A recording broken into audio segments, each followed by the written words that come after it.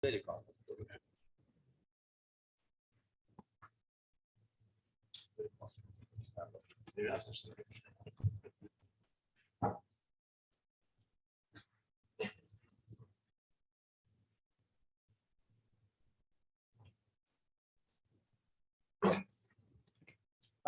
and gentlemen, Assalamu alaikum. I welcome you all today to this very important international workshop on managing science and technology parks.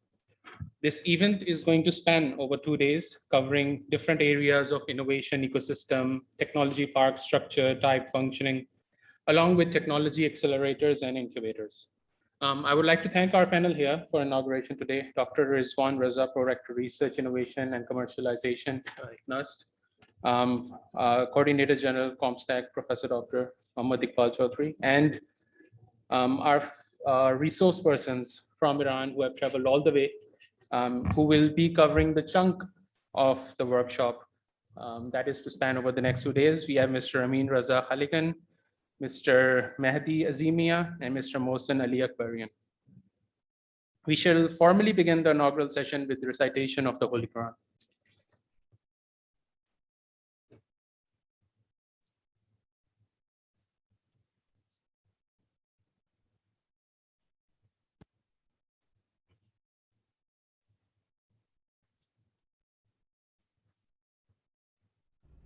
أعوذ بالله من الشيطان الرجيم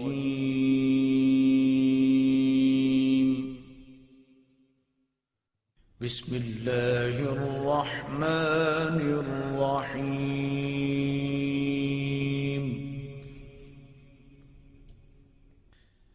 الرحمن علم القرآن خلق الإنسان علمه البيان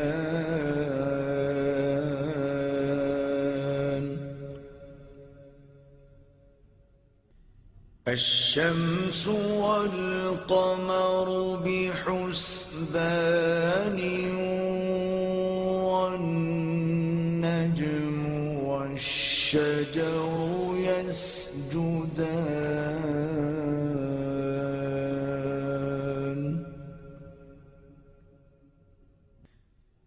والسماء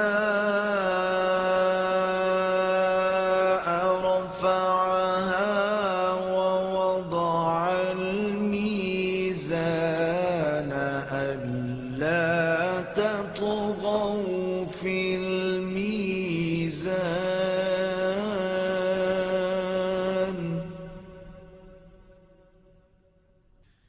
وأقيموا الوزن بالقسط ولا تخسروا الميزان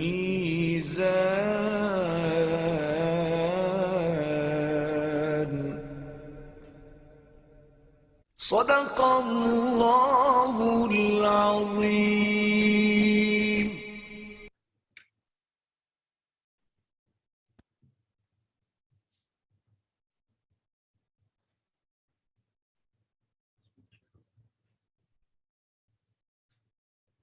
This event gives me the perfect opportunity to present the OIC Technology and Innovation Portal, as we have all relevant participants present here physically and those connected through Zoom that are working on either research or commercialization. The most important thing for a product or a service is a platform where it can be showcased, and the OIC Technology and Innovation Portal does just that. It is a digital platform on which you can showcase your products or services in the following areas, which has access to 57 member countries of the OIC. The portal caters for two types of individuals. One are those that are searching for a specific product or service in a specific area. And the other, it caters to those that want to showcase their own products, their own services, or to a global platform. For those that are looking for products, we have different filters here. They can look into products in their own domain of interest. They can look into products or services from a specific country. This could be to further enhance their collaborations or looking for investments or looking for a product in a specific phase, whether they're looking for prototype products or commercial products.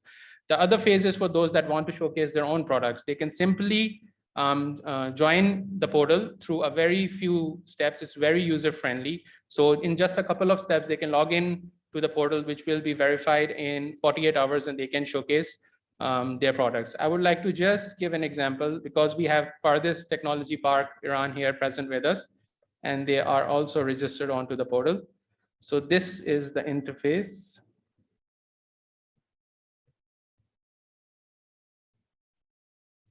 When you look for a specific company, you can basically get their contact details and the different products they're working on, whether they are prototype or commercial products. You can further go into the details of the products they have mentioned and look for those that are of your interest. So you can access this technology portal through technologyportal.comstech.org or through our main website, www.comstech.org. So I would invite all those present here that are working on research, their institutions, the research institution, their universities, the technology parks that are present here to have a look at the portal, register here, and have access to a vast variety of countries. Thank you.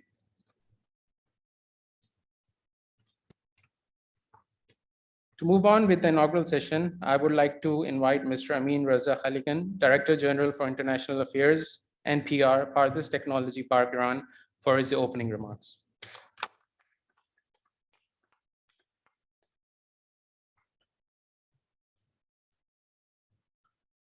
Bismillah ar-Rahman ar-Rahim wa bihi nasta'in.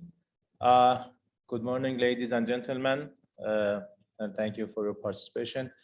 This is really my honor to see you all here, and it is for me and my colleague, this is really a very good opportunity to presence in this workshop to share our knowledge and our experience about the management of science and technology parks.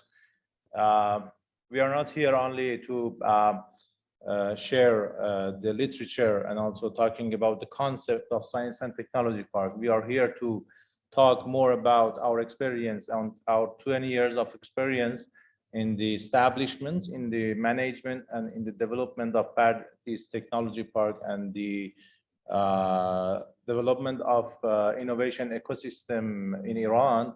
And we hope that we can have a very, very good cooperation in near future with the same centers in Pakistan, inshallah.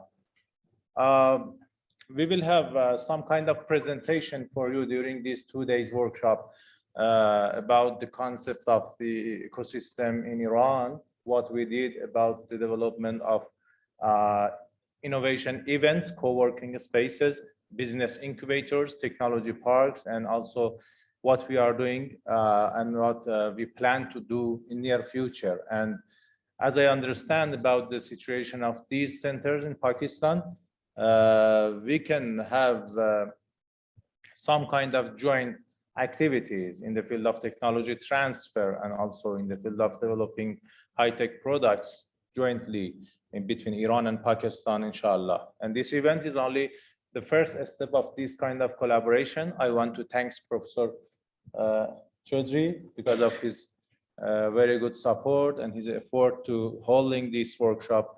And hopefully with the support of Comstech, we will have very good collaboration in near future. In part of the workshop, because we want to transfer the concept very good to all of the participants, we have to use translator. Mrs. Jafari will help us in part of the workshop to translate part of the concepts to you. And I do apologize because of this, because we are not native English and we need in some part to use translator. But we hope that after these 2 days, we can have very good share of experience. I don't mean only experiences of Iran, I mean both sides. And we can use also your experiences in the field of science and technology and management of the incubators and technology parks in Pakistan. Thank you very much and hope to have very good time during these 2 days. Thank you.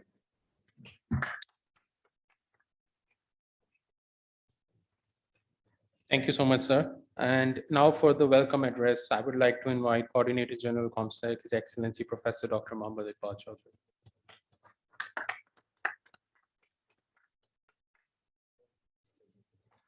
Assalamu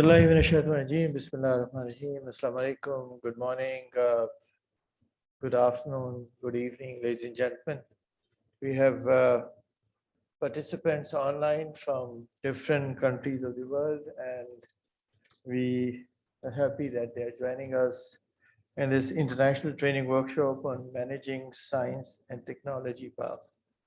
This is a wonderful occasion, and that we are absolutely pleased to have His Excellency Ambassador of Islamic Republic of Iran with us.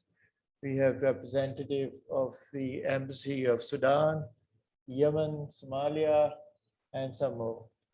We're very happy to have Brother Dr. Shahid Mahmood, a renowned philanthropist, activist, as well as a business leader, and of course, our dear friend, my dear friend, Amin Raza Halakian.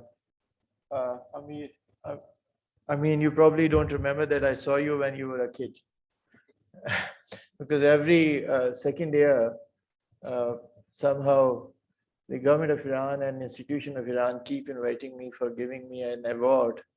And this keep going on since last several years. So I'm absolutely honored. Dr. Izwan Riaz, Pro-Rector at NUST, a very competent man, a great supporter of comstech. Thank you very much, sir, for coming. And we are very happy that we have representatives of many institutions. So we really kept this gathering very focused and very goal-oriented, because we wanted to invite only those who met us. And the reason why we wanted to do that, because we all understand science parks are extremely important instrument for development. These are the linkage, essential linkage between academic research and commercialization. And that is the reason why some of the most successful science and technology parks are at the vicinity or within the campus of an academic institution. There they get this wonderful access to creative potential of youth. And that is where we see the success coming through. You see, the idea of having these collaborative activities with PTP, Pradesh Technology Park, emerged out of my numerous discussion with the leadership of S&T leadership of Iran, including the Deputy Minister for Science and Technology, and also the officials of PTP, that there is a need of S&T capacity building in the OIC countries. We all understand there are few countries who are able to develop good infrastructure, who are able to have good science parks. But large majority of the OIC world is lagging behind. As a result of it, their creative potential, the creativity which emerged from different institutions never reached to any commercial product and services. And we felt that PTP, Pradesh Technology Park, which I often call Silicon Valley of the West Asia, not only Iran, but West Asia, is certainly the most appropriate partner, because I've seen this institution growing. They have seen it when there were only a few roads and a few buildings. I've seen some of its failures and drawbacks, and then I've seen how quickly they recovered to emerge as one of the most successful technology parks, not only in Iran, but also in West Asia. And that is the reason why PTP provides the right partnership for this capacity building, not only in Pakistan, but also in other OIC countries. Science and Technology Park, as has been mentioned by Amin, Brother Amin, that they are extremely important. They play an extremely important role in so-called post-industrial economies. You know, we really gone beyond the industrial era. This is the era of brain rather than capital. This is an era of intellectual investment rather than financial investment. This is an era of investing into the brain of people rather than investing in huge infrastructure. And that is where OIC has the niche. Can you believe it that according to OIC's official document, we have about 1 billion people in OIC world which qualified according to European standard as youth below the age of 26. And this is a tremendous creative potential. And I think if you combine it with what was written in McKinsey's report 2021, which says that 13 emerging and disruptive technologies are going to be the main driver of post-industrial development. Knowledge economy is now a redundant word. People talk about a new generation of growth. And these include from, anything from 5G to blockchain to data science. So many of these, which I don't even understand, IoTs. But of course, fields such as advanced genomics and new energy devices and regenerative medicines and biotechnology and many more, going to generate wealth of about $38 to $42 trillion in next 8 years. And none of them, and majority of them, if not none of them, majority of them are not capital intensive. These are intellectual intensive, where the creative potential of youth is required. And this is the model which fits extremely well with the OIC world. And that is where science and technology parks, universities and academic linkages can play an extremely important role. Comstech with other partners such as PTP, today's technology park, have initiated large number of programs. This is not the first event on this topic. We had it earlier on the similar topic, but certainly a very important one. And then on top of it, we are planning to have the other initiatives such as sabbaticals, field visits, research fellowships with these technology parks. Will be able to provide a good quality training of science and technology park, because we're very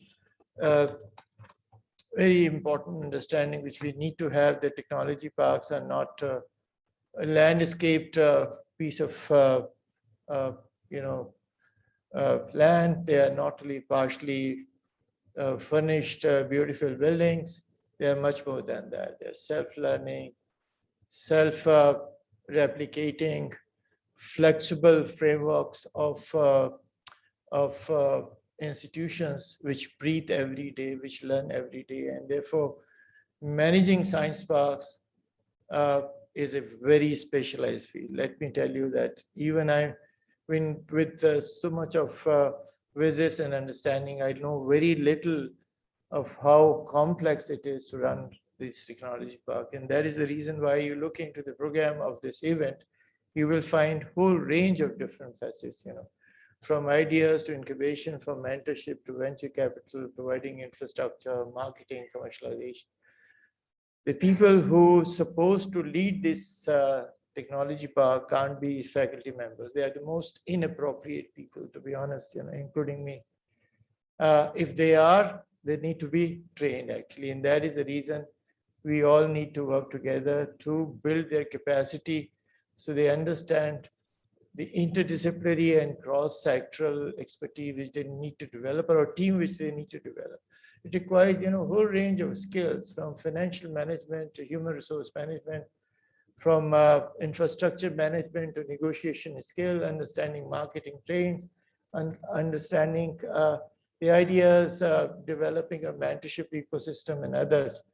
And this specialized training is unfortunately lacking. That is the reason why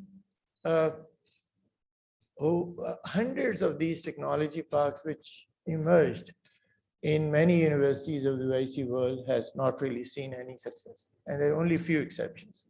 We certainly see a lot of very successful examples in Turkey. We see it in Iran, we see it in Egypt, we see it in Malaysia, and now in Qatar, UAE, it's Saudi Arabia, and in Pakistan, but certainly many more countries who need to learn from the successful experience of these countries, including Iran. And that is the reason why PTP Pradesh Technology Park has to act and work together with us to build this capacity, because we feel that if the OIC world has to go forward, they have to invest in high technology. See, unfortunately, our share, OIC is 57 countries in 4 continents, 1.95 billion people. Our share in high technology is 3.97 to be very precise last year, less than 4%. Less than 4%. Our collective wealth is less than an average size European economy. Our R&D budget collectively of all 57 countries is less than a pharmaceutical company like Eli Lilly, or IT companies like, Samsung. So this is the state of the affairs, and we just need to go out of the box. We need to work together to make sure that at least in our own humble way, we should be able to contribute. I'm absolutely delighted that you are all here with us.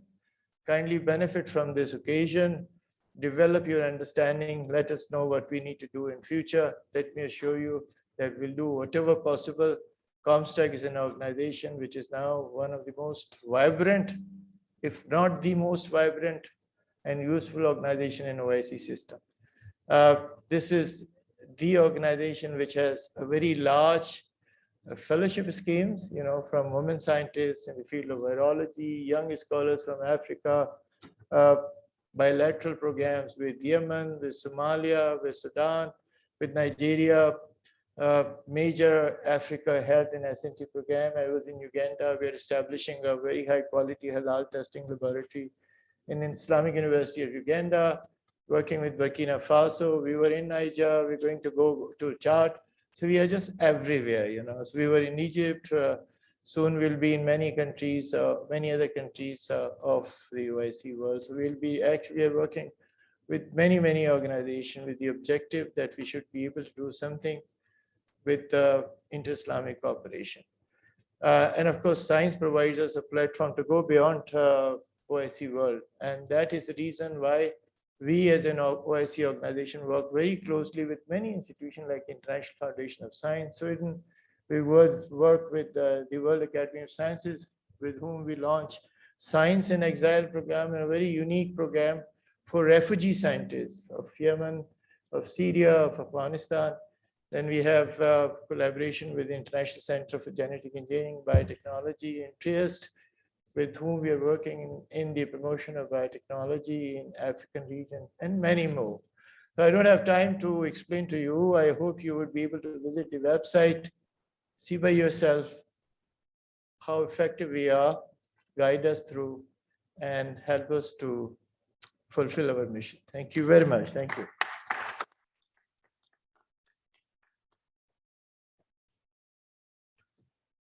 Thank you so much, sir, for your remarks on the workshop and introducing the various programs run by Comstech. Next, I would like to invite for the keynote address, Dr. Rizwan Raza, Pro-Rector for Research, Innovation, and Commercialization.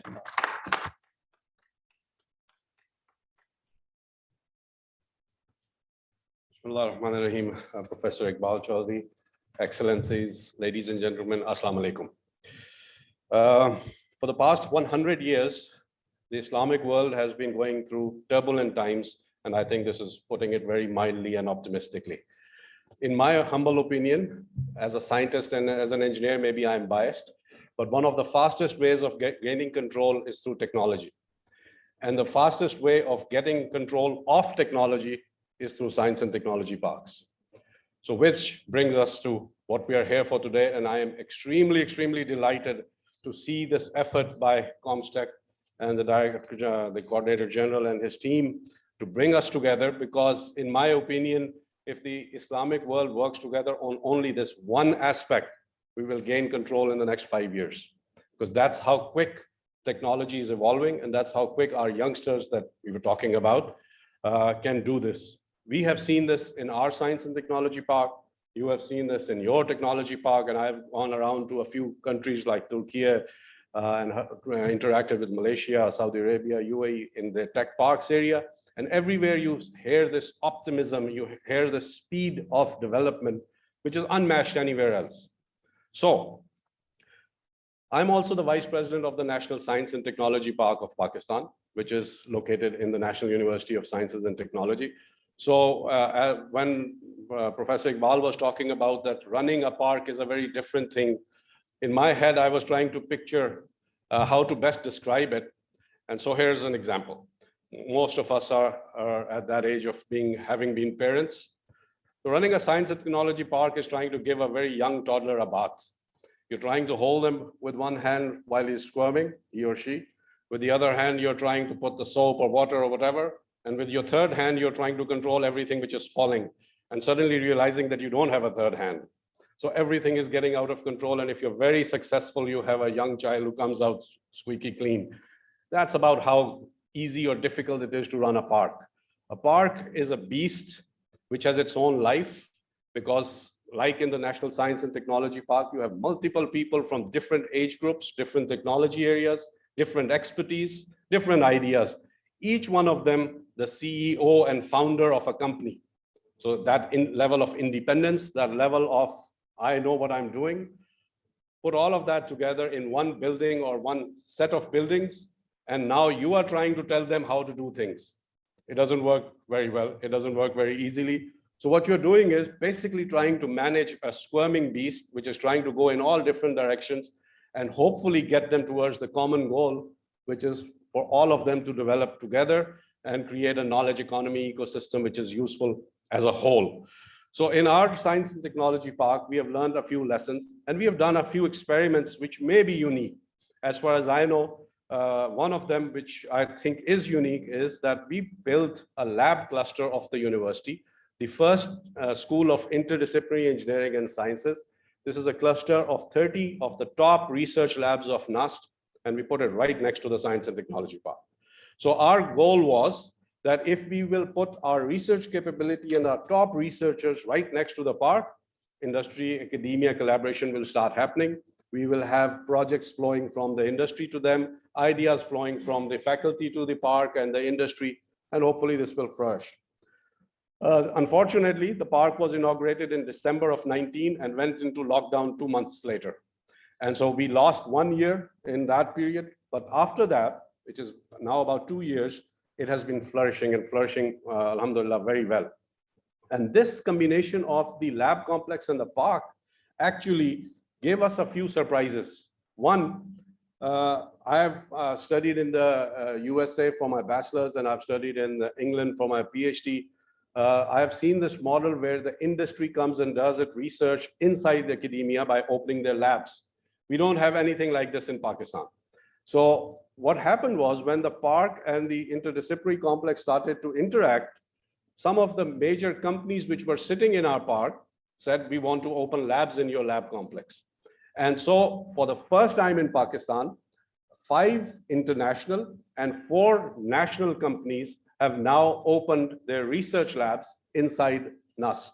So this is something new which we were not ready at this space. We were hoping for it, we were expecting for it, but it happened very quickly because the industry saw the potential of academia very quickly. We obviously wanted it, so of course we gave them space. So to give you an idea, the first design lab of Turkish aerospace industries outside Turkey is in NUST. The first lab of Dream Big Semiconductor, an American semiconductor designer, is now in NUST. Tufal Chemicals of Karachi, a Pakistani giant of chemical engineering, chemical manufacturing and exporting, their research lab is in NUST. Some companies have brought us their machines. We import these machines. Here they are in this lab. Let's create these machines ourselves, reverse engineer. This is the ultimate goal of knowledge creation. And alhamdulillah, that has happened very quickly. As I said, 3 years overall, 2 years after COVID, we are very happy about it. But when we study the parks of Iran and we study the parks of especially Turkey and Saudi Arabia and UAE and Malaysia, we see some other lessons to be learned. And we feel, I personally feel, that the vacuum in the Islamic world, vacuum in our part of the world, is so large, the opportunities are so many, that there's no need to compete. In fact, it would be stupid to compete. We need to get together, join our resources, because if we work at the best pace and the most optimistically and get the results that we want, maybe in 10 years we'll reach a space where companies will be competing with each other to which park to go to. Right now, We don't have that competition, which means we need to start working with each other. We need to conserve our resources. We don't have them in most parts of our Islamic world. In some we do. We need to pool our resources and conserve our resources, and especially the technology development has to be coordinated. And one of the best ways to do it is partner the tech parks, partner the universities, partner the labs. So I am delighted to be part of this event, and hopefully at the end of this, we will have created those connections required for my startups and my management team to go to the parks of Iran and Turkey and all the other countries, and theirs to come here. And hopefully, which even I don't know, as Professor Iqbal was saying, this is not an easy thing to sort of define. Maybe we will find those ways of how to make that connection the most productive when these guys talk to each other. My team is sitting there, my director and managers and GMs for the park. I'm sure the other park are represented here. When they talk to each other, I would urge you all to find those ways of connecting. We need to connect. Nobody will argue with that. Find the ways of connecting. Find the ways of connecting which give you quick and discrete results so that we have wins. We have some successes to show so that when that collaboration starts and we are talking to people who don't understand parks, we can actually tell them this is what happened because we collaborated together. So I would urge all the teams to do that and work together. Finally, I would like to bring the academia part into it.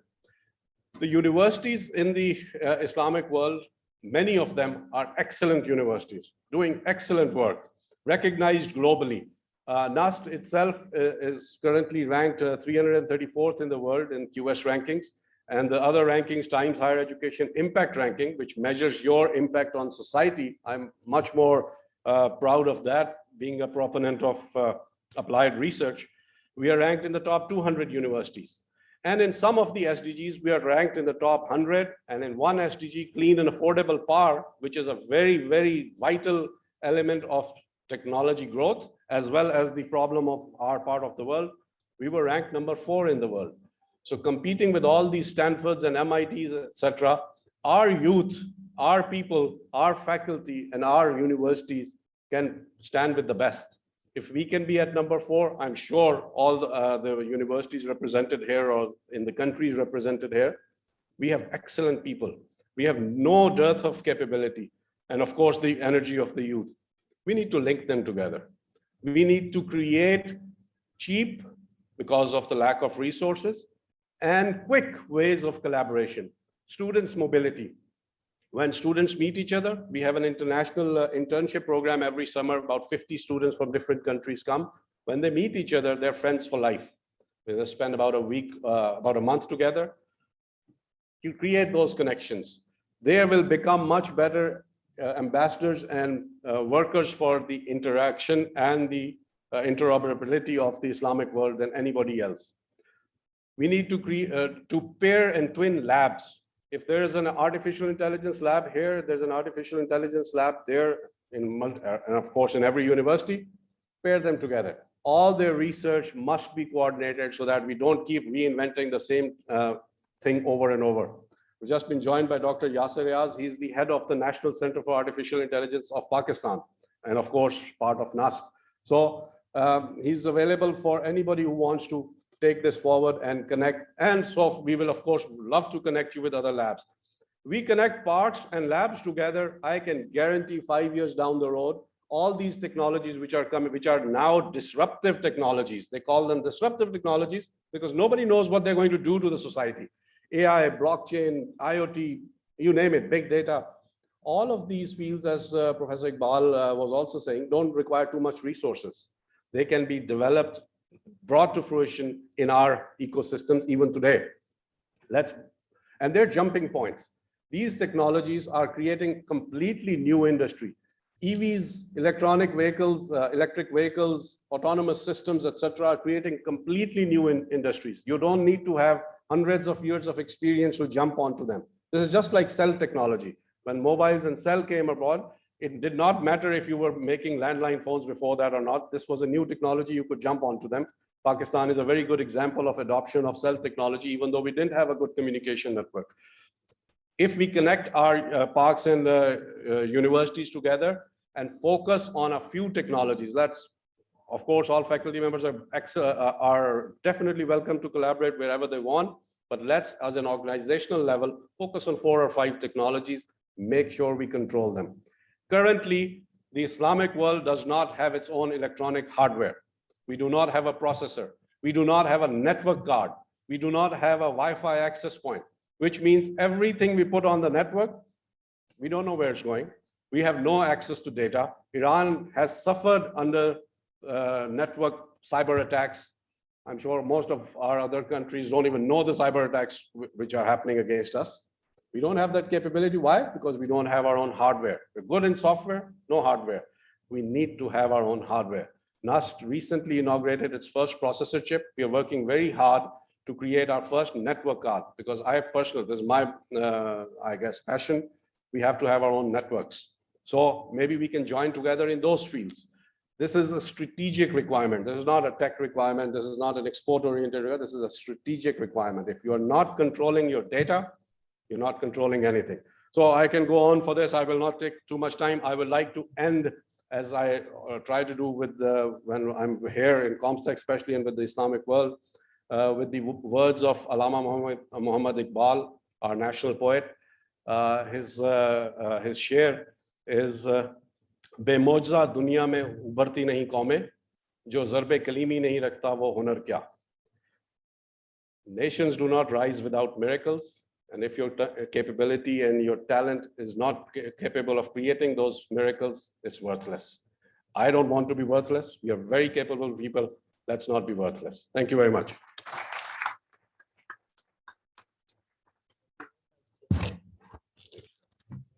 Thank you so much, sir. With that, on behalf of Comstech, I would like to thank Excellency ambassadors, dignitaries present here, Dr. Rizwan Riaz, our resource persons from Pardes Technology Park, Dr. Riazuddin from ICCBS Technology Park and Incubation Center. We have representatives from National Incubation Center, and STP, Science Technology Zone Authority, and obviously the rest of the participants representing various science parks and organizations. Thank you for making this event successful. And with that, we will move on to a group photo outside, followed by tea. Before leaving, I would like to request the participants that, as mentioned before, this is a highly technical, confined group with only relevant participation for this event. So we would request you to kindly stick to the times so all the technical sessions can be done as mentioned in the program. So we'll be back here at 11:10 to resume the technical session. So I would invite you all outside for a group photo, followed by tea break in the lobby. Please.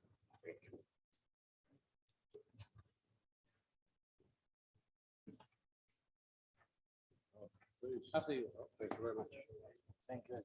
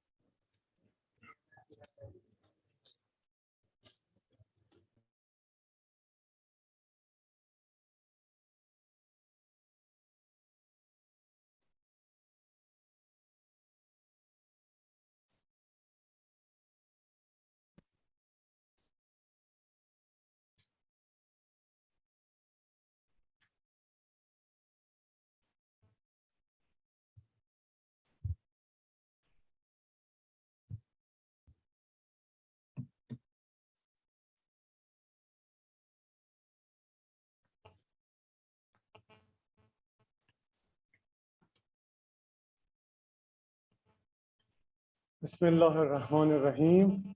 السلام علیکم و رحمت الله. خیلی خوشحالم که اینجا هستم. خیلی خوشحالم که اینجا هستم. Bismillah ar-Rahman ar-Rahim. He's starting his lecture with the name of Allah, the most gracious, the most merciful, and he's very happy that he's among us. ابتدای این ارائه میخوام از دو دسته گروه افراد تشکر بکنم. In the beginning of the session, he wants to thank two people. یکی همه افرادی که تلاش کردن که این برنامه اینجا برگزار بشه. All those people who have contributed in the execution of this program. و یکی هم شما عزیزان که اینجا حضور پیدا کردید و افتخار دادید که ما خدمتتون باشیم. And all of you who are present here and gave us the honors to initiate this lecture. فقط لازمه به این موضوع اشاره کنم که ما قرار نیست امروز چیزی رو به شما آموزش بدیم. I just want to present a disclaimer that we are not going to teach anything specific today. ما فقط قرار تجربیات خودمون رو توی پارک فناوری پردیس به شما منتقل بکنیم. We are only going to, in this session, we are only going to transfer what we have the expertise that we have in the Pardees Park, Iran, to you in this session. و امیدوارم که 2 روز خیلی خوب رو کنار هم دیگه داشته باشیم. And I hope that these 2 days would be one of the very good and useful days for you and for us as well. و یه عذرخواهی هم از شما عزیزان باید بکنم به خاطر اینکه من به زبان فارسی صحبت میکنم. And I want to give a prior apology that I will be speaking in Persian. ولی امیدوارم مطالب و محتواها به درستی و بهتر به شما ارائه بشه با این روشی که مترجم زحمت ترجمه رو میکشه. And I hope that the translator, which is me, would be able to convey my messages as accurately as possible. خب ما میخوایم راجع به اکوسیستم فناوری و نوآوری ایران ابتدا صحبت کنیم. In the beginning, we will talk about the ecosystem of innovation and accelerators. Yes. و برای موضوع ابتدا میریم سراغ تاریخچه و اتفاقاتی که توی این اکوسیستم توی ایران افتاده. In the beginning, the first lecture would be about the history and the jump that has happened in the ecosystem of Iran. خب در ابتدای کار بیاید یک تعریف ساده از اکوسیستم رو با هم دیگه مرور بکنیم. Let's just have a recap of the definition of ecosystem and what ecosystem is. اکوسیستم یه تعداد از اجزا هستن که کنار هم دیگه شامل موجودات زنده و گیاه و حیوان دارن کنار هم زندگی میکنن. Generally, ecosystem is, as we all know, a collection of living beings and non-living beings that live together. اینها همشون با هم دیگه در ارتباطن و با اجزای غیر زنده هم در ارتباط هستن. All these beings, living or non-living, are interconnected with each other. در ادامه این مفهوم خوبه که اکوسیستم تکنولوژی و اینویشن رو خدمتتون معرفی کنیم. And later on, it would be the thing that we will be discussing would be the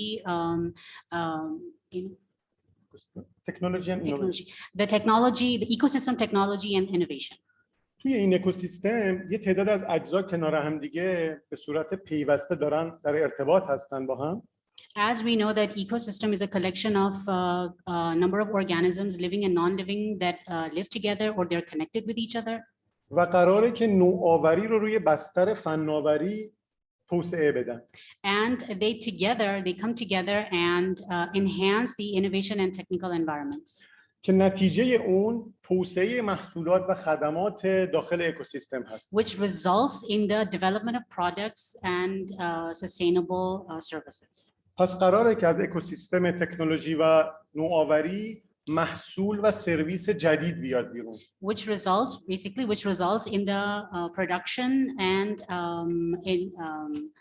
production of new items and services. یکم ریشه‌ای به موضوع اگه بخوایم نگاه کنیم. If we discuss the roots of this topic. همه کشورها دنبال توسعه اقتصادی هستن الان. Every country in the world is towards the development and growth of economics. و کشورهای توسعه یافته و در حال توسعه غالباً به دنبال توسعه اکوسیستم فناوری و نوآوری خودشون بابت این موضوع هستن. And the developed and the non-developed countries all are seeking to develop their economies. ارزشی که یک اکوسیستم الان توی کشورها داره از ارزش منابع زیرزمینی خیلی بیشتره. The value of the ecosystems in the country is way more than the value of the underground or the natural resources. از طرف دیگه منابع انسانی هستن که باعث ایجاد و رشد اکوسیستم ها میشن. On the other hand, it is the human resources which basically develops the ecosystem. و اگر این منابع انسانی در دل اکوسیستم خوب عمل بکنن نتیجهش بسیار عالی برای استفاده اقتصادی کشورها میشه. And if these human resources are utilized in the best manner in the ecosystem to enhance the ecosystem, then it certainly has a great impact on the economy of every country. از نتایج این رشد اکوسیستم اگه بخوایم اشاره بکنیم، خب میتونیم به مشکل رفع مشکل بیکاری و توسعه اقتصادی کشورها اشاره بکنیم. If we discuss the outcomes of the ecosystem or successful ecosystems, then we can certainly touch on the economical growth. و یک خروجی خیلی عالی برای اکوسیستم اینه که تفکر کارآفرینی جای تفکر کارمندی رو بگیره. And the main result of the successful ecosystem is that the employee-oriented mentality is switched, will be replaced by the entrepreneurship mentality. و اگر این تفکر شکل بگیره بار بزرگی از دوش دولت‌ها برداشته میشه. And this change certainly results in excluding the burden from the governments. خب خیلی کوتاه مرور کنیم که توی دنیا چه اتفاقاتی افتاده برای حوزه دانش و ثروت. If you look into what has happened in the world regarding knowledge and wealth of the countries. مشاهده می‌کنید شروع اقتصاد با کشاورزی بوده ولی در انتها به اقتصاد دانش بنیان رسیدیم الان.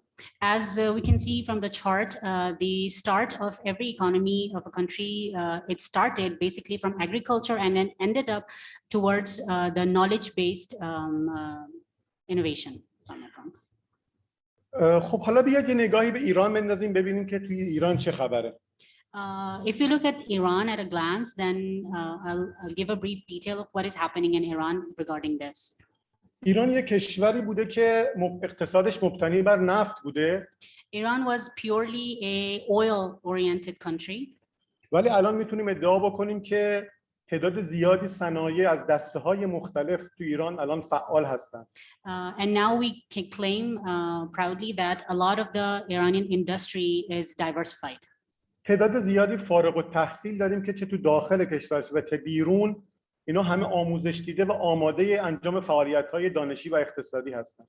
A lot of well-educated and trained Iranians inside the country, in the country or outside Iran, are basically entrepreneurs and have shifted towards a business-oriented mindset. و در حال حاضر دولت جمهوری اسلامی ایران به شدت دنبال توسعه ارتباطات خودش برای تقویت اکوسیستم فناوری و نوآوری است. And hence the government of Iran is trying to encourage and trying to utilize and strengthen the industry of innovation and advancement. بیایید توی این تصویر اتفاقاتی که توی این 10 سال اخیر افتاده رو با هم دیگه مرور بکنیم. Let's see what happened in Iran in the last decade. و مشخصا می‌بینید که از سال 2012 اتفاقات مرتبط با اکوسیستم ایران شروع شده. As you could see from the image or from the picture that after 2012 a lot of changes regarding ecosystem has occurred and happened in Iran. و عملاً اولین استارتاپ ها از اون سال توی ایران ایجاد شدن. The first startups were basically initiated in 2012. و به مرور این جریان شکل‌گیری اکوسیستم ایران کاملتر شد و الان تو جایگاهی هستیم که میخوام خدمتتون یه سری آمار ارائه بکنم. And during this decade from the startup till right now, which is 2012, the ecosystem has grown a lot. The ecosystem has grown a lot, and I have a bit of surveys and a bit of information to give you about that.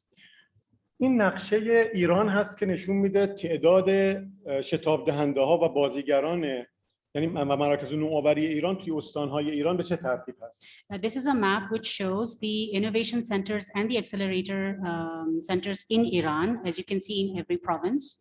ما بیشترین تعداد مراکز نوآوری رو الان توی پایتخت یعنی تهران داریم. The maximum amount of innovation centers are in the capital, which is Tehran. و بعد از اون تو شهرهایی مثل اصفهان و مشهد که شهرهای بزرگ ایران هستن این اکوسیستم And some, توسعه پیدا کرد. yes, and the countries that, the cities, the provinces that come after Tehran are basically like Yazd and Isfahan.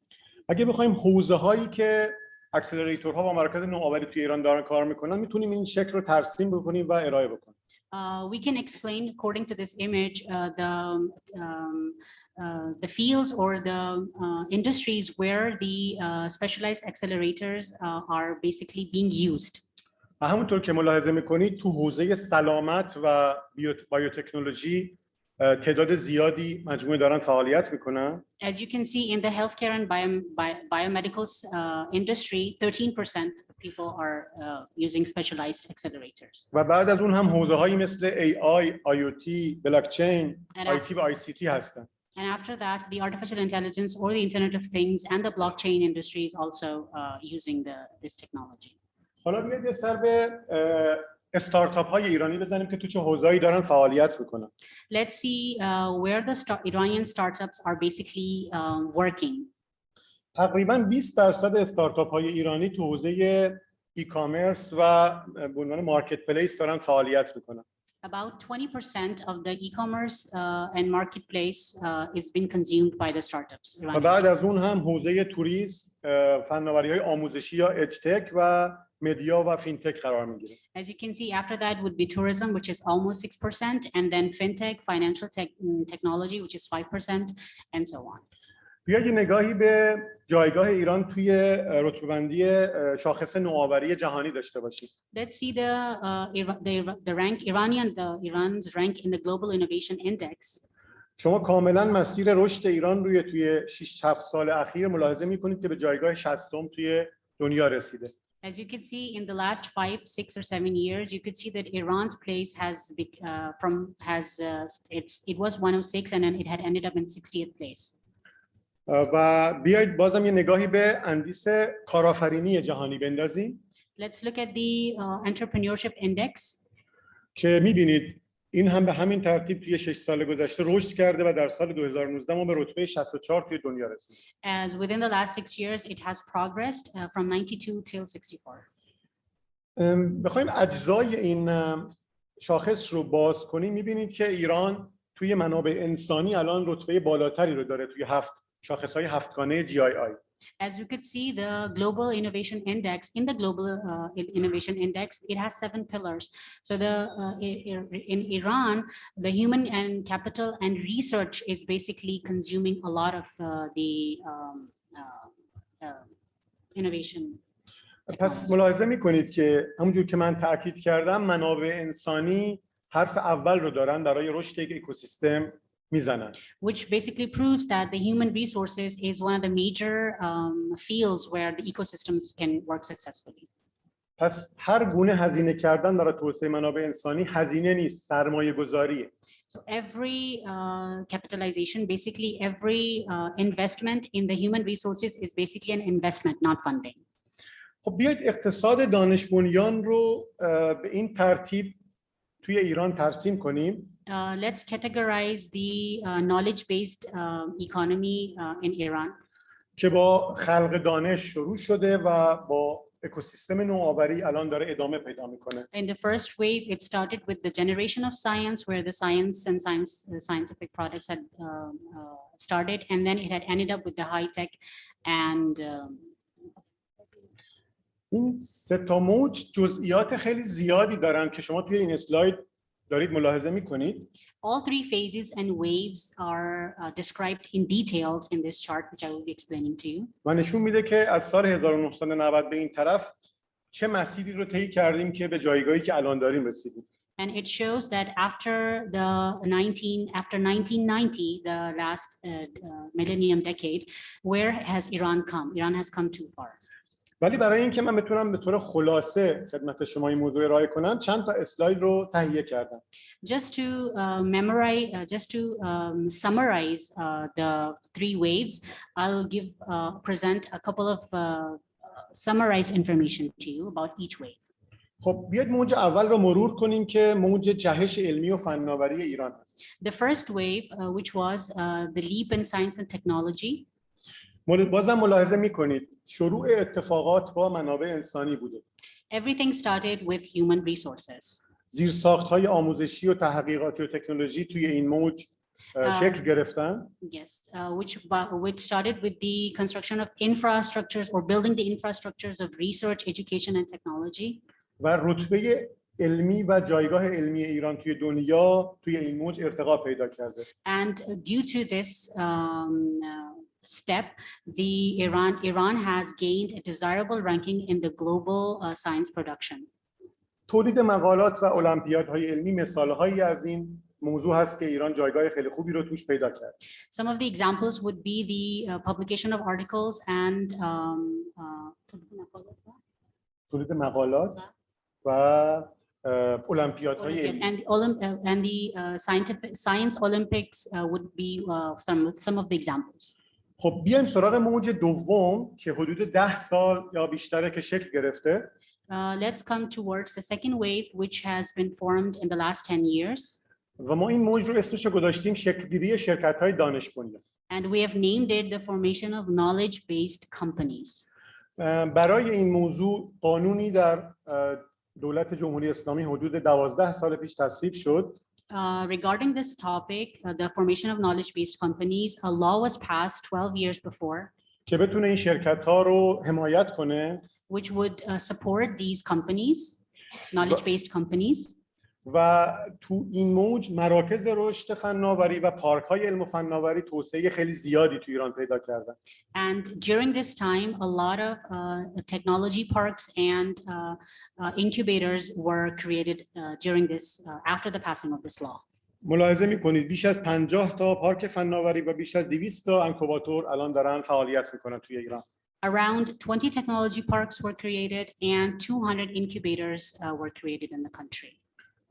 خب بیایم سراغ موج اصلی، موجی که اتفاقات بزرگی توی ایران رقم خورده.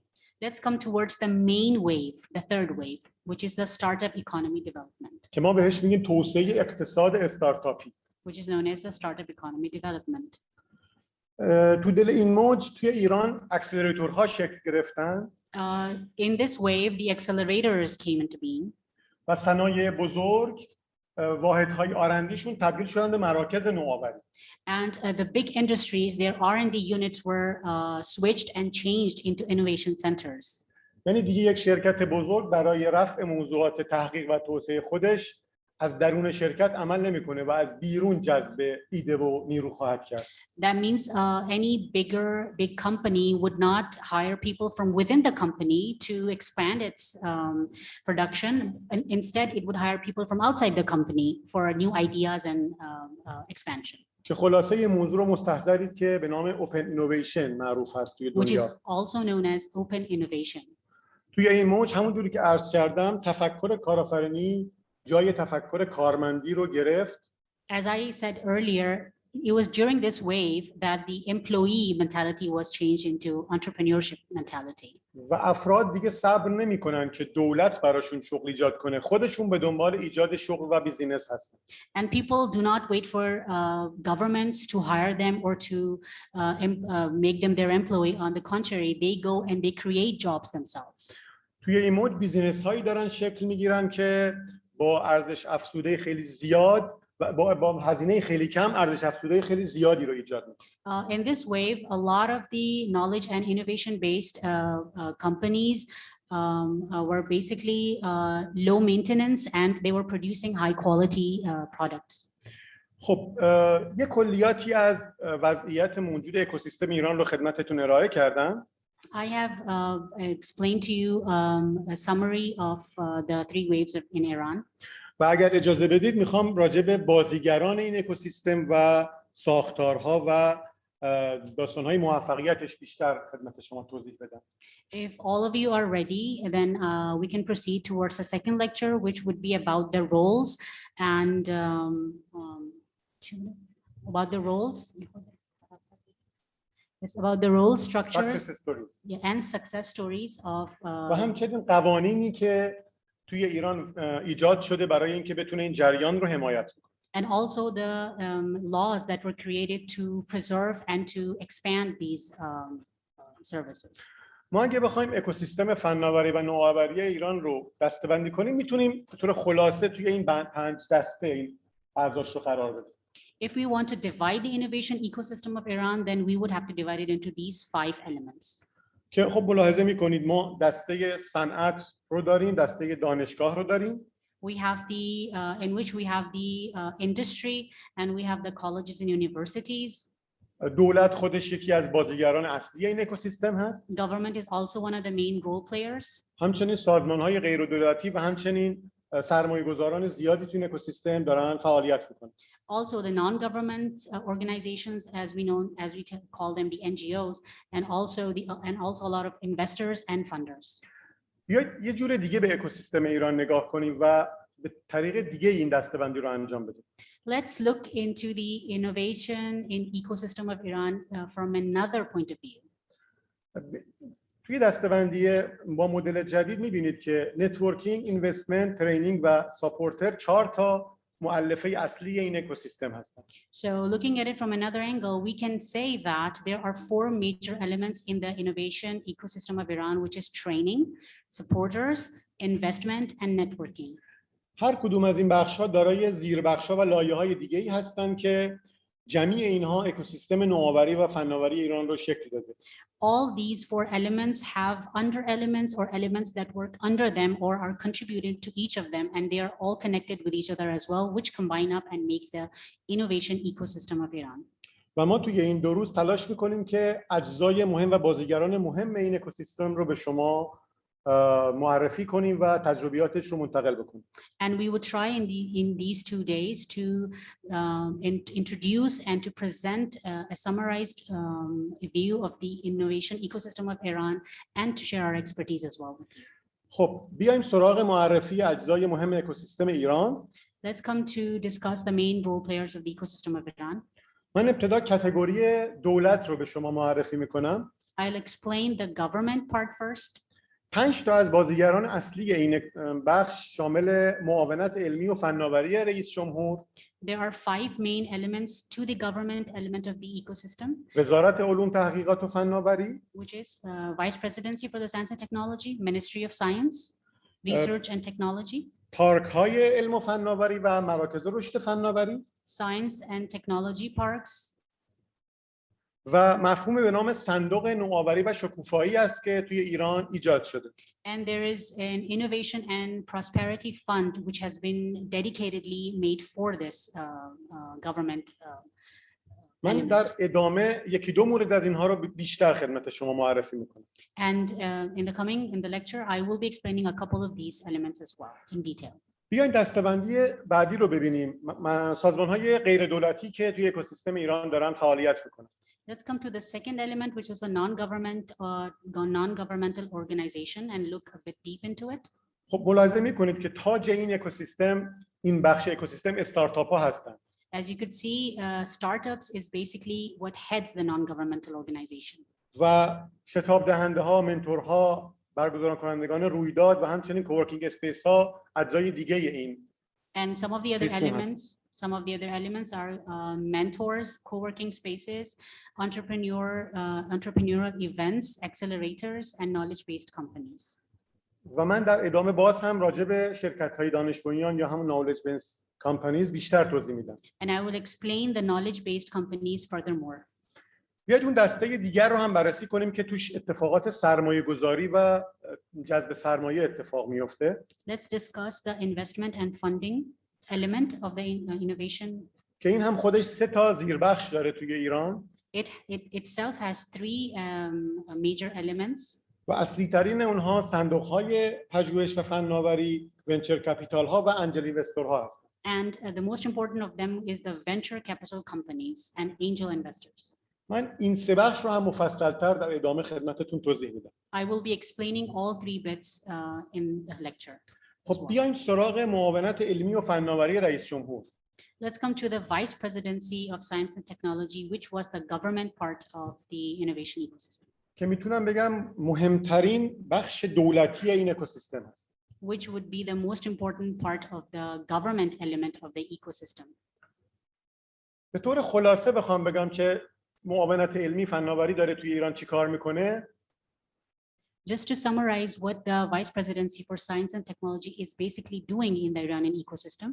قرار است که همون اتفاقی که عرض کردم از اقتصاد نفتی به اقتصاد دانش بنیان تغییر بده ایران رو. It is basically the major goals. The first goal would be to transform Iran from a oil-based country to knowledge-based country.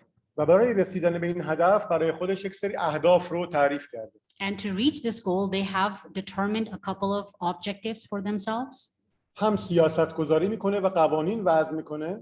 It makes policies and regulates laws for that. هم تسهیلگری میکنه و حمایت مالی انجام میده. And it also facilitates and funds these steps. 15 ساله که معاونت علمی و فناوری توی دولت ایران شکل گرفته. It's been 15 years since the Vice Presidency for Science and Technology has been made.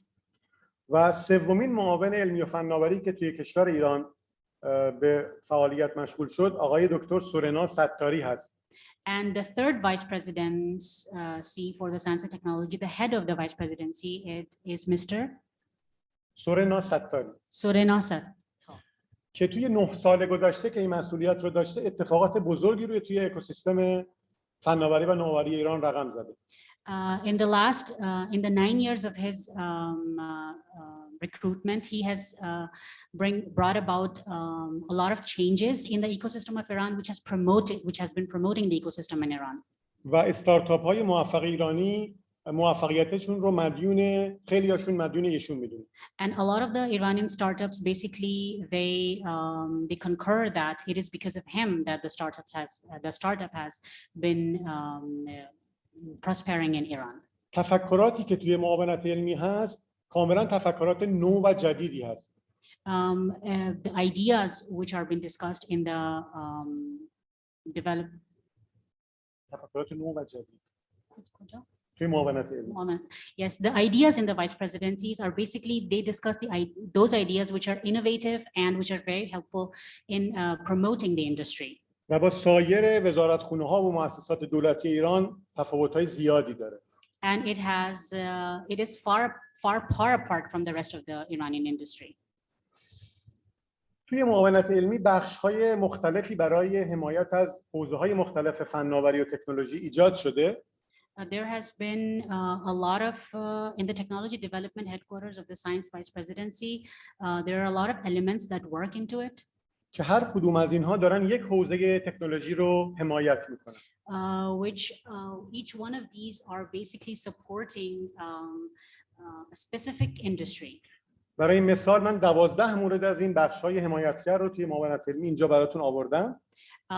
Just to give a glimpse, I will explain, and I have brought 12 of such startups. که 2 تا از موفق‌ترین این بخش‌ها حوزه نانوتکنولوژی و بایوتکنولوژی هست. And which among all of these, 2 of the most successful ones are the biotechnology and nanotechnology. که خروجی‌های خیلی خوبی داشتن و شرکت‌های خیلی خوبی توی این حوزه‌ها توی ایران الان دارن فعالیت می‌کنن. Which had great outcomes, and a lot of companies are working on their ideas now. مجموعه معاونت علمی فعالیت‌های خیلی زیاد دیگه‌ای رو هم داره ولی من از به همین مقدار توی این بحث بسنده می‌کنم. There are a lot of other elements to the technology department headquarter, but I will only explain a couple. خب بریم سراغ اون کاتگوری بعدی که سازمان‌های غیر دولتی بودن. Let's come back to the knowledge-based companies in the non-governmental organizations. و راجع به شرکت‌های دانش بنیان یکم بیشتر توضیح بدم که چی کار دارن میکنن. And I will explain a little bit more about the knowledge-based companies and what are they doing.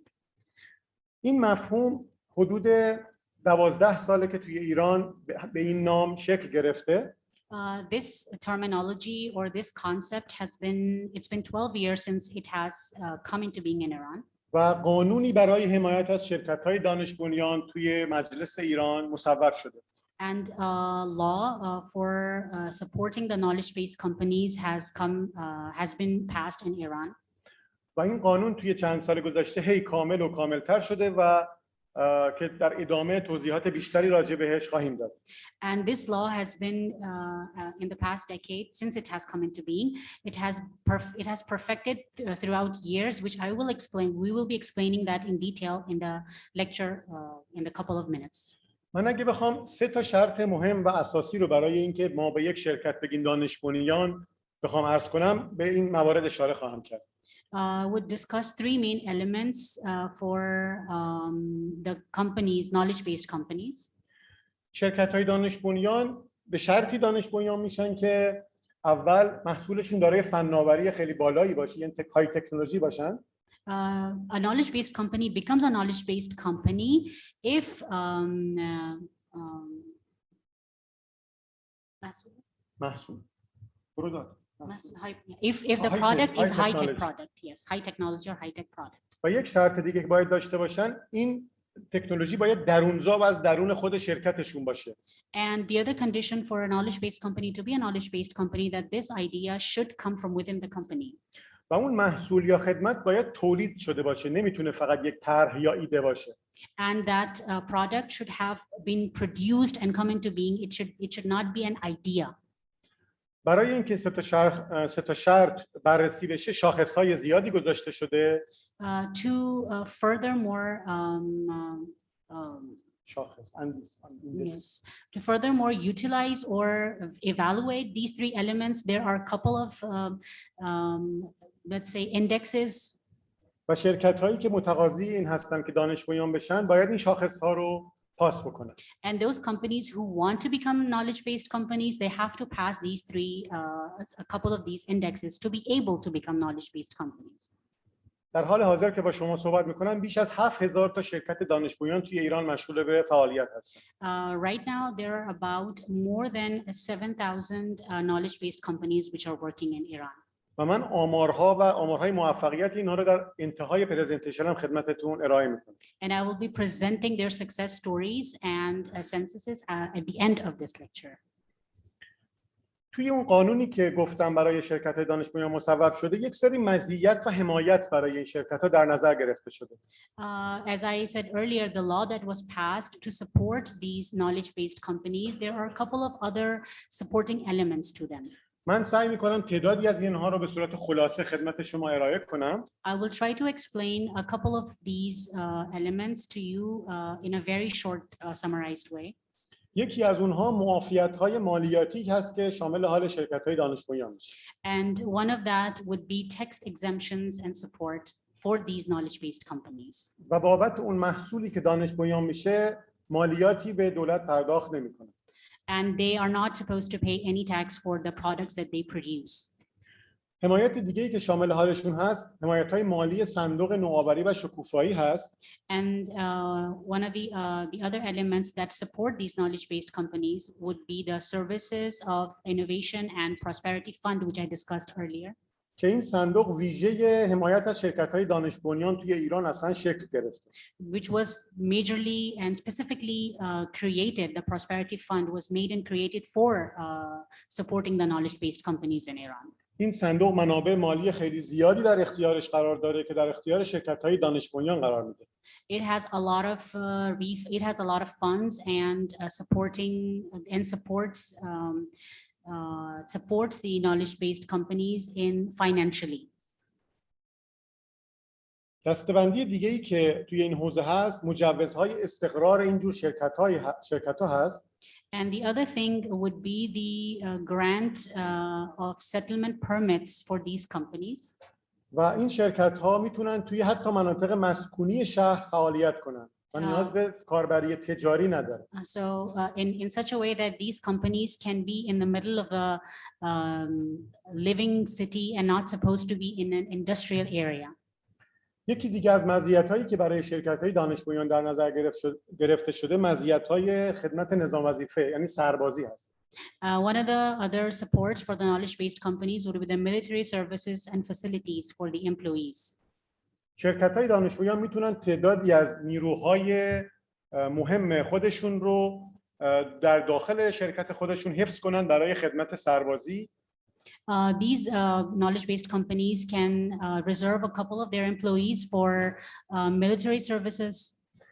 که این کمک خیلی بزرگی میکنه که جوانهایی که موقع رفتن به سربازیشون شده این خدمت نظام وظیفه رو داخل خود شرکت سپری کنن و از موضوع علم و فناوری دور نشن. And then it helps the country and as it is but military I just want to explain a point that as it is compulsory in Iran to serve 2 years in the military. So this is basically directed to Iran. It might not comply here.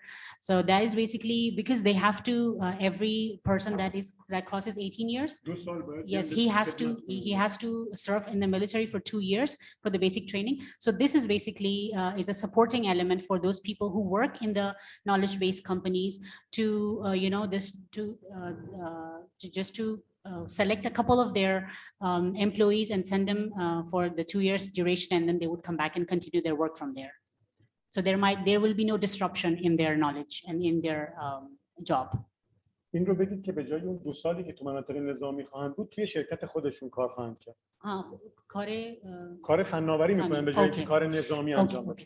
So basically is that it is an exemption for them to go for 2 years. They can those 2 years they can fulfill it in their own company working in these knowledge-based companies. So they will not be required to go for the military 2 years military training. تعداد دیگه از این فسیلیتی ها و حمایت ها را ملاحظه میکنید؟ There are a couple of other elements which will be discussed alongside with the previous ones. تو توسعه محصولات بهشون کمک زیادی میشه. A lot of in regards to the production of these companies, a lot of support has been given to them. برای گرفتن استانداردها و لایسنس ها بهشون کمک میشه. To acquire their standards and license, they will be helped. These companies will be helped as well. که خیلی از این مزیت ها برای شرکت های نوپایی که میخوان یعنی شرکت های دانش بنیان نوپا کمک های بزرگی محسوب میشه. And this is a major help for these companies to acquire the standards and the license. این قانون یکی از مترقی ترین قانون هایی است که توی کشور ایران تصویب شده و داره بهره برداری میشه. And this law is one of the very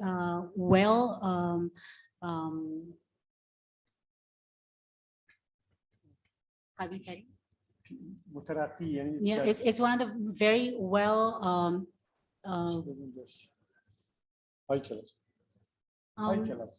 high class law, or we could say this law is really it doesn't have any negative points because it's been practiced for so many years. They have perfected the law regarding the knowledge-based companies. So there are no holes in between the laws. و همونجوری که عرض کردم این قانون داره روز به روز بهتر و بهتر میشه و توش تغییراتی اتفاق میفته. And because they have a lot of expertise, the law is becoming better day by day.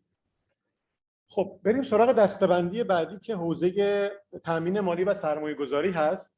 So let's go towards the investment and funding element. که یک بخش خیلی مهمی از اکوسیستم فناوری و نوآوری ایران هستش. Which is one of the major parts of the innovation of the ecosystem of Iran. یکی از این بخش‌ها صندوق‌های پژوهش فناوری هستند. One of the elements of the investment and funding would be the venture capital companies. که عمدتاً تسهیلات در اختیار استارتاپ‌ها و شرکت‌های دانش بنیان قرار میدن. Which basically provides facilities or facilitates the startup companies.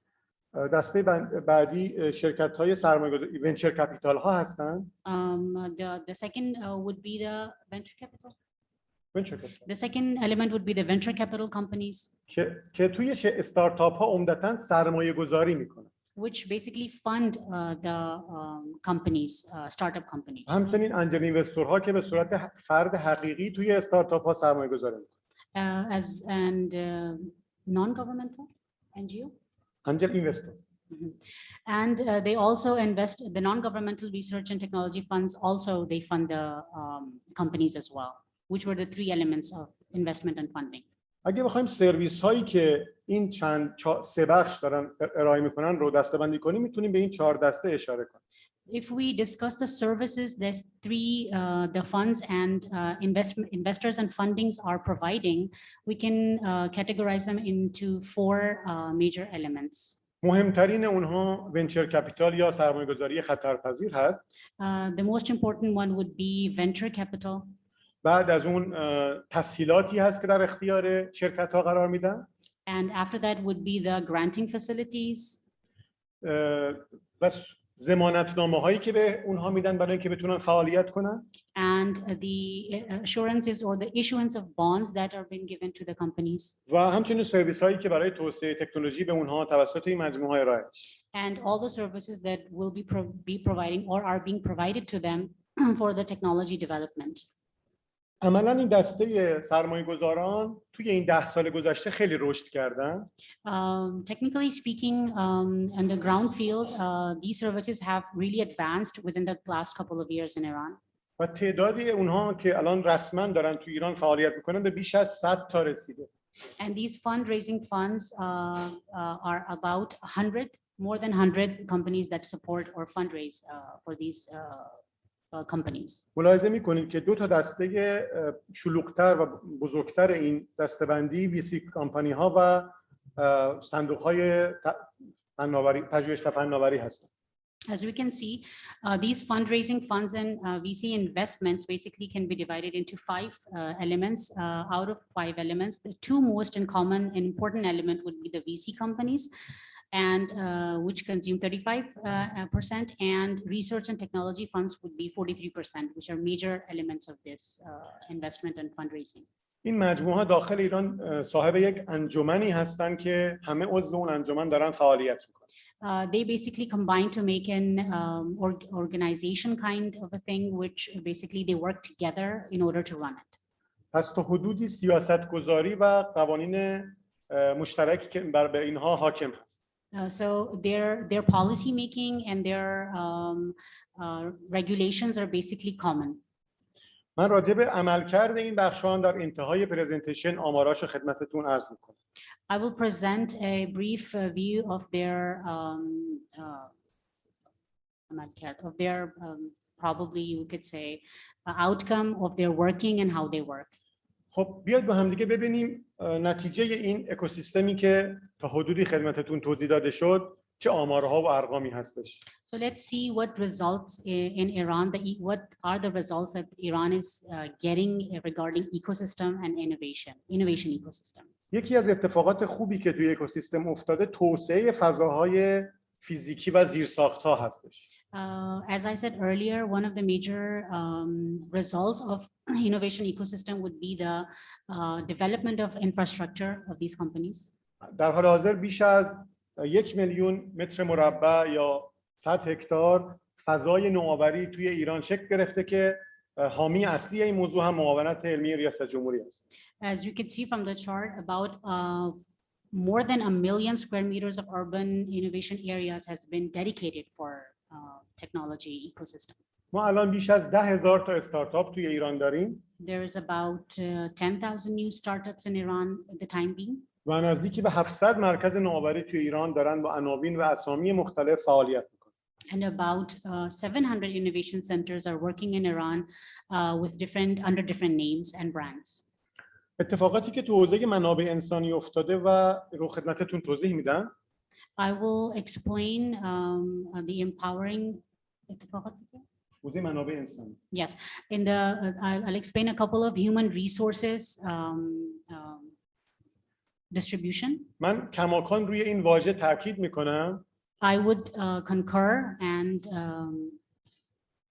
که هر اتفاقی میخواد توی کشور بیفته توسط منابع انسانی میفته. That and focus on the fact that everything that happens to a country's economy or what happens generally in a country is because of the human resources. بهبود شرایط کسب و کار توی ایران باعث شده که بیش از 2,000 نفر از فارغ التحصیلایی که از ایران رفته بودن به ایران برگردن. The improving conditions of business and working area in Iran has resulted in 2,000 people, graduates coming back to the country. که خود این میتونه یک خروجی خیلی خوب برای اکوسیستم فناوری و نوآوری ایران باشه. Which could result in the outcome, a great outcome for the innovation ecosystem of Iran. بیش از 9,000 تا طرح توسعه فناوری توسط اساتید و دانشجوها توی ایران توسعه پیدا کرده. More than 9,000 more than 9,000 strategic technology development initiatives are being taken by the professors and students. و در بیش از 8 دوره نمایشگاه محصولاتی که توی ایران تولید شده برگزار کردیم. And Iran has held about 8 exhibitions for the construction material and equipment which are Iranian made. و اون نمایشگاه‌ها فقط محصولات ایرانی میتونن توش حضور پیدا بکنن.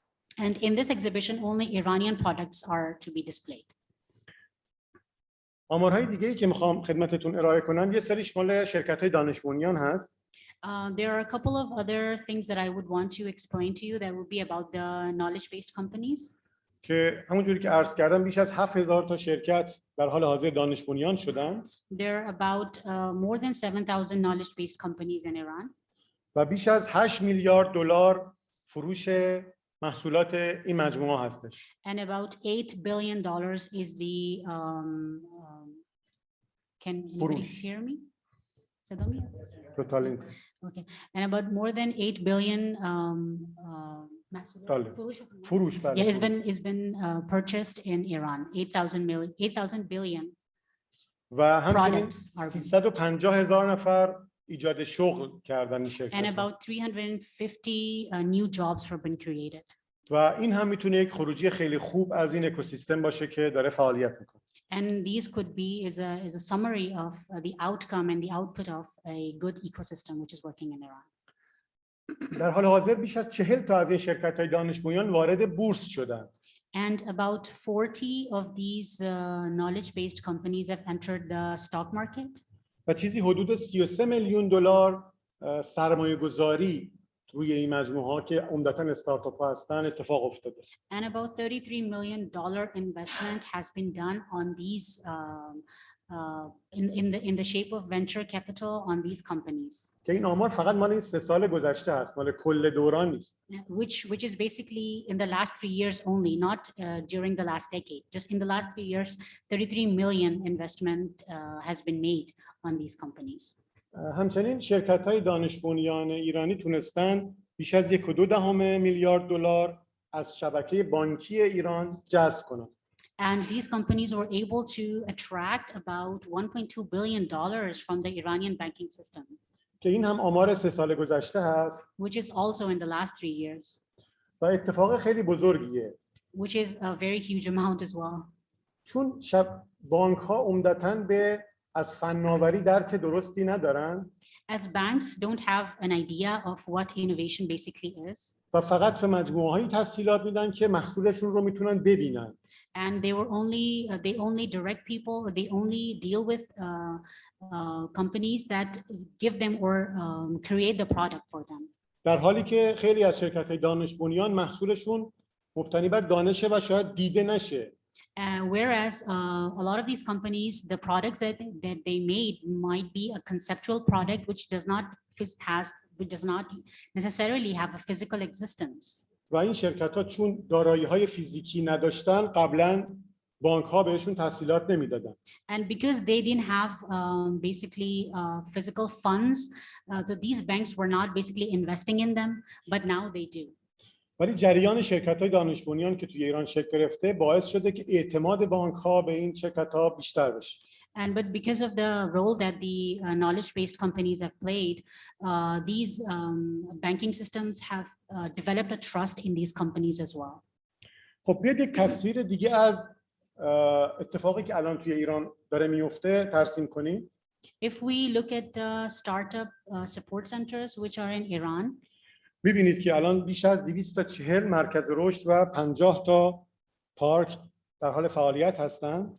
As you could see, there are more than 240 incubators and 49 science and technology parks. حدود 160 تا اکسلراتور داریم توی ایران. About 162 accelerators and innovation centers. و همچنین تعداد زیادی ونچر کپیتال، کوورکینگ اسپیس و مجموعه‌های دیگر. And 9 innovative factories, 12 media and 56 co-working spaces. این جریان یک جریان رو به جلو هست و داره روز به روز بهتر و بهتر میشه. And this process of developing the ecosystem is basically improving day by day. دیدن این تصویر هم خالی از لطف نیست.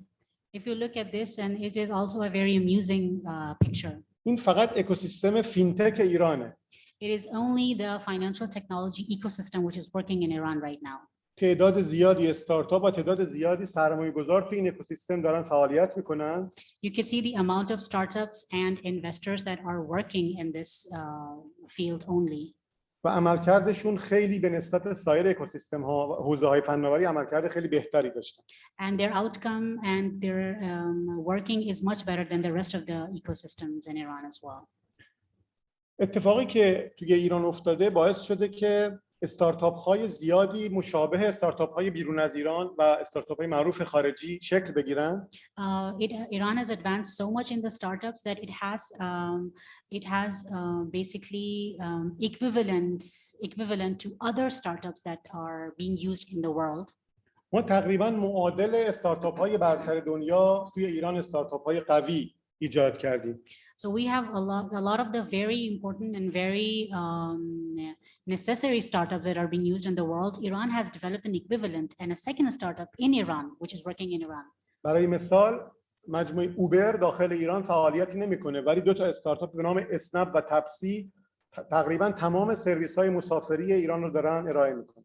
As you know that Uber does not work in Iran, so as an equivalent, they have created Snap and Tepsi, which is basically used equally in Iran for taxi services. یا اینکه ما معادل استارتاپ آمازون که داره توی دنیا فعالیت میکنه استارتاپ دیجیکالا رو داریم توی ایران. Instead of Amazon, which does not work in Iran, Iran has Digicala. که بزرگترین به نحوی میتونم بگم بزرگترین استارتاپ ایرانی هست در حال حاضر. Which can be easily said that it is the biggest Iranian startup. Digicala is the biggest Iranian startup that is working and functioning right now. این استارتاپ باعث شدن که وابستگی ایران توی خدمات مختلف به استارتاپ‌های غیر ایرانی بسیار کم بشه. These startups basically resulted in the fact that the Iran's dependency on non-Iranian startups has decreased, and the interest in the Iranian or the local startups in Iran has increased.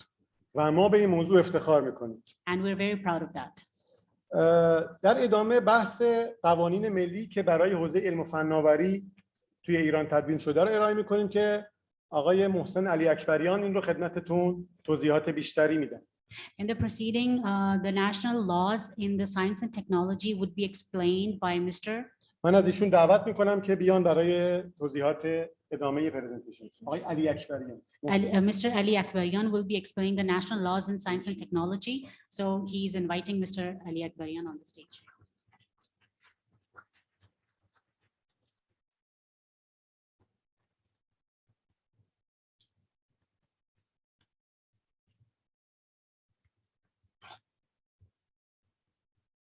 Okay, thank you, Mr. Mehdi. Bismillah ar-Rahman ar-Rahim.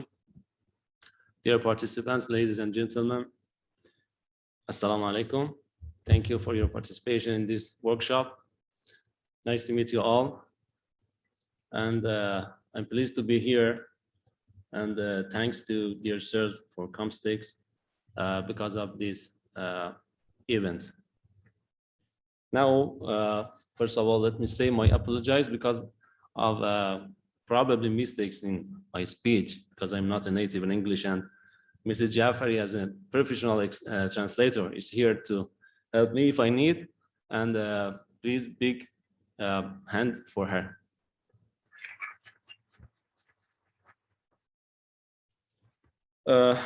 First of all, let me introduce myself.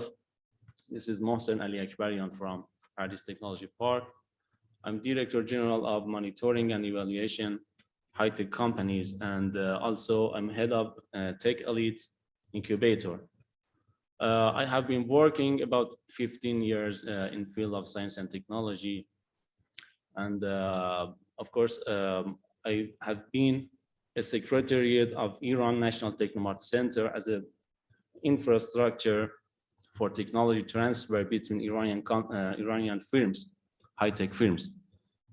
About 6 years, and also I'm focal point of Islamic Republic of Iran in D8 technology transfer and exchange network among the 8 member countries,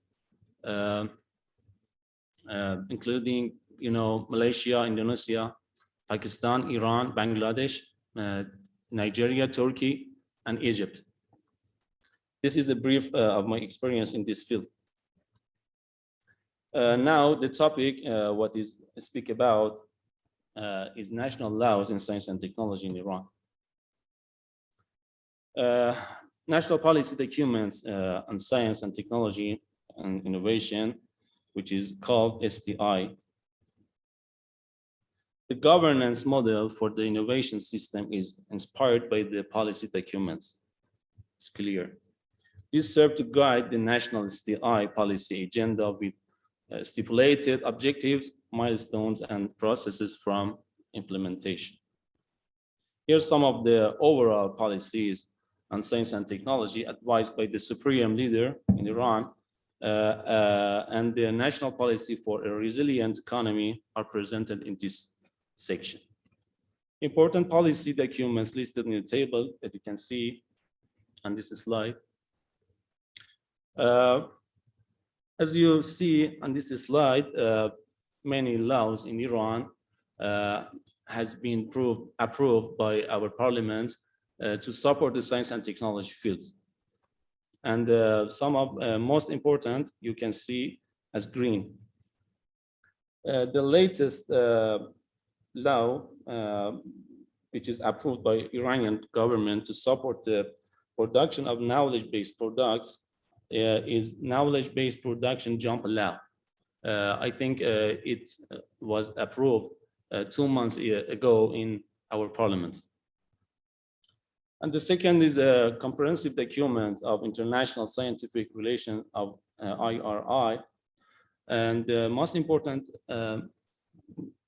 law is the 5-year development plan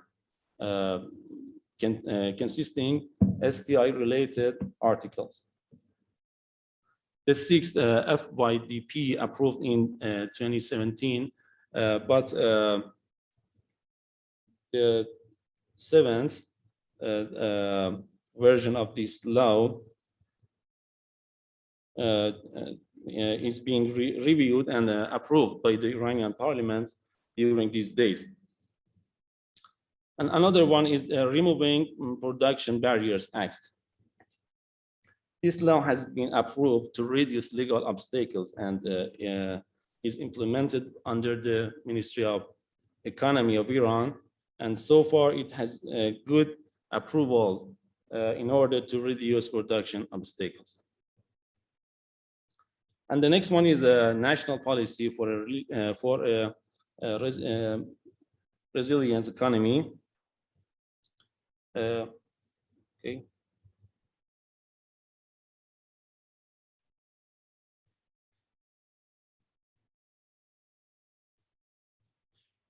National policy documents on science, technology, and innovation. Oh, sorry. Okay. Knowledge-based production jump law. I mentioned only 2 articles of this law.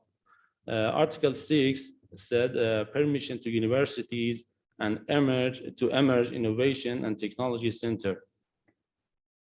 It means that universities can establish innovation centers outside the university to strengthen the connection with the industry and implement real industrial projects. Okay. And the Article 11 said R&D expenditure is accounted as tax credit. It's very important. It means that if a company spends money on R&D during the year and submits its documents after the approval documents, it can be exempted from paying the same amount of tax. It's very important and suitable incentive for high-tech firms. Okay, some of the main goals of the resilient economy are, as you can see, the one is providing necessary conditions and harnessing all facilities and financial resources, as well as scientific and human capital to develop entrepreneurship. The second goal is creating a highly knowledge-based economy, implementing the main science and technology policies and improving the NIS to increase preparation and production of knowledge-based products and exports. The third is improving the financial system of the country to support the influential parts of the national economy, such as science and technology. And the fourth is increasing exports of innovative and technological goods and services with an emphasis on their added value. The fifth is developing economic free zones in order to foster advanced technologies. And the sixth is expanding the discourse on the resilient economy, especially in scientific, educational, and medical and media circle. Now, as you can see under this table, the last law is a law for supporting knowledge-based firms, which is approved in 2010, about 10 years ago. This law became the basis for the creation of knowledge-based firms in Iran. And about 10 years since the implementation of this law, we have seen the remarkable growth of high-tech companies, so that now we have more than 7,000 high-tech firms in Iran, in the country, especially in science and technology park and incubators, whose effect on the development of resistance economy and knowledge-based economy is quite evident. And also this law considered good advantages and incentives for the private sector in order to establish high-tech companies and the high-tech startups. In this regard, a fund with many resources from government was established to provide facilities and financial services to firms. This one is named Innovation and Growth Fund.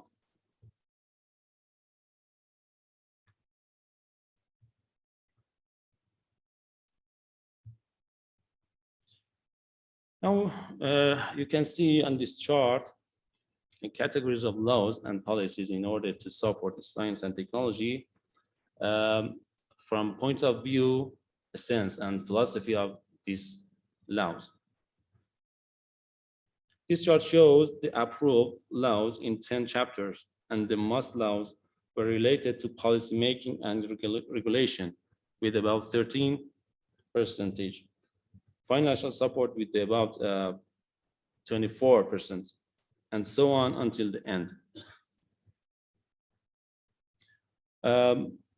Our laws are divided to these 10 chapters: regulation, financial support, support for networking, support for education, infrastructure, government purchase, assurance, tax exemption, compilation for standards, and market.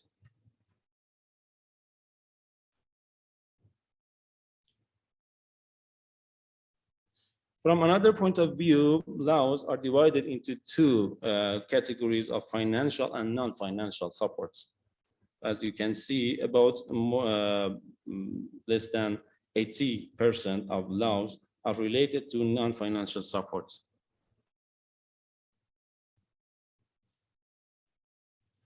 Okay, there's a question. What policy is true? Technology push or market pull? Anybody have idea in this regard? Market pulls. Why? Can you explain more?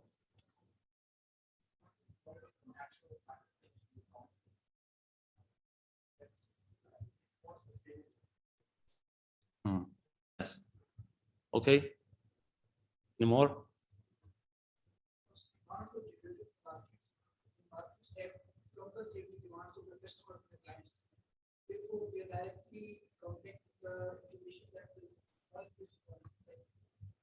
Market pull is the main driven force for the distribution of ideas or the capitalization of ideas. Yes, thank you.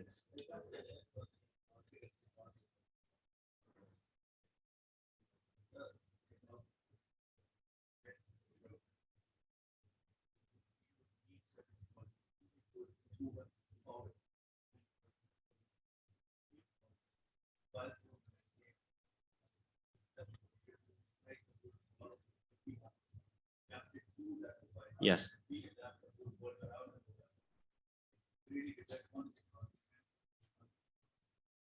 Okay, thank you.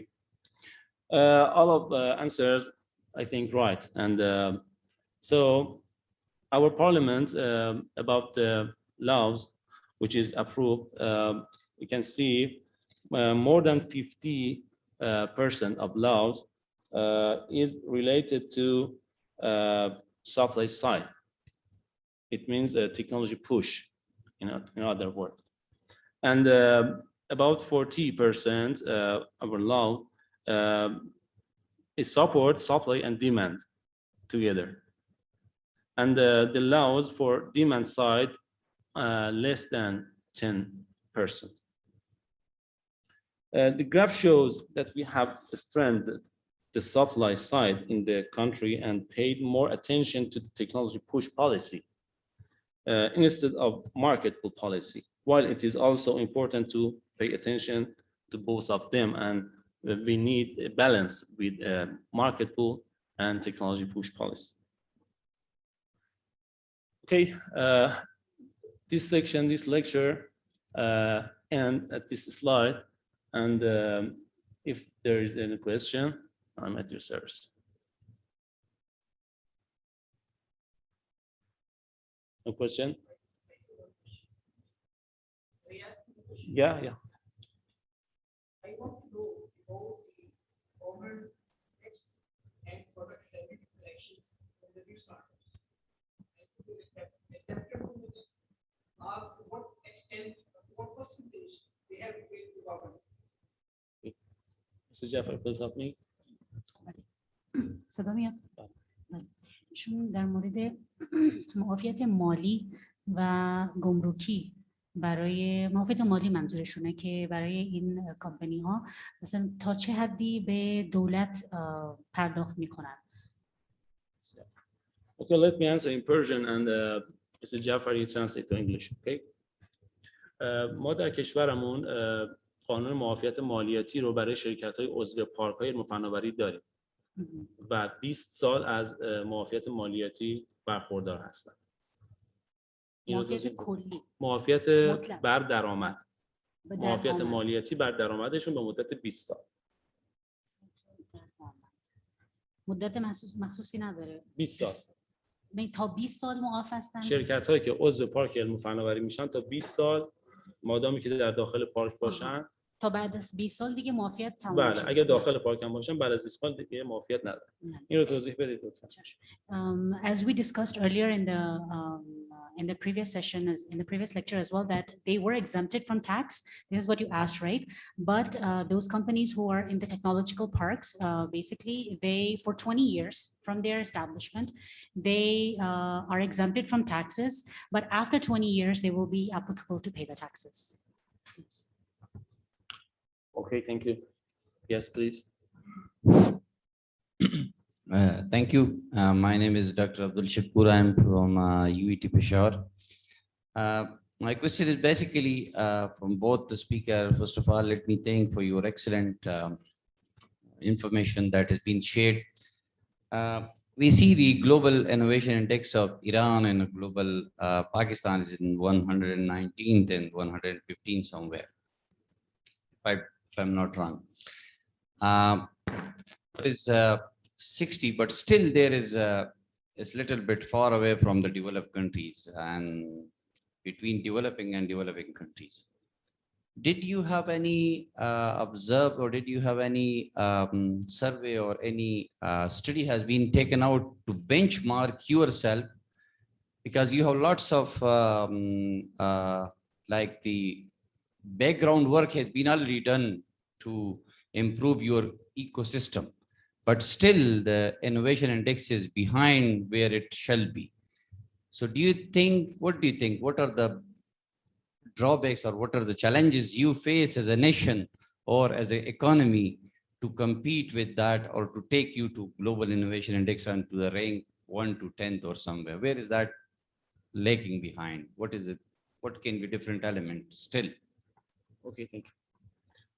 خب در رابطه با شاخص جهانی پرسیدن شاخص جهانی نوآوری برای اینکه ایران و پاکستان درسته اقداماتی که باید برای افزایش نوآوری داشته بله، باشه. چالش هایی که شما با مواجه هستید و با وضعیت اقتصادی و سیاسی کشور، یعنی کدوم چالش هایی رو شما مواجه هستید که بتونید مثلا با مواجه بشید و کشورتون رو از توی اندکس بالاتر ببرید، مثلا 60 بالا ببرید.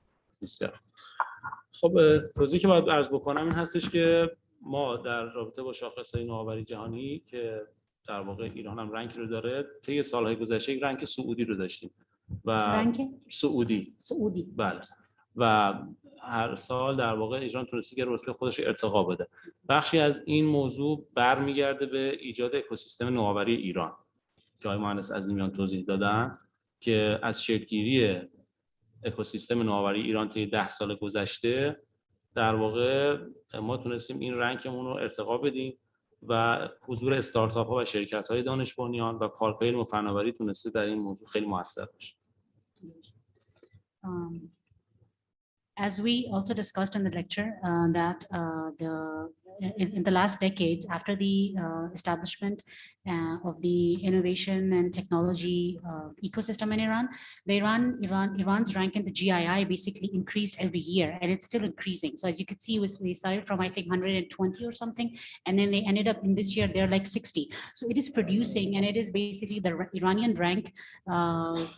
In spite of the challenges, as you said, economical challenges and the sanctions and everything that is on Iran, they have been improving very quickly in the GII index. Certainly there are challenges, as every country faces challenges, but because the promotion and the ranking, the going up is so stable and steady that Iran is, in spite of everything that it is facing, it is going up that rank. Like probably next year, the rank would be a bit higher than this year. So there are certainly challenges, but Iran, because of the steady and the expertise they have since a couple of decades or the couple of years, they're improving, unlike the rest of the countries probably that are not focused on the ecosystem. Okay. Yes, please.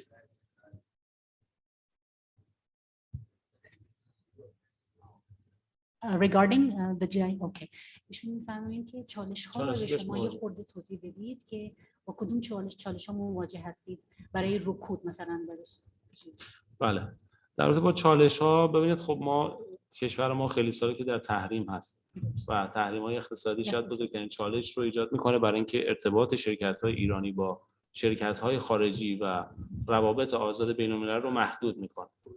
و نکته بعدی که در اثر این تحریم‌ها هست بحث تبادل ارز و در واقع جابجایی مالی هست در کشور که خب اگر شرایطی که الان هست نبود این رشد خیلی بیشتر هم میشد. اما در این حال که در واقع روابط اقتصادی شرکت‌های ما تحت فشار هست، از در واقع راهکارهای مختلف تونستن که این رشد رو ایجاد بکنن و اثر خودش رو در افزایش نوآوری و شاخص رنک ایران داشته. این بزرگترین چالشه. فکر می‌کنم. One of the major challenges that, as I said, with the economical challenges that Iran is facing because of the sanctions. So the major challenge was basically the Iranian companies, the connection of Iranian companies with the companies outside Iran, the other companies like the international companies. And of course, it has to be done through banking system and everything, but because of the sanctions, that was not possible. But because Iran was keen in developing the ecosystem and technological ecosystem, so they came up with other methods to interact with those companies, and somehow they have overcome that as we say challenge. Certainly if these challenges would not have been there, Iran would have been much higher in the rank, but despite of these challenges, seeing Iran's rank is really much better than the rest of the countries. Plus those innovations and this innovative ways are which Iran has been able to deal with other countries, was able to break the sanction and deal with the rest of the companies is basically it has an expertise of about like 12 to 10 years of that. So they have sustained that growth as well. This is one of the major challenges that they face. There are other minimum challenges as well, which. Okay, you please. Thank you very much. This is Dr. Sajid from Comstech University. I'm really very thankful to Mohsen for his very nice presentation. And we have come to know very good things about Iran. Really, it's a good news that Iran is transforming from an oil-based economy to technology-based economy. And there are some success stories, obviously. You talked about the demand side and demand pull side. I want to know what is, in fact, is this at only local focus or international for improving this side? Obviously, there is a vision in Iran, as you told about the supreme leader's vision, and Iran is celebrating the year of knowledge-based economy.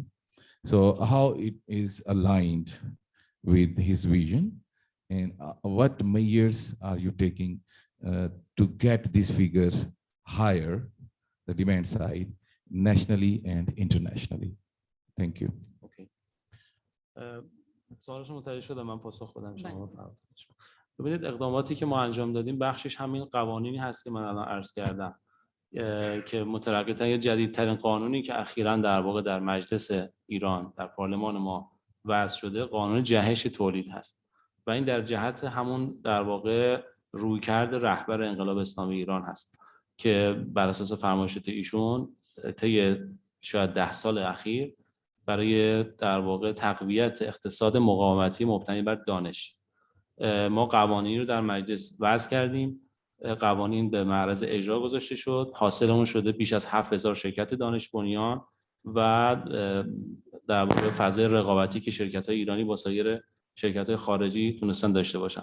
به نظر من بهترین در واقع نمود جهتگیری کشور مبتنی بر فرمایشات رهبر انقلاب اسلامی همین بروز و ظهور و افزایش شرکت‌های دانش بنیان است.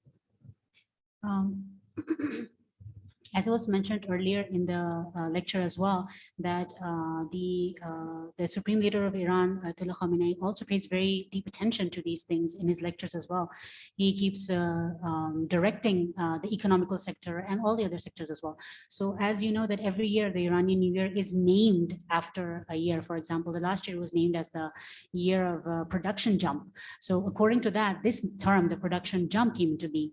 And for that, they have certainly worked on the, according to what he said, according to his vision, the Iranians take his quote very seriously. So according to the production jump, which was named, basically resulted in the fact that these knowledge-based companies also tried to adopt to what he said. So basically everything that happens in the sector of knowledge-based company is according to his vision, and which also reciprocates in the sense that the Iranian companies should have a connection with the other companies.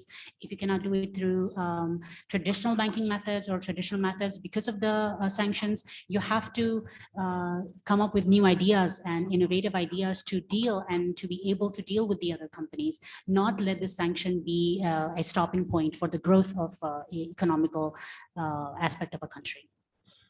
Okay, thank you. We have can only one question because limitation of the time. Sure, please. Assalamu alaikum. Thank you. It's two parts to this question. Okay. Part one,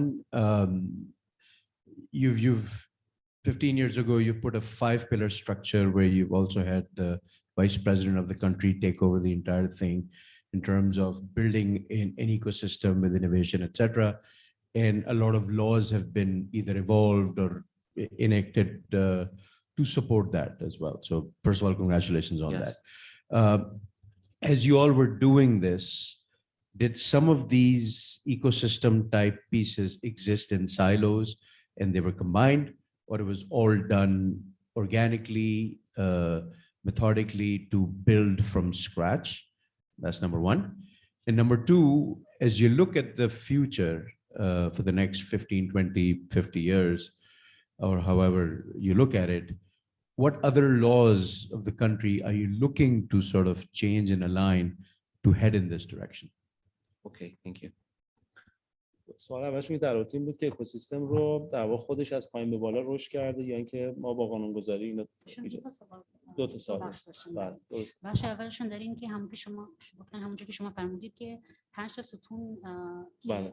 10 سال 15 سال پیش که شما چیز کردید ایران چیز کرده وضع کرده بود که توش همون ریاست جمهوری که اومده بود برای ساخت اکوسیستم ها قوانین اکوسیستم ها و ایشون فرموده بودن که سوالشون این بوده که تو این زمینه تو این پروسسی که انجام دادید شما آیا این اکوسیستم ها از صفر شروع شده بود اون موقع یا اینکه مثلا چند اکوسیستم وجود داشته بعداً با هم این سوال اولشون. The first question, I answered the first question. ببینید در واقع ما همونطور که شما اشاره کردید پایه هایی که برای این اکوسیستم وضع شده بخشش پایه های دولتی و حاکمیتی هست که قوانین ما هست و عمدتاً سرخط ها و خط مشی هایی که در سطح کلان نظام تعیین میشه برای توسعه اقتصاد دانش بنیان. بخش دیگری از اون بازیگرانی هستن که در این چارچوب و این زمینه بازی که تعریف شده باید بیان بازی بکنن، یعنی پس میشه صاحبان نقش، کسانی که باید ایفای نقش بکنن، اجزای اکوسیستم اصطلاحاً که این اجزا در واقع طی یه بازه 10-15 ساله به تدریج شکل گرفتن با الگوبرداری شاید از در واقع اکوسیستم ها که در خارج از ایران بوده و ما اینها رو داخلی سازی کردیم، در واقع ملی کردیم و اجزایی رو شکل دادیم، مثل همین پارک‌های نو فناوری، مراکز رشد، شتاب دهنده ها، کوورک اسپیس ها، اینا میشن اجزای اکوسیستم. پس به نظرم میتونیم پاسخ این باشه که در کنار ستون‌های حاکمیتی و دولتی و در واقع از بالا به پایین اجزای اکوسیستم از پایین به بالا و به تدریج شکل گرفتن از دل دانشجویان و دانشگاه. در حالی که پای اون از جزء دولتی که بوده وجود داشته بله که ساختاری که وجود داشته اون که وجود داشته بعد وقتی دیگه همزمان که چیز شد یواش that it certainly as we also I think discussed in the beginning of the lecture that some of the pillars were governmental pillars, as you know, so the government existed certainly, and because the government took the initiative to start the ecosystem because it plays a major role in a running ecosystem, the government itself, because it funds and then it facilitates the other elements as well. So the government was there, it took the initiative, and the other elements slowly and steadily came into being. They might be present in the form of very small elements here and there, but majorly the incubators and the working space and everything else and co-working rooms and events, they certainly came on later, which was because it's a part of the process. And the second part بخش دومشون بوده که برای 15-20 سال آتی قوانین جدیدی شما در نظر دارید که میخواید اون رو هم بیارید؟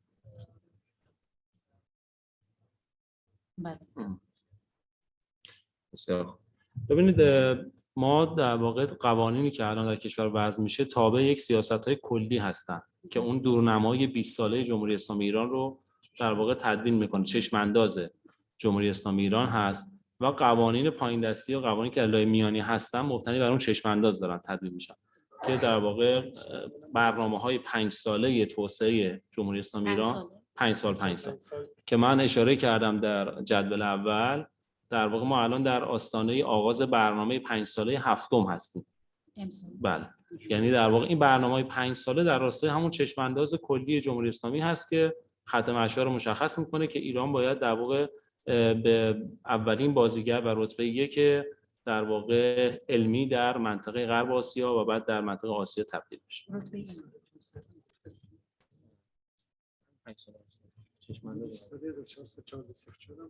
قوانین مخصوصی پس چون در مورد قوانین پرسیدن که درست عرض کردم که قوانینی که وضع میشن تابع اون چشم انداز هستن، در زیر اون سرفصل‌های کلی قوانین جزئی برای تقویت اجزای اکوسیستم وضع میشن. مخصوصا قوانین رو داره برای اون که اون چشم انداز محقق بشه هر جاش نیاز به قانون گذاری باشه قانون ایجاد میشه. برای یعنی مبتنی بر اینکه چشم اندازی باید اتفاق بیفته، یعنی قرار 5 سال دیگه تو چه جایگاهی باشیم براش میرم براش قانون طبق اون دیگه. طبق اقتضایی نیازهای اون کاملا زمان. اقتضایی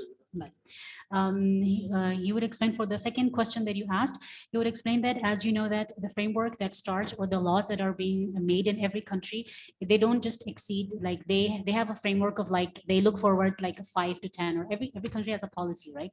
So in Iran, when they make laws, so they look forward like 5 years ahead of them. So they see where the company or where the industry is headed.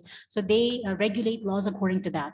So in this year, the previous 5 years plan, the framework is going to come to an end. And so they're going to review. This year is the year where they have to set the policy and the laws for the next 5 years. So they would certainly evaluate what had happened in the past years and what progresses they have made and where they were not able to make the progress. So they will evaluate, and according to that, they would set laws. So there's really specifically nothing that he could, any specific law that he would tell you right now. But they have a framework which they have, they know there's a pillar, so they have to follow these things, which is basically increasing the scientific index of Iran. So that is, so their major goal is that, so increase Iran scientifically in every field. So according to that, the laws come out, yeah, and the framework is set according to that, yes. Great, thank you for you and for all the participation. Okay, let's move on and start the next lecture about PTP commercialization funnel. Okay, before I start, anybody can explain about the funnel, this funnel, commercialization funnel? Have you ever heard about it or no? Only one person? Please loud.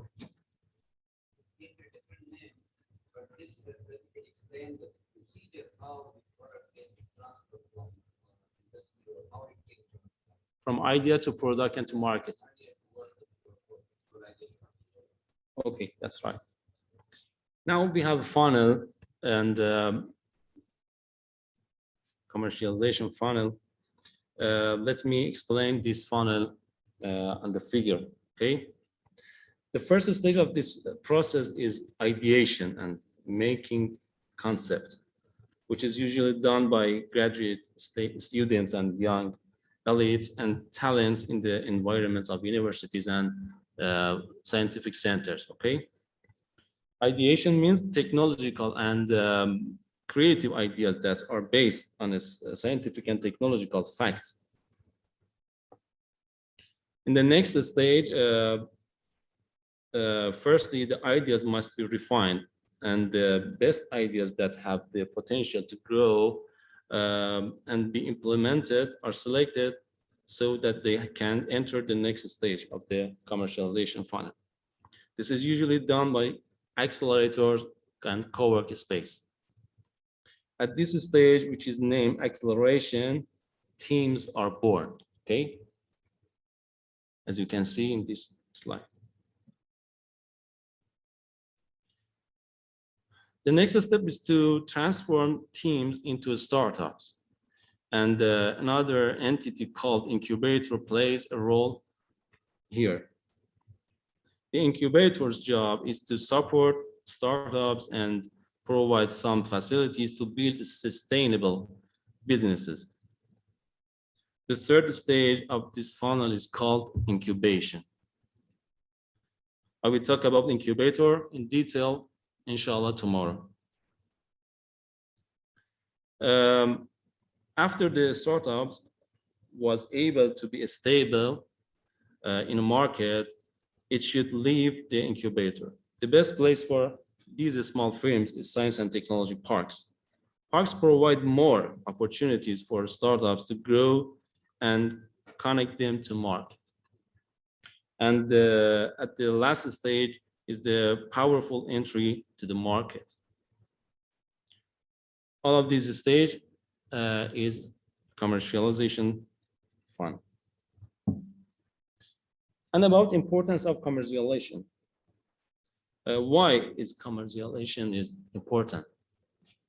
Do you have any idea? Anybody can explain?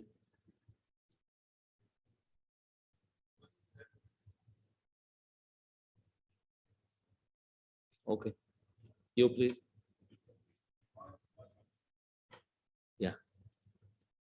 please. Yes, please. Yes. Okay. Yeah, please.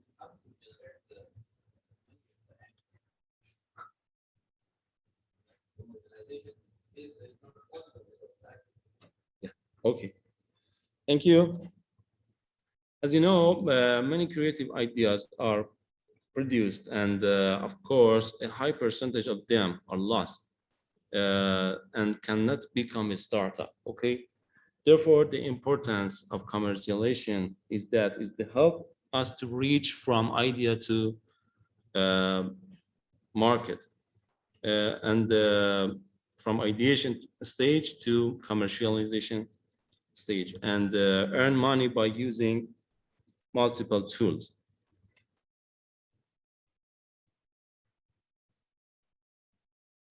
Okay, and we have another concept about open innovation that shows the way from idea to market. And what is open innovation? Can you help me? Anybody explain about? Mhm.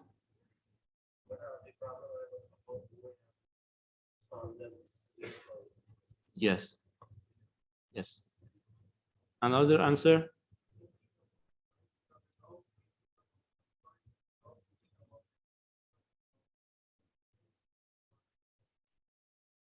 Yes, that's right.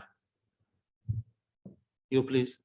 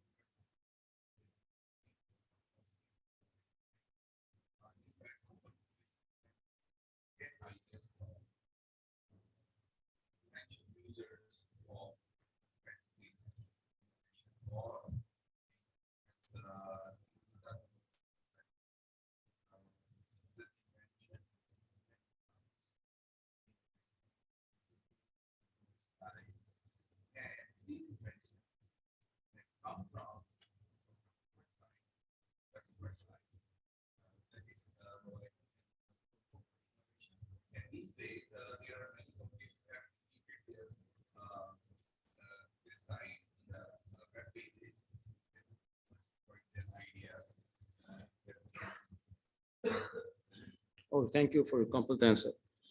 Now, as you know, the way from idea to market has different steps. Today, large companies and industrial holdings use open innovation to achieve new ideas and overtake their competitors. Okay, this means that they provide the suitable context for the emergence of creativity so that they can use it to solve their technical challenge. This is the main impact of open innovation.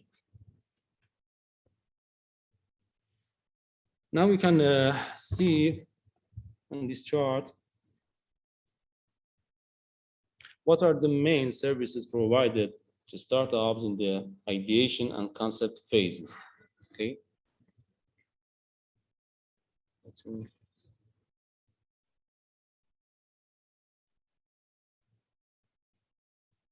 We have some indicators in this stage.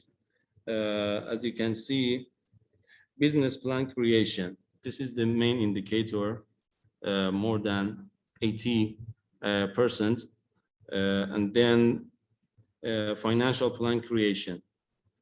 This indicator is second, about nearby 70%. Product feasibility study. This is the third, and some and so on. Some indicators that these are services to startups in the phase of ideation and concept creation. And another chart is about services provided to startups in the phase of product development in this next phase means. As you can see, incubator usually provide some facilities to startups and help them to create feature and some improve definition and features to their products. As you can see, more than 50% is feature definition and improvements. Product adoption to the test feedback. It's the second, and it means product should be market fit because enter to market. And the third chart is about services provided to startups by incubator in the market launch phase. In the last phase, which services incubator provide. As you can see, creation of marketing strategy plan and creation of an action plan, it's the first indicator as a service the startups need to give. And another indicators we see in chart. And the last slide is about a funnel and why a funnel? This process that we're speaking about called funnel, but why? Because a large amount of ideas are formed at the beginning of this funnel, but only a small percentage of them can enter to the next stage. In fact, it is the accelerators and investors who choose which ideas to start to attract, okay? During the acceleration period, a large number of these ideas are lost and fail to attract capital and grow. Therefore, again, a smaller number of them can become startups and enter to incubation process. In the next stage, only about 30 to 40% of the teams enter the incubator can successfully exit it and enter the science and technology parks.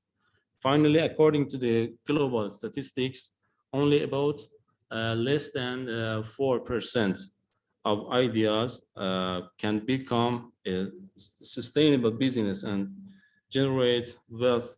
So we have a funnel in the commercialization process. Okay, thank you for your attention. This is the last slide, and me and Mr. Mahdi at your service. Is there any question? Thank you for you all.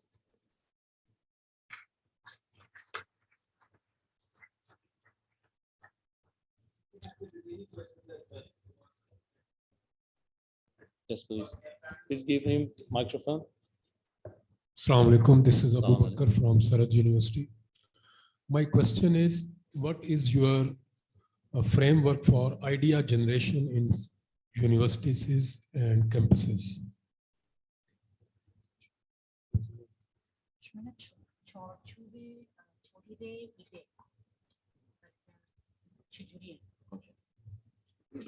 ببینید تولید ایده ما گفتیم که توسط افراد نخبه و دانشجویان و فارغ التحصیلان عمدتاً دانشگاهی شکل میگیره و در تعریف ایده هم گفتیم که نه هر ایده‌ای که مبتنی بر فناوری و دانش باشه.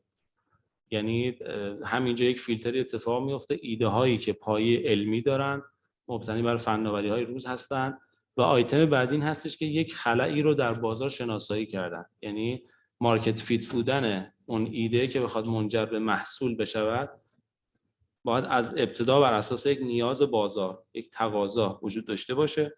برای پوشش اون تقاضا ایده‌ای تولید میشه، ایده‌ای که به پشتوانه فناوری و دانش هست و نهایتا میتونه پخته بشه و در مرحله بعد تیمی به اون ایده اساین میشه که این تیم و این ایده توامان تشکیل یک استارتاپ، یک هسته نوآور رو میدن و روی اون کار میکنن تا برسن به مرحله‌ای که بتونن واقعا به یک شرکتی تبدیل بشن بالاخره.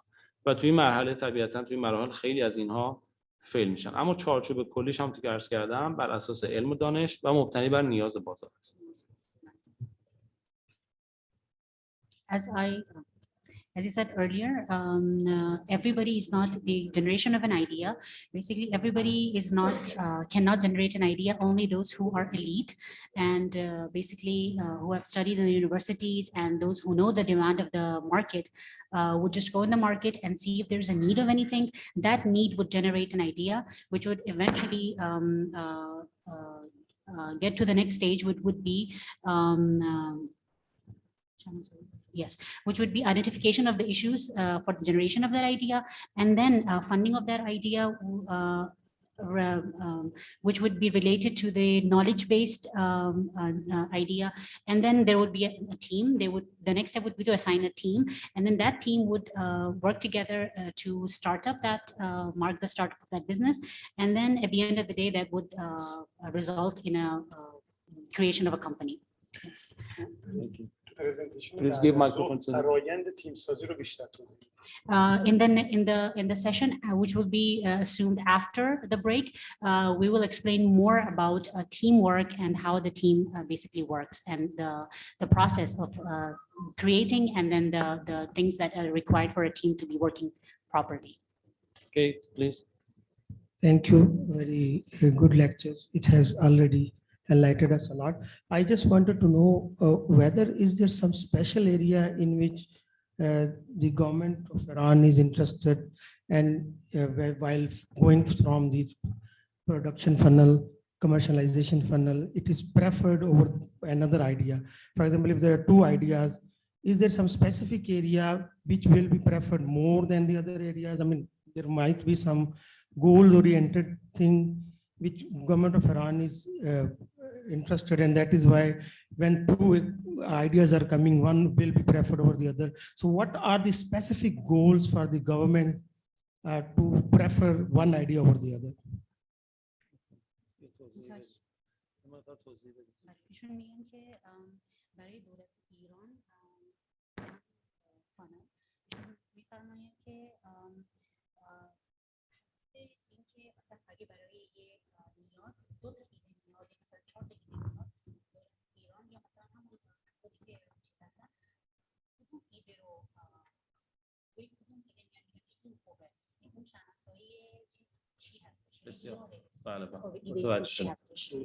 بله، ببینید در واقع انتخاب یا فیلتر ایده ها همونطور که من در اسلاید عرض کردم توسط مجموعه های مثل شتاب دهنده ها و مراکز رشد اتفاق میفته که در اونها افرادی از جنس سرمایه گذار، افرادی که داره تجربه بیزینسی هستن، بازار رو میشناسن و کار اقتصادی و کار در واقع تجاری کردن، عملا اونها هستن. در واقع میتونم اینجوری بگم که در رقابت این ایده ها در واقع وارد میشن و برخی از اونها حذف میشن، برخی از اونها مورد انتخاب قرار میگیرن. این چیزی نیستش که دولت بیاد بخواد به صورت دستوری روی برخی از ایده ها سرمایه گذاری بکنه یا نه.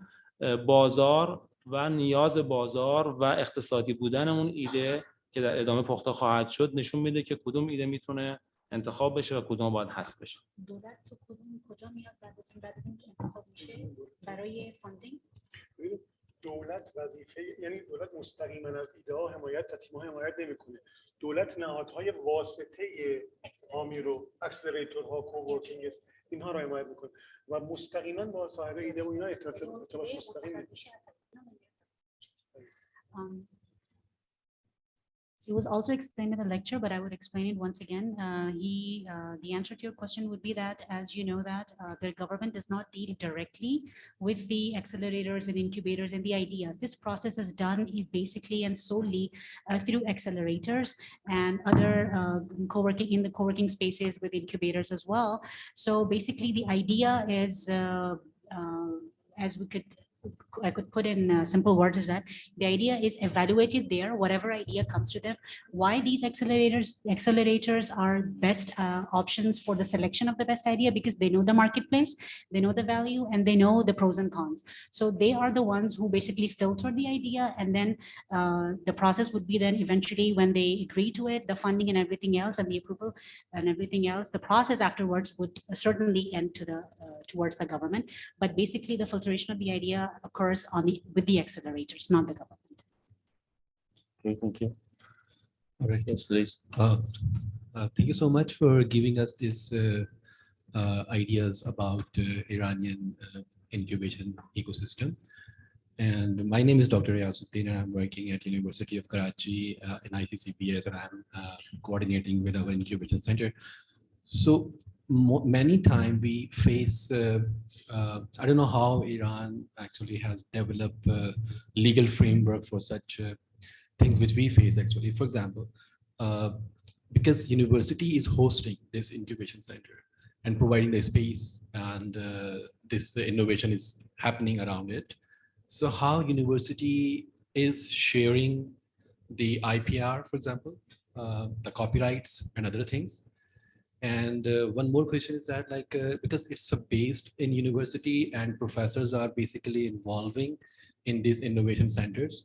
So the core job of any professor is basically to teach and research, but at the same time they're providing some other, they are actually, how do they actually incentivize? I mean, you know, like if professor is giving some time to this innovation center and hurting its teaching and research job, so how your side actually has incentivized them? Like, do they get some official day off to do work on innovation center for their ideas to progress and grow, or something else? Okay, thank you. خب متوجه شدم سوالشون رو. ببینید سال اولشون این بود که در واقع نقش دانشگاه بله و به عنوان میزبان مراکز رشد و انکوباتورها هستند و چه خدمات میتونن ارائه بکنن. ما فردا یک در واقع لکچری رو اختصاصا برای مراکز رشد داریم. اونجا عرض میکنیم که مراکز رشد انواع مختلفی دارن، مراکز رشد دانشگاهی، مراکز رشد تجاری و الی آخر. اون مراکز رشدی که دانشگاهی هستن عمدتاً در واقع با توجه به وجود نخبگان علمی و پایه‌های دانشی که در دانشگاه هست، نسبت به در واقع تشکیل اون هسته‌های دانشی شرکت‌ها و در واقع تیم آرندی شرکت‌ها تمرکز می‌کنن و بخش‌های تجاری عمدتاً شاید وارد مراکز رشد دیگری میشه، یعنی تخصص تجاری کردن و موضوعات دانشی و تیم آرندی وارد مراکز رشد دیگری میشه. در رابطه با مشوق‌هایی که برای مثلا اساتید و اینها میشه در نظر گرفت که وقتشون رو بذارن برای تولید ایده و پرورش اونها، و همونطور که عرض کردم هم بخشش در قوانین ما هست به عنوان مثلا معافیت مالیاتی در قالب شرکت البته، یا در واقع تسهیلاتی که برای توسعه شرکت‌ها داده میشه، یا عرض کنم خدمت شما که معافیت از عوارض گمرکی و نمیدونم عوارض شهرداری و موضوعات این چنینی. اینها همه در جهت این هستش که هزینه‌های در واقع شرکت رو کم بکنن، افزایش سودآوری برای شرکت داشته باشن که نفعش میرسه به فاندرهای اصلی در واقع شرکت که اساتید و دانشگاهیان هم میتونن باشن. این نکته رو من اضافه کنم، جدای از مراکز رشدی که توی دانشگاه‌ها دارن فعالیت میکنن که شاید وابسته به خود دانشگاه هستن، دانشگاه‌های مطرح مخصوصا توی تهران فرصت دادن به مراکز نوآوری خصوصی. اینا اومدن توی دانشگاه‌ها مستقر شدن، یه فضایی رو تجهیز کردن و دارن توی فضا با فرصت استفاده از دانشجوها، یعنی تالنت‌های زیادی تو دانشگاه هستن، اینا وارد میشن و عملاً بیزینس اقتصادی همون مرکز نوآوری دارن ایجاد میکنن. یعنی میزبان دانشگاه، فقط به دلیل اینکه دانشجو همونجا کنار تحصیلشون میتونن کار تحقیقات و توسعه محصول رو انجام بدن. فقط میزبانی بیشتر میزبانی هست و تحصیلگری زیرساخت در اختیارشون بذاره. این هم یه مدل ورود دانشگاه به موضوع است.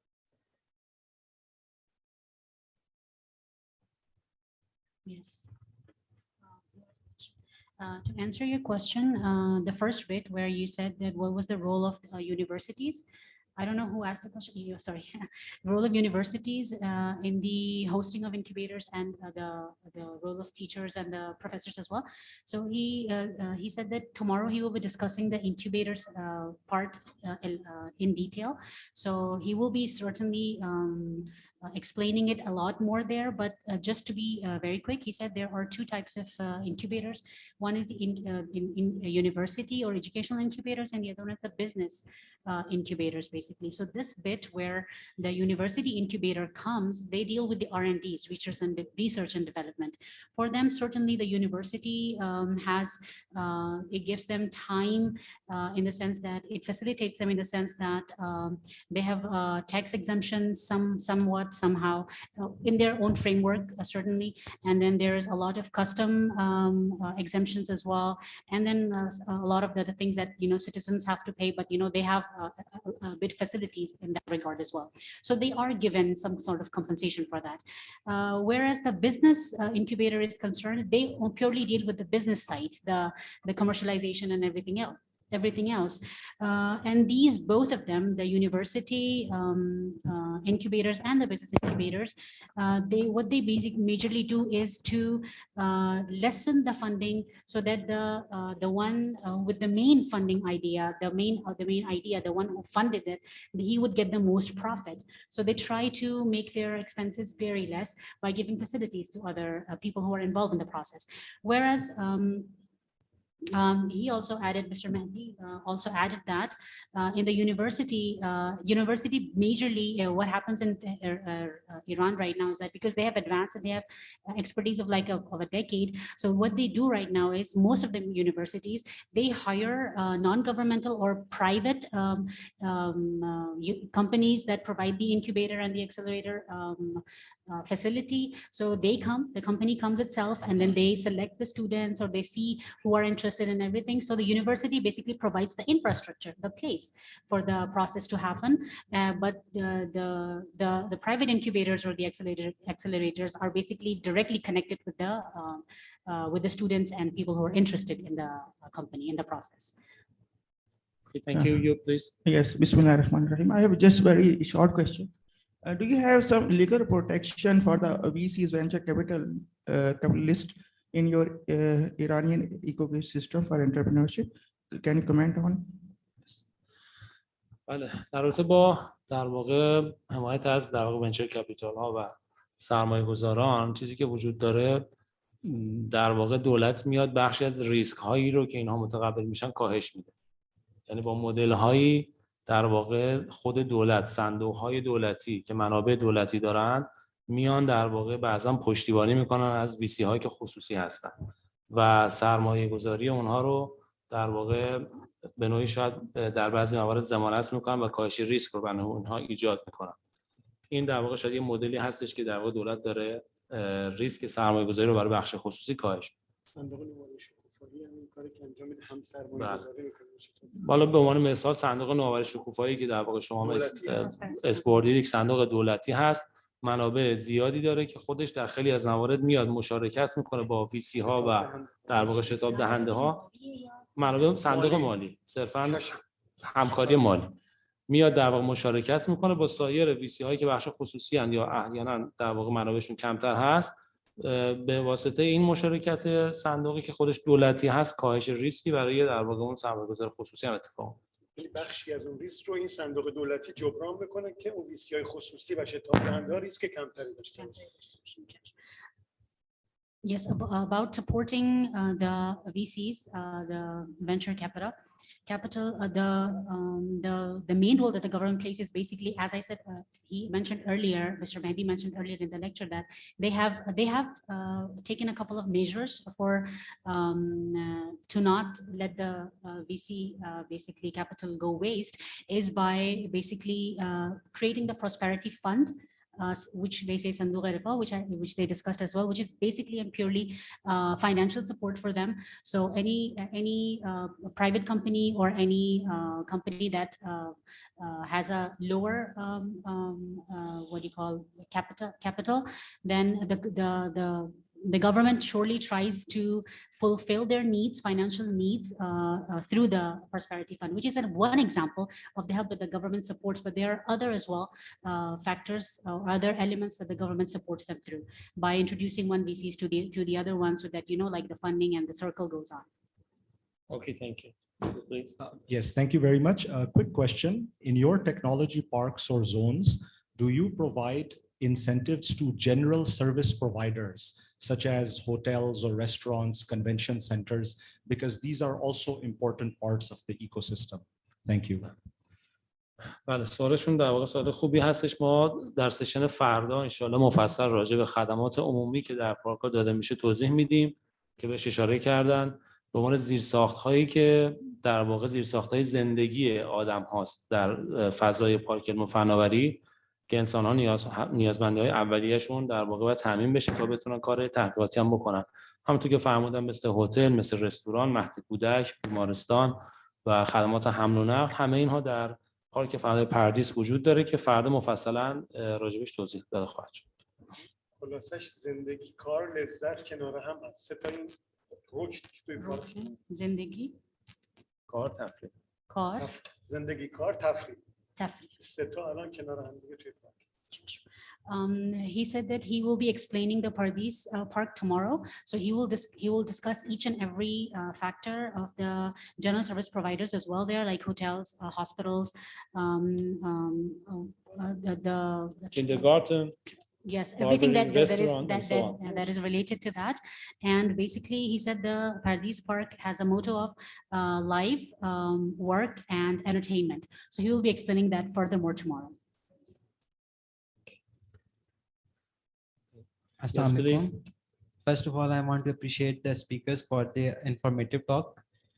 I want to ask that are there any online platforms that are facilitating science and technology, especially healthcare and life sciences? Any examples of such startups in Iran? Can you repeat the last particular question?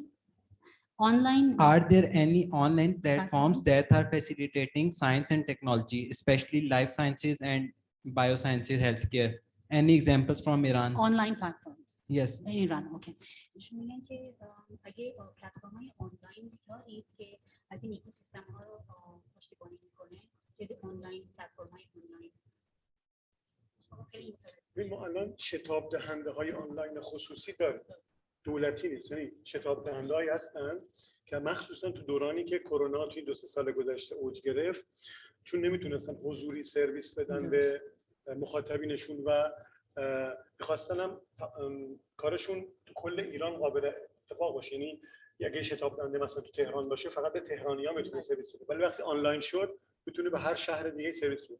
چند تا از شتاب دهنده داریم که پکیجی از سرویس ها و خدماتشون رو به صورت آنلاین ارائه میکنن و مدل مشارکتشون کاملا آنلاینه. یعنی اون استارتاپ داره تو یک نقطه دیگری از کشور فعالیت میکنه ولی پکیج به قول معروف به صورت آنلاین بهش داره ارائه میشه. مثلا اگه اسم بده شتاب دهنده کاملا آنلاین باشه. کاملا آنلاین اسمش الان یادم نمیاد. خصوصی داریم. بله وجود داره. To answer your question, he said that they didn't have that before, but because of COVID, after 2019, so they did come up with this idea. Before that, the accelerators, they were both, somehow providing their services online and on ground. But after the Corona hit and everything happened, because the situation was very bad in Iran, as we all know. So there are a couple of accelerators which purely work online, in the sense that like the startup has happened in a province or in a city, and the execution has been, the team is like somewhere else in another city or in another area or in another province, and the process is going on and the company exists, but it's completely online. So even there are companies, accelerators, which are purely working online. He cannot recall names, but he will give you at the end of the session. If you would ask him, he will give you the name of some of those startups as well. وینو هاب هست اسمش. وینو هاب با سرچ میتونن پیداش کنن. One of those accelerators are Vino Hub, so you can look it online as well. Sorry. I have just one more question. فردا صبح راجع به اکسلراتورها کامل توضیح میدیم. بله دست من. Yes. The accelerators will be explained tomorrow in detail. So any questions you have about accelerators, you can keep them, and then, tomorrow will be answered in detail as well. So this is just introductory. So any detailed questions will certainly be answered tomorrow. Yes, please. Just one more question. I just wanted to know if 2 or more companies are involved in developing one technology. So how in your ecosystem, who has the right to patent the technology? How do you do the conflict resolution if it appears in those 2 or 3 companies who has developed one of these technologies? I think this is a similar question which Dr. Riaz was some time ago asking. How is there any mechanism to perform conflict resolution in the ecosystem?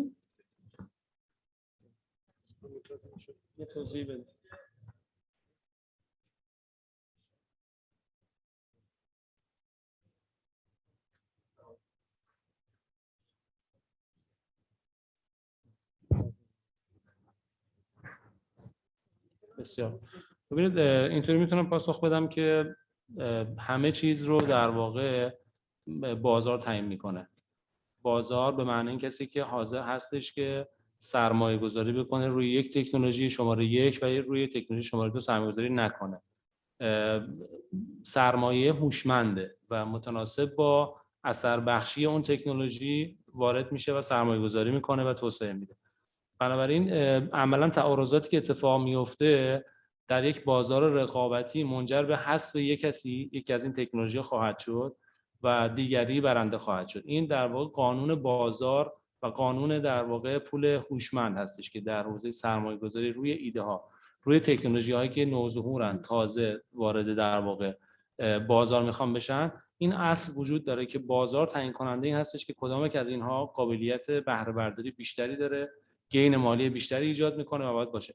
یه مواقعی ممکنه که تعارضاتی از جنس قانونی، مثلا روی یک موضوعی هر دو شرکت ادعایی میکنن به جهت مالکیت. اینجا قوانین در واقع ثبت اختراع، پتنت و مالکیت معنوی که ما در کشور داریم تا حدی میتونه جلوی این تعارضات رو بگیره. و یه نکته آخر دیگه این که ما در کشور یک مرکز حل اختلاف و داوری ویژه شرکت‌های دانش بنیان، شرکت‌های در واقع نالج بیس ایجاد کردیم که این ادبیات رو متوجه میشن و میتونن قضاوت و داوری بکنن در رابطه با پرونده هایی که در حوزه اختلافات فناوری و تعارضات مالکیت فناوری هست. There are 3 parts to your question. The first bit would be basically it's the marketplace that would determine which product is more successful and which product lasts longer, right? So and that would be certainly according to the needs of the market and everything. Coming to the point that if you meant about the issues with the law and everything, like who has been granted the patent, and everything else. If you mean the law, issues with the law, then basically the patent grant would stop that conflict as well, because any company or any company would be given the patent grant would come forward and would say that I was given the patent grant for this, not the other company. So that would basically solve some of the issues with it. Coming back to the fact that in Iran they do have an institution that basically deals with the conflicts.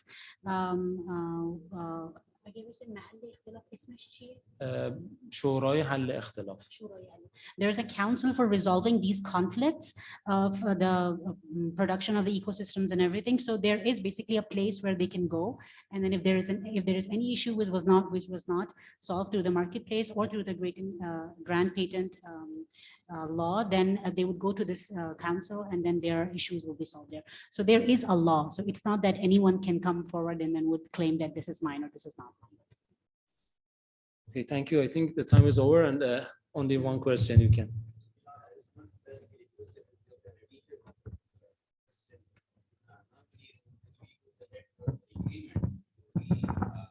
Clause that is what we call arbitration clause, and all the conflict that is being resolved, that is through that arbitration clause. So they define the ways, the SOPs for the conflict resolution. Thank you. توضیح برام.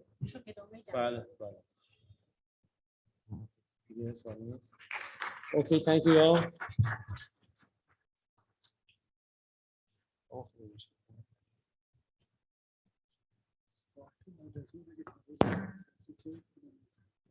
Thank you very much, Mr. Mehdi and Mr. Mohsin.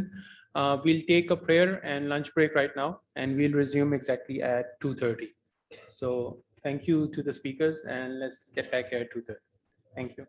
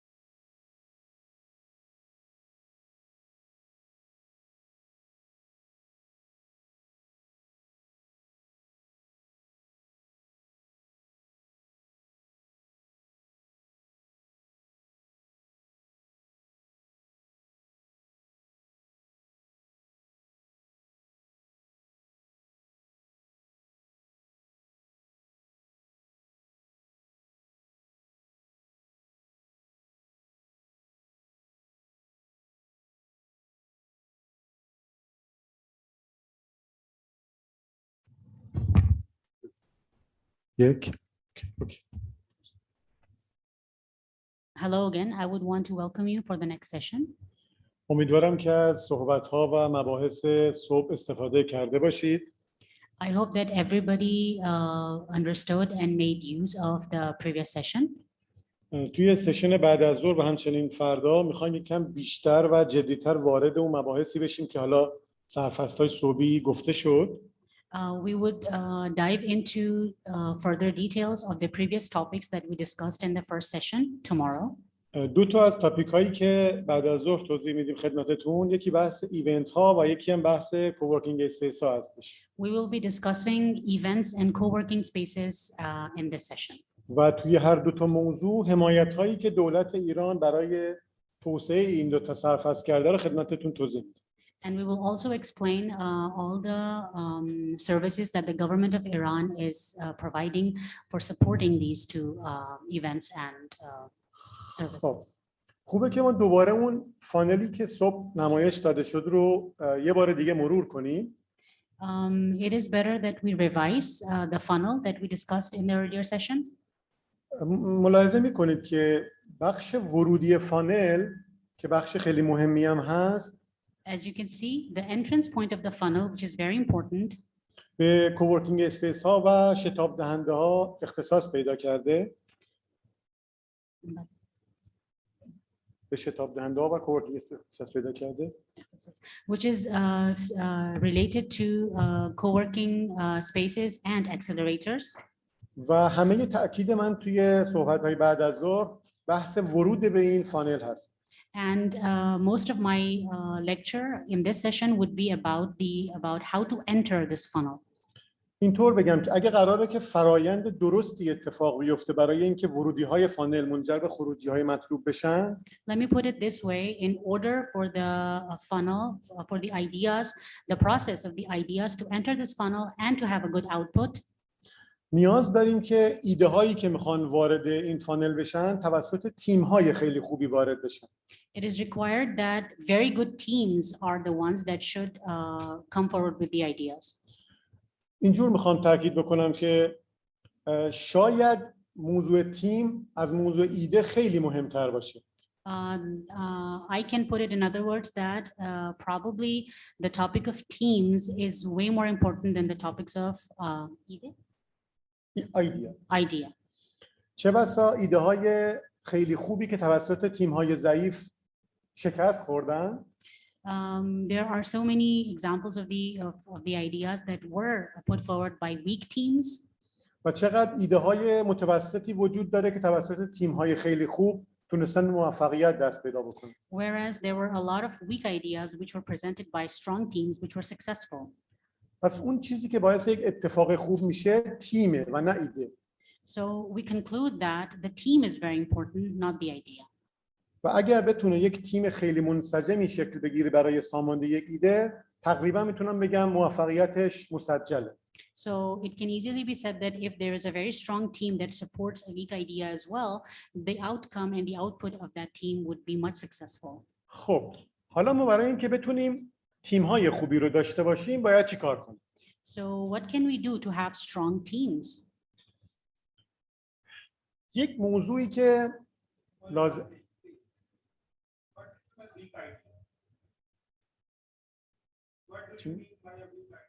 شما که منظورتون از ایده ضعیف چیه؟ ایده‌ای که توی بازار شاید مشتاق یا خریداری نداشته باشه. Any idea which will not be entertained in the market or خیلی- nobody would be interested in it is a weak idea. خیلی ناب و نادر نباشه. An idea that is not new, innovative, and unique, which it,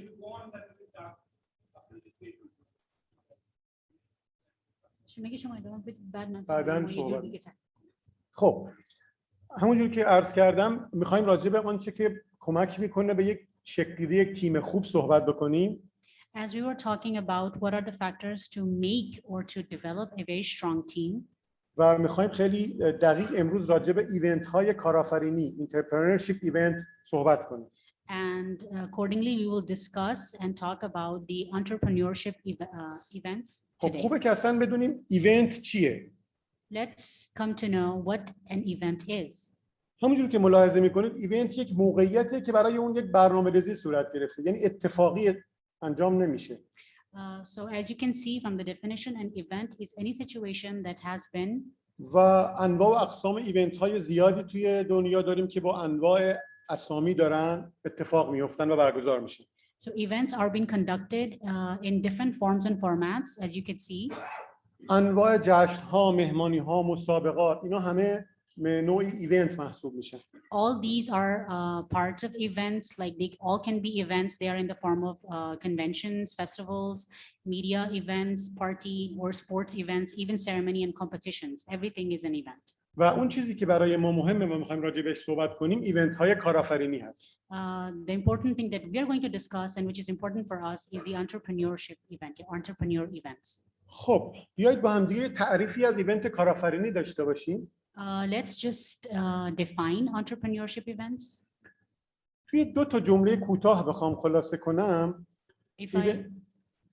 If I summarize it in 2 simple sentences. هدف از ایونت های کارآفرینی یکی موضوع ترویج فرهنگ کارآفرینی، تغییر مایندست افراد به کارآفرینی هستش. It can be said that the goal of the entrepreneurship event is basically to change the mindset towards entrepreneurship. و قراره که مفاهیم کارآفرینی و مهارت‌های کارآفرینی و نوآوری رو به افرادی که توی ایونت شرکت میکنن منتقل داده بشه و آموزش داده بشه. And to teach the people who participate in these in the entrepreneurship events, the entrepreneurship ideas and innovative ideas. این ایونت های کارآفرینی انواع و اقسام اسامی و مدل های زیادی دارن که توی دنیا داره برگزار میشه. Entrepreneurship events have many examples that are being conducted in the world. که چند تا از معروف ترینش من آوردم، شامل استارتاپ ویکند ها، بوت کمپ ها، به نام ماشین استارتاپ ناب، انواع و اقسام اسامی که ملاحظه می‌فرمایید. Some of the titles that they are known in the world, the entrepreneurship events, they are also known as startup weekends, boot camps, startup grind, pure startup machines, conferences, gatherings, workshops, and training courses. این ایونت ها بسته به هدفی که از برگزاری دارن زمان متفاوت و محتوای متفاوتی خواهند داشت. These events, according to the goal that they are supposed to serve, they have different durations and certainly different hours. The prolongation of these events differ according to the goals that they are supposed to achieve. ولی به طور مثال برای بعضی از ایونت ها شاید چند ساعت زمان کفایت کنه. For example, for some events, a couple of hours might be enough. ولی بعضی از ایونت ها شاید هفته ها و ماه ها زمان ببرن که به سرانجام برسن. But some of the events might take weeks and months to be accomplished. و بعضی از ایونت ها به صورت هفتگی ادامه پیدا میکنن تا به اون نتیجه مطلوب برسن. And some of the events have to be occurred a couple of weeks consecutively in a couple of weeks to be able to be realized. خب این سوال رو مطرح میکنیم که چرا ما باید تو ایونت های کارآفرینی شرکت کنیم؟ So now a question that comes into mind is why should we participate in the entrepreneurship events? خواهیم توی چند تا سرفصل کوتاه اینا رو خلاصه کنیم میتونیم بگیم که یکی از اونها اینه که ما توی ایونت ها مطلب یاد میگیریم، آموزش میبینیم. Some of the major points, if we want to conclude this question and answer it, would be in a couple of points. The first of which would be that we learn from these events. و این آموزش ها میتونه در مسیر کارآفرینی به ما خیلی کمک بکنه. And these learnings that we acquire from these events might help us in the entrepreneurship project very much. فایده دیگه ای که ایونت ها دارن اینه که ما میتونیم با افراد ارتباط بگیریم و نتورک خودمون رو بزرگ کنیم. The second point would be, the reason for participating in the entrepreneurship events would be that we connect with people. و اگه من بخوام به صورت یعنی تنها مزیت یک ایونت رو بگم به این موضوع اشاره میکنم که نتورکینگ بزرگترین مزیت حضور توی ایونت ها هستش. So that would be basically developing a networking of people would be one of the best and second best reason for entrepreneurship events. مزیت دیگه ای که ایونت ها دارن اینه که ما راجع به صنعت و بازار میتونیم بیشتر یاد بگیریم. One of the other reasons to participate in such events is that we learn about the state of the market and industry and what is happening in the industry. خیلی از استارتاپ ها و افرادی که میخوان وارد عرصه کارآفرینی بشن راجع به صنعت خیلی کم میدونن. A lot of the people or the startups that usually want to start a project or work on a project, they really don't have a lot or enough knowledge about the market. و حضور توی این ایونت ها میتونه این خلأ رو پر بکنه. And presenting in this event and participating in such events will certainly fill this gap. مسئله بعدی مسئله الهامگیریه، الهام بخشیه، یعنی همون تغییر طرز تفکر افراد توی با حضور توی ایونت ها. The other point for the reason to participate in these events would certainly be to get inspired. Sometimes, you know, you're inspired when you see somebody doing something, and it might give you an idea as well. اگر همه این مزایا رو بذاریم کنار، If we set everything aside, تنها نکته‌ای که داره ایونت هیچ ضرر و زیانی برای ما نداره. چیزی رو از دست نمیدیم با حضور توی ایونت. the least thing that you participate in an event is that it doesn't harm you. It's not going to give you any harm, right? و ما بدون هیچ گونه ریسکی میتونیم علم و دانش و مهارت و اینهامون رو توی ایونت ها اضافه بکنیم. And without losing anything, we would at least go there and learn something new. پس ضرورت حضور توی ایونت رو اینجا متوجه شدیم که یک مسئله خیلی مهم برای ورود به عرصه کارآفرینی هستش. So we now understood that participating in entrepreneurship events is very important.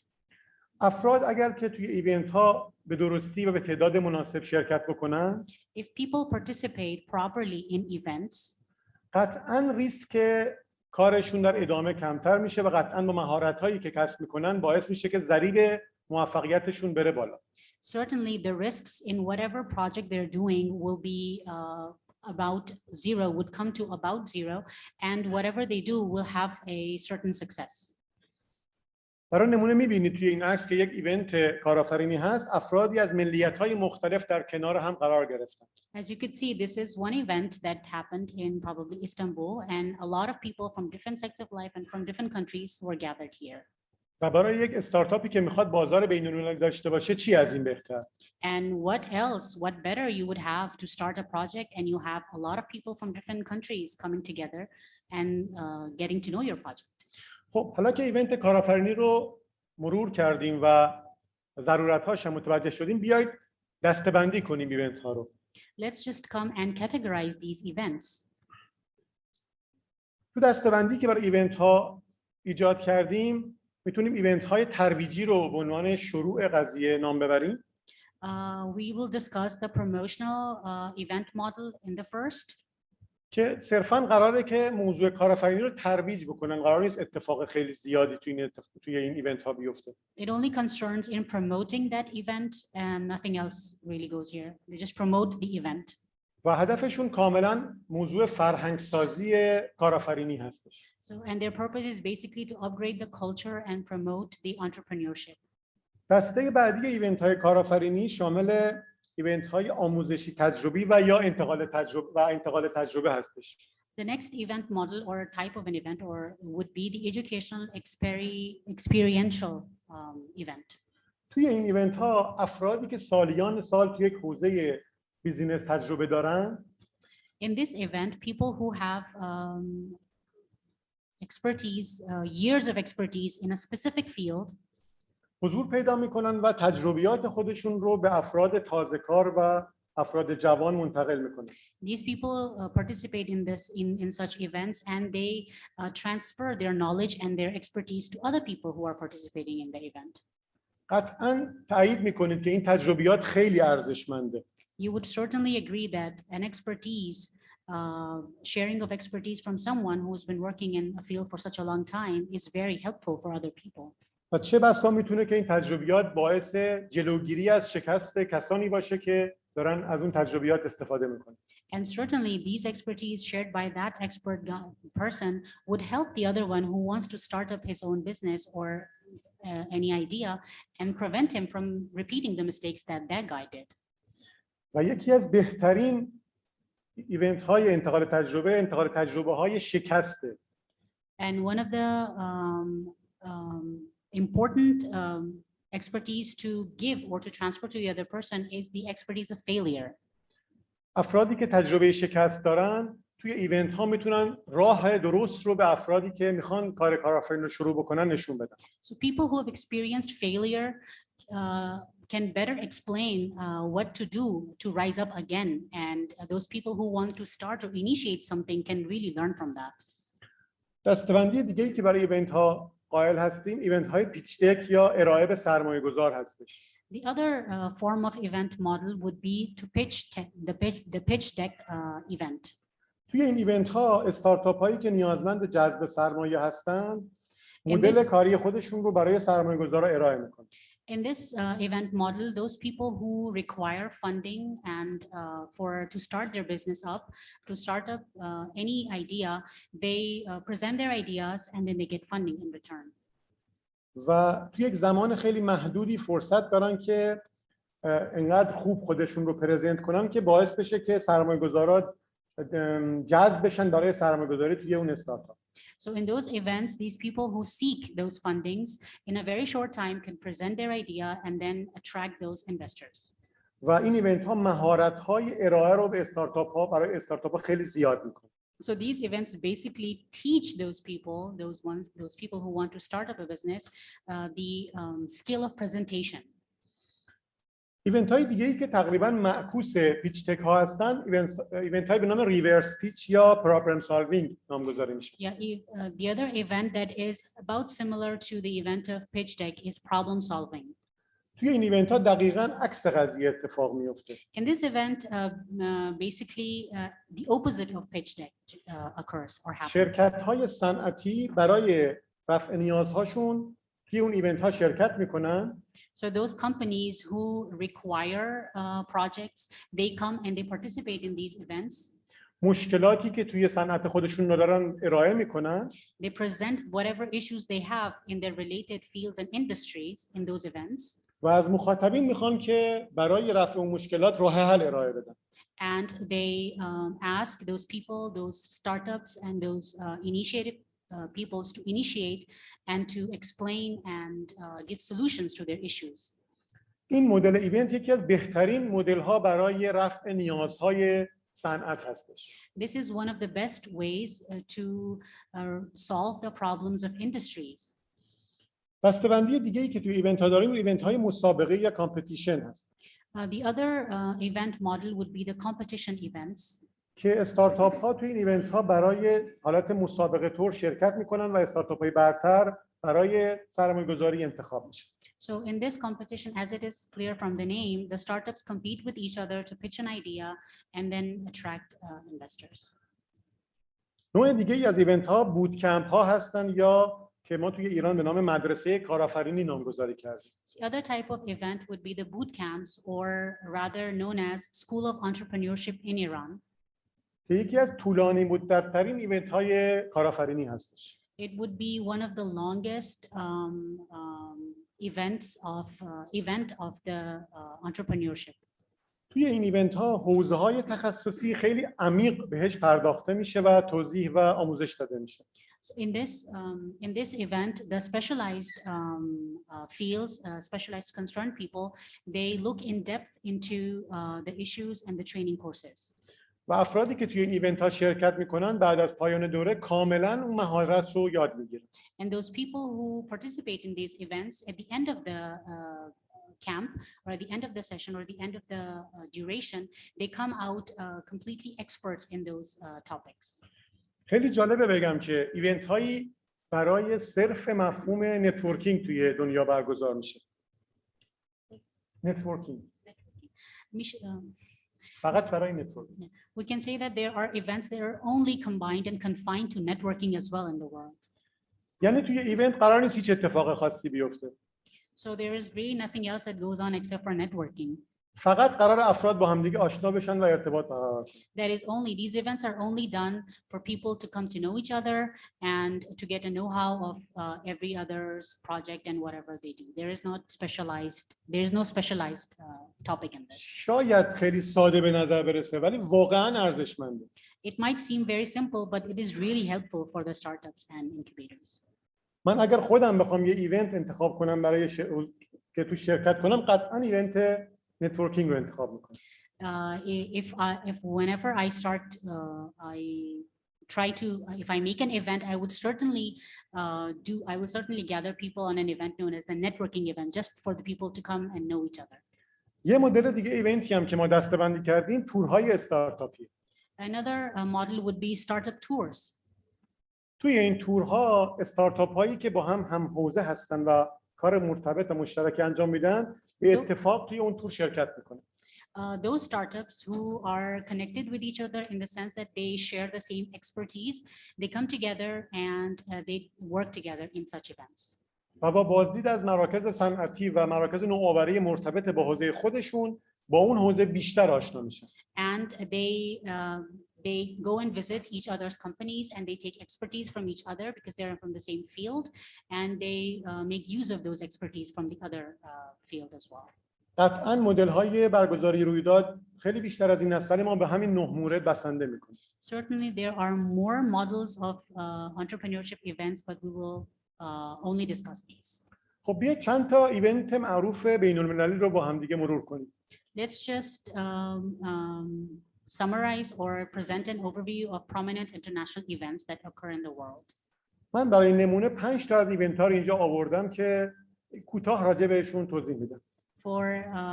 For an summarized overview, I've only mentioned 5 major events in the world. یکی از این ایونت‌ها ایونت وب سامیت تو کشور پرتغال هست. The first event would be the Web Summit event, which happens in Portugal. که سالانه افراد مختلف و شرکت‌های خیلی زیادی و بیزینس‌های زیادی از سراسر دنیا تو این ایونت شرکت می‌کنن. That yearly many companies and many individuals come and participate in this event. تمرکز شرکت کنندگان توی این ایونت حوزه آیتی و آی سی تی هست. The focus of people participating in this event is the information technology and information and communication technology fields. ایونت معروف دیگه‌ای که برگزار میشه به نام اسلاش توی کشور فنلاند هست. The other event that I want to mention would be Slush, which happens in Finland.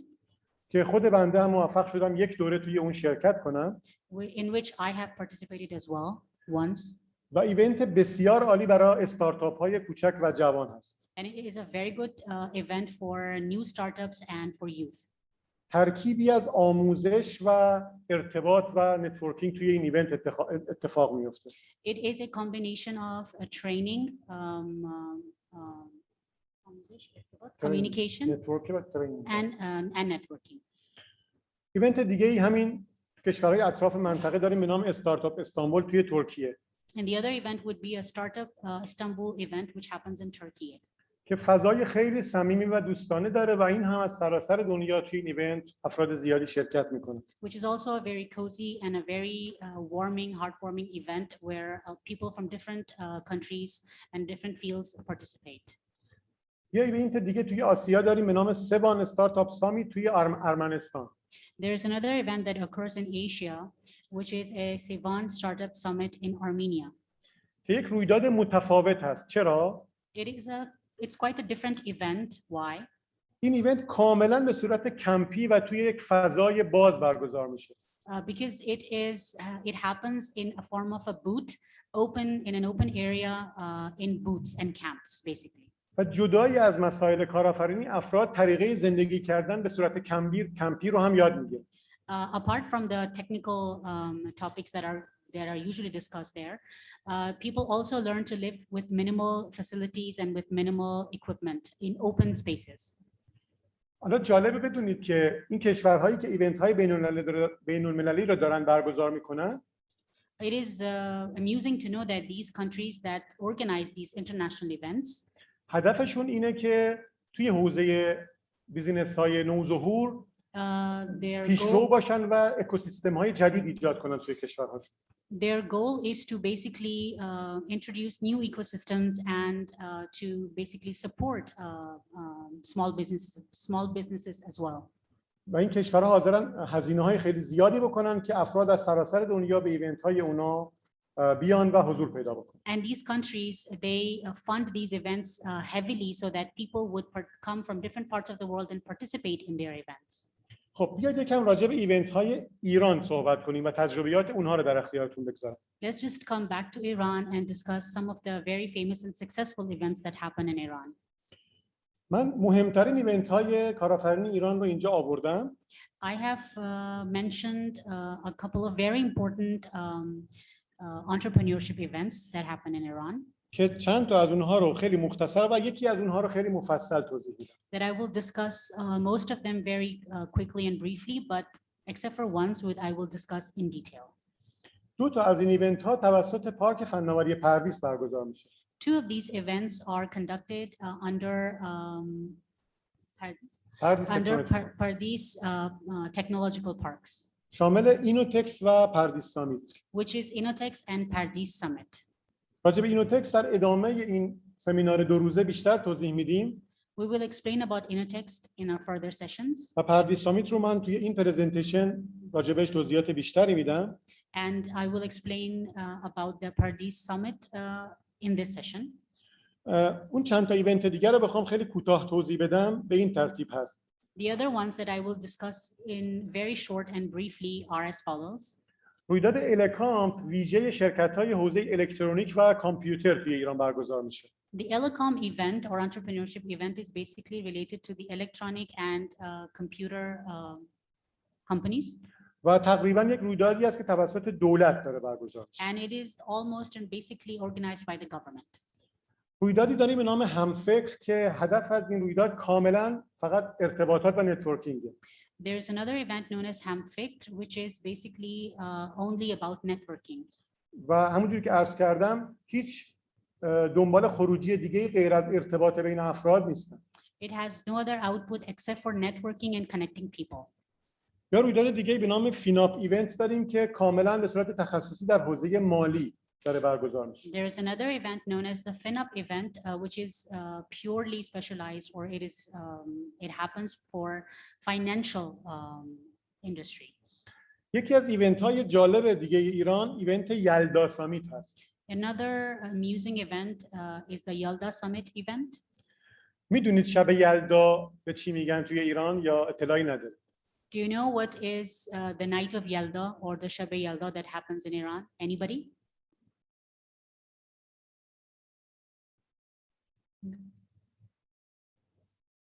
Shab-e Yalda. Yalda night. Anyone has any idea? No. خب اجازه بدید توضیح بدم. Let me explain. اولین شب زمستان که بزرگترین شب ساله. The first longest night of winter. توی ایران تقریباً توسط همه خانواده‌ها جشن گرفته میشه توی خونه و تا صبح بیدار هستن. The longest winter night, there's only one longest winter night in the whole year.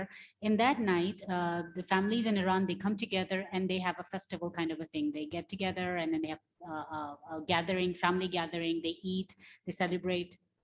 و یک رسم دیرینه است که چند صد سال داره توی ایران برگزار میشه. And it's a very old tradition that has been happening for probably years and years, hundreds and hundreds of years. حالا چند Yes. Should make it both. As one with that.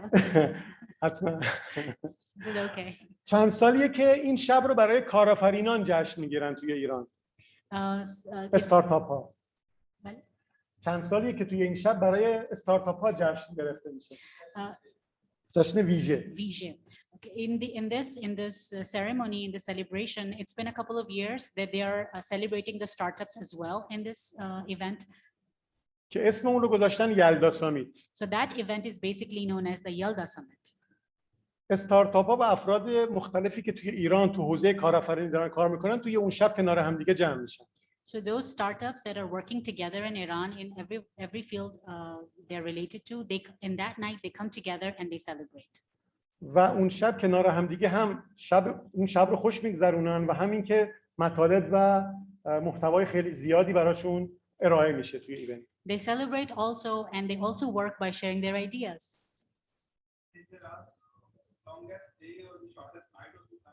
Yes, that is the longest day. I think it's the shortest day. Yes. روز کوتاه‌ترین روز و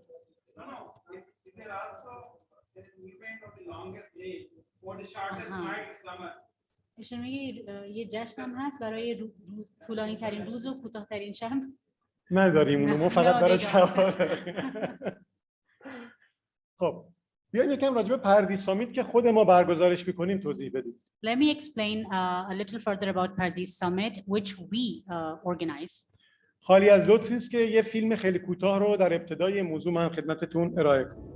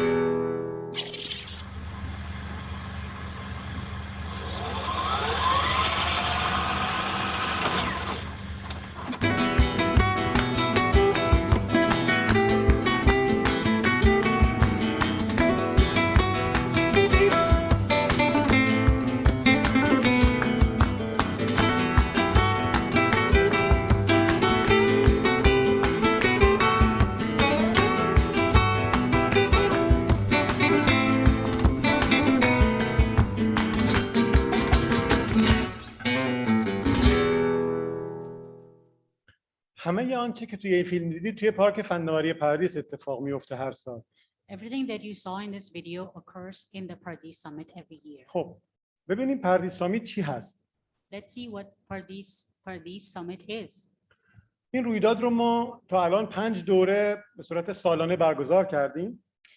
We have conducted this event in 5 sessions till now.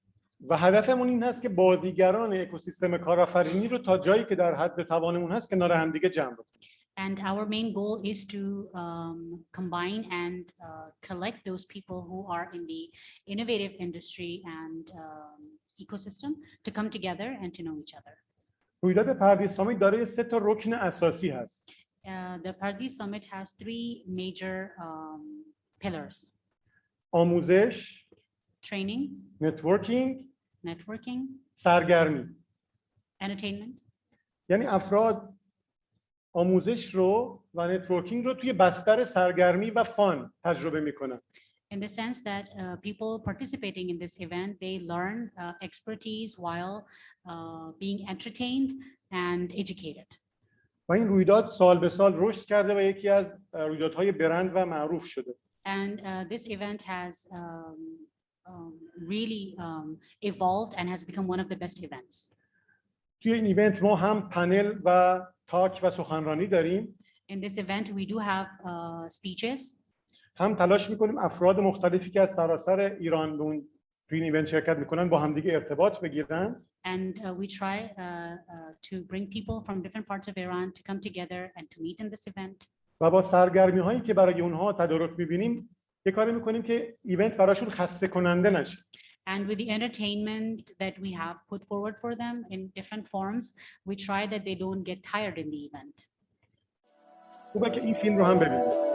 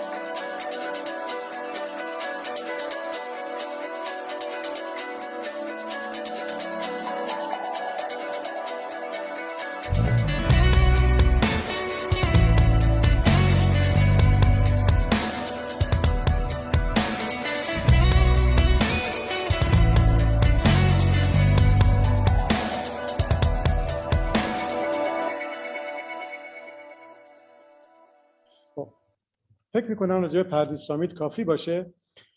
بیایم راجع به حمایت هایی که دولت ایران از رویدادهای کارآفرینی میکنه یکم صحبت کنیم. Let's come towards the government support for the entrepreneurship events. یکی از این حمایت های مالی از برگزار کنندگان رویدادهای کارآفرینی هست. One of the major supports that the government provides is basically financial support for the organizers of these events. یعنی بخشی از هزینه هایی که توی ایونت باید هزینه بشه رو دولت پرداخت میکنه. Part of the budget, part of the money that goes into organizing such events, the government takes the responsibilities and pays that. حمایت دیگه مجوزها و حمایت های اعتباری ایونت ها هستش. The other support that the government provides is the credit and non-financial support. و ایونت ها میتونن از دولت تاییدیه بگیرن و بدون هیچ گونه مشکلی در هر جای کشور ایونت خودشون رو برگزار کنن. It includes that the event organizers take the permission and the permit from the government, and with no issues they can organize and conduct their event. اقدام دیگه ای که ما میکنیم کسانی که ایونت برگزار میکنن رو به ایونت های معروف بین‌المللی اعزام میکنیم که اونجا بتونن کسب تجربه کنن. And those who participate in such events, the government does that. Those who participate in such events, the government sends them to international events as well to participate in there and learn from their expertise. این حمایت هایی که توی این 10 سال از ایونت ها شده باعث این نتایج شده. The support that the government has been giving to these entrepreneurship events in the last 10 years has resulted in الان تقریبا تو تمام استان‌های ایران داره رویداد برگزار میشه. Almost in every Iranian province, which is about 29. تیم‌های برگزاری به بیش از 100 تا تیم رسیدن. Yeah, about چند تا استان 32 تا. Yes, about all the event in all the provinces of Iran, that is 32. These events are happening and very successfully. تیم‌های برگزاری به بیش از 100 تا تیم رسیدن. The teams are about 100 teams. رویدادهای معروف خارجی بومی سازی شدن و با مدل‌های ایرانی دارن برگزار میشن.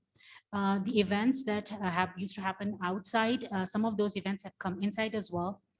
و ما دیگه صرفاً حوزه فناوری اطلاعات رو برگزار نمی‌کنیم. انواع و اقسام حوزه‌ها توی ایونت‌ها داره برگزار میشه ایونت‌هاش. And in these events, not a specific topic has been discussed. These events are like widened and they include different fields and different specialized industries as well. چون زمان خیلی کمه من توجه شما را فقط به دیدن این اسلاید از نظر آمار و ارقام ایونت‌های ایران جلب می‌کنم. Because of the shortage of time, I would just want you to pay attention to this image. خب الان اتفاقی که افتاد داشتیم راجع به تیم سازی صحبت می‌کردیم. So we were talking about co-working spaces. اینجوری تصور کنید که الان یک فردی که میخواد کارآفرینی کنه توی ایونت‌های مختلفی شرکت کرده. Imagine that a person or an entrepreneur that wants to start up something, participates in such event, و الان میخواد قدم بعدی رو برای حرکت توی مسیر کارآفرینی برداره.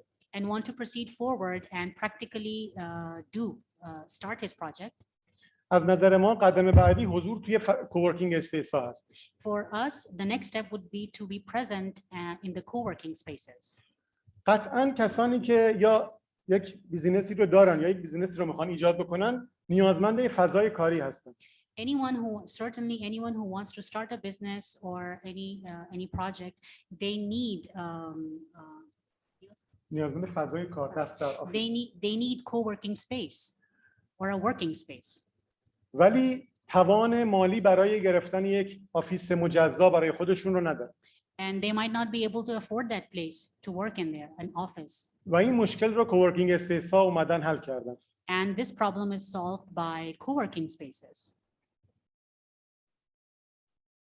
اگه بخوایم یک مأموریت مشخص برای کوورکینگ اسپیس ها تعریف کنیم، If we want to summarize what basically co-working spaces do or what their mission is, خیلی خلاصه میتونیم بگیم که شکلگیری تیم هدف یک کوورکینگ اسپیس هست. we can in short say that creating a team is basically the main mission of co-working spaces. شما توی اون فضا میتونید یک صندلی اجاره کنید.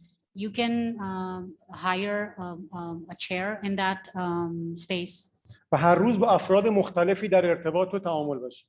And you could let different people from different walks of life, from different expertise, sit in that chair and discuss their ideas with you. برای تیم سازی آیا چیزی بهتر از این هم هست؟ Do you need anything better for to make a team? خب بیایم راجع به مزایا و ویژگی‌های فضای کاری یکم صحبت کنیم و مرورشون بکنیم. Let's talk about some of the advantages and facilities of these co-working spaces. خب طبیعتاً توی اون فضاها میز کار و آفیس و صندلی برای کار در اختیار افراد قرار میدن. Certainly when you go, there is certainly a desk provided to you. محدودیت زمانی خاصی ندارن و حتی بعضی از اونها به صورت 24 ساعته فعالیت میکنن. And certainly there is no time limit. You can work there 24/7. امکانات اولیه‌ای که بیزینس‌ها برای فعالیت خودشون نیاز دارن بهشون ارائه میشه که ملاحظه می‌فرمایید. As you could see, they're equipped with the latest technologies needed for your startup to take place. کنار اون فضای کار و اون صندلی و میزی که فرد داره میتونه از امکانات دیگه‌ای هم استفاده بکنه. You can also make use of the other equipments and facilities in the co-working spaces, as you could see. اتاق‌هایی برای برگزاری جلسات، برای برگزاری سمینارها و اتاق‌هایی برای استراحت و سرگرمی. There are different rooms or spaces, you could say, for seminars, meetings, and for even resting. که همه اینها بین افراد شیر شده و میتونن به صورت مشترک استفاده بکنن. Which are shared in that co-working space between different people. و مهمتر از همه اونا اون حس خوب و حس تعلق خاطر و ارتباطی که توی کوورکینگ اسپیس ها شکل میگیره. And most importantly, the main mission and the main goal of co-working spaces would be that people come together and they create a bond in between each other. این یکی از معروف‌ترین فضاهای کار اشتراکی ایران به نام زاویه هست. This is one of the very important co-working space known as زاویه. which means corner in English. خب خیلی سریع بیایم راجع به مزیت‌های کوورکینگ اسپیس ها صحبت کنیم. Let's quickly discuss the advantages of co-working spaces. طبیعتاً خیلی منعطف هستن. It is highly flexible. نتورکینگ به وفور توش اتفاق میفته. As you can see, networking occurs there. You come and meet people there. خلاقیت افراد توی اون فضاها خیلی بیشتر میشه. Certainly, when you share your ideas and other people share their ideas with you, you become more creative. و به تبع اون بهره‌وری افراد میره بالا. And certainly your creative productivity would go up. دسترسی فضای کار اشتراکی خیلی راحته و کنار نقاط با سهولت دسترسی مثل مترو قرار گرفتن. It is very there is an easy access to anything. These spaces are made where there is transportation facility as well as compared to other things as well, which are these co-working spaces are basically made where it is easy for people to come and go. هزینه‌های حضور تو این فضاها به نسبت گرفتن یک آفیس مستقل خیلی کمتر هست. The costs of these co-working spaces is very less as compared to if you make your own space or office somewhere else. و تبادل تجربه‌ای که بین افراد اتفاق میفته بسیار ارزشمند. And the exchange of expertise certainly helps every person in that co-working room. اگه بخوایم دو سه تا از معایب کوورکینگ ها هم نام ببریم میتونیم این سه تا مورد رو اشاره بکنیم. If you want to shortly discuss or explain the disadvantages of co-working spaces, we can certainly talk about these three disadvantages. طبیعی است که خب نمیتونن فضای خیلی زیادی در اختیار شرکت‌هایی که تو مرحله رشد هستن قرار بدن. Certainly those companies that are blooming and they're not very huge at the moment, they will not be given very huge spaces. There will be space limitations for them. به خاطر مشترک بودن فضای کاری موضوع پرایوسی خب اونجا یک مشکلی محسوب میشه. And certainly because the space is open, so privacy issues would be there. و بعضی از کوورکینگ اسپیس‌هایی که معروف و مهم شدن همه افراد رو پذیرش نمی‌کنن و فقط افرادی که صاحب کسب و کار هستن رو پذیرش می‌کنن. And some co-working spaces do not entertain every person. So for somebody who wants to start up his business and want to go there, he might not be entertained and accepted in that space room. و این میتونه یک مشکل برای افرادی که گمنام هستن محسوب بشه که نمیتونن توی اون کوورکینگ جا بگیرن و کار کنن. And for startups, people who are starting their business and they're not very known, it might be a problem because they will not be given room in those space. خب بیایم راجع به حمایت‌های دولت ایران از کوورکینگ اسپیس‌ها یکم صحبت کنیم. Let's discuss what the government of Iran has done for the support of co-working spaces. مجموعه معاونت علمی ریاست جمهوری برای موضوع یک ضابطه‌ای رو تعیین کرده و آیین‌نامه ایجاد شده. The government has signed a legislation and set a guideline for supporting the co-working space. و برای اینکه بتونه از کوورکینگ اسپیس حمایت کنه یک سری شرایط قرار داده. And for the co-working spaces to work, there are certain conditions that they have to fulfill. که ملاحظه می‌کنید که باید به طور مثال یک کوورکینگ اسپیس برای گرفتن تاییدیه معاونت علمی برنامه کاری 2 ساله داشته باشه. The co-working space should have at least a 2-year working plan, حداقل 200 متر مربع مساحت داشته باشه and should have at least 200 square meter space. و بتونه که خدمات و نیازهایی که افراد و تیم‌ها دارن رو توی کوورکینگ اسپیس بهشون ارائه بکنه. And should be able to fulfill the needs and requirements of the teams working in those co-working spaces. در صورت داشتن این شرایط دولت میاد و از این کوورکینگ اسپیس‌ها حمایت‌هایی رو انجام میده. In case all these conditions are fulfilled, a co-working space can get support from the government. یکی از اون حمایت‌های مالی هست که به ازای هر کدوم از صندلی‌های داخل کوورک به مالکین کوورک ها داده میشه. One of these supports would be the financial support that in regard to every seat. Per seat. Yeah, per seat. The financial support would be per seat in that co-working space. و با این کار هزینه‌های مالکین کوورک ها کمتر میشه و ریسک کارشون میاد پایین. And the expenses that the co-working spaces are using, that those expenses would be lessened because the government would be funding them. به طور مثال تو شرایط ویروس کووید که خب توی کوورکینگ اسپیس‌ها خیلی نمیشد فعالیتی انجام بشه. For example, during COVID, the co-working spaces was not practical that much. دولت اومد و جبران خیلی از هزینه‌های کوورکینگ اسپیس‌ها رو انجام داد. So the government came forward and they financially supported these co-working spaces. یه مزیت جدیدی هم که دولت برای کوورکینگ اسپیس‌ها ایجاد کرده امکان دانش بنیان شدنشون. And one of the major supports that the government gives to these co-working spaces is that making them knowledge-based co-working spaces. که در صورت داشتن چند تا شرط میتونن حتی دانش بنیان بشن و از مزایایی که برای شرکت‌های دانش بنیان ایجاد شده کوورکینگ اسپیس ها استفاده بکنن. That by fulfilling certain conditions, they can also take the support from the government by becoming a knowledge-based company and enjoying the benefits that the government gives them. خب تا اینجای کار ما 2 تا گام از جریان تیم سازی رو برای شما توضیح دادیم که توی ایران اتفاق افتاده. We have discussed some of the major factors that build up a good team. و این 2 تا گام جزو گام‌های اولیه و مهمی هستند که بتونه نهایتاً خروجی این اتفاقات منجر به ایجاد استارتاپ‌های موفق بشه. And these steps are very important for successful startups and entrepreneurship. در ادامه صحبت ها یک نمونه موفق از این فضاهای کار اشتراکی کوورکینگ اسپیس ها رو آقای علی اکبریان توضیح میدن. At the end, one of the success stories will be explained by Mr.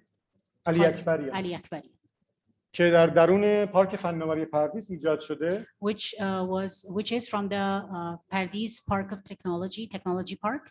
و ما فردا این فانل رو ادامه میدیم و به جریان شتاب دهنده ها و کارخانه های نوآوری ورود میکنیم. And we will continue the funnel topic and consequently go towards the accelerators and حتما برای اینکه بدونید انتهای فانل چه اتفاقی میفته فردا ما رو دنبال کنید. to know basically the process of pitching an idea until the outcome of which is one of the funnel concept. Do be with us tomorrow. من از محسن میخوام که اون نمونه موفقی که داخل پارک فناوری پردیس داریم رو براتون توضیح بده.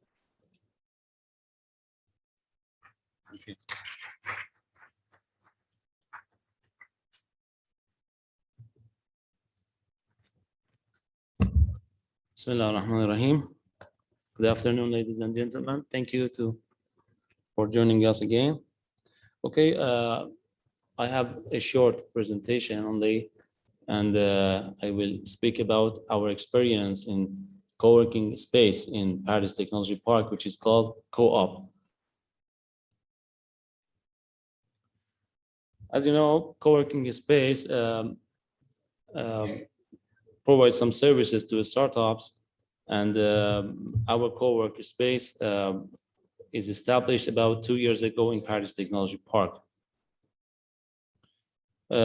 Holding preparation courses for the applicants for the incubator, organizing entrepreneurship and startup events, and modern decoration and practical facilities for hosting teams and freelancers. These are the indicators of our co-working space. And what about services?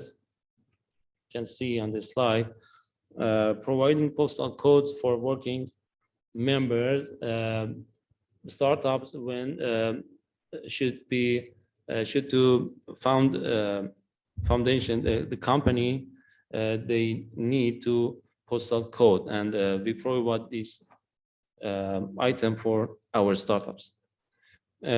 Holding boot camps, events,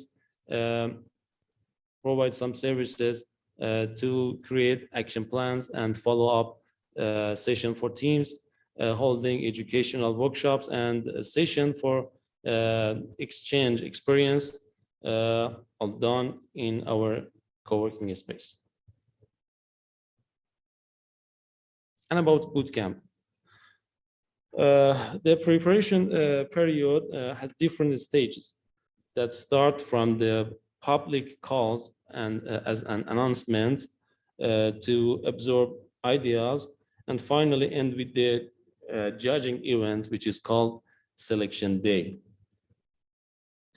This course lasts almost 2 months, and all applicants to our incubator must first participate in this course.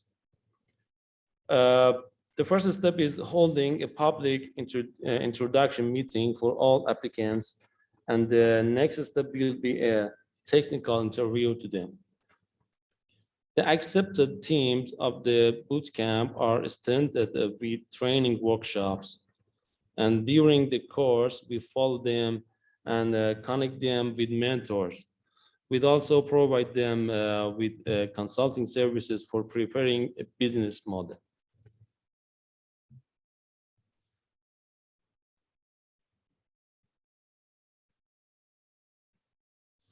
Okay, there are some events are held during this course. We organize various events for teams and freelancers.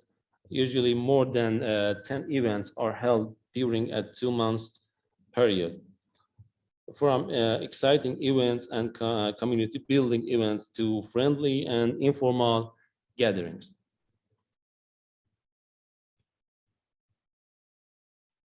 For example, Zero Phase, we have an event which is called Ice Breaking. The Ice Breaking event is for newcomers to get over their chains and talk to each other and become friends and work together in an intimate atmosphere.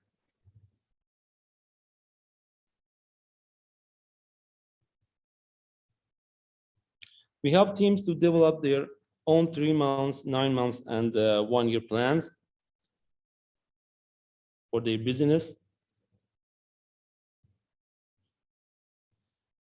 And the next is follow-up session. We follow up the teams for monitoring the implementation level of their ideas during this course.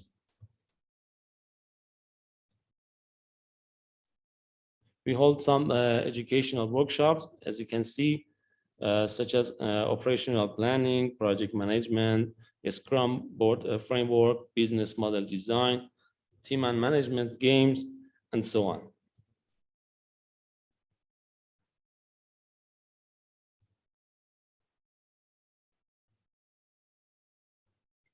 And the next one is session for experience exchange and skill exchange, including learning effective language, for example, or how to communicate with other cultures, or digital marketing, and some topics like this.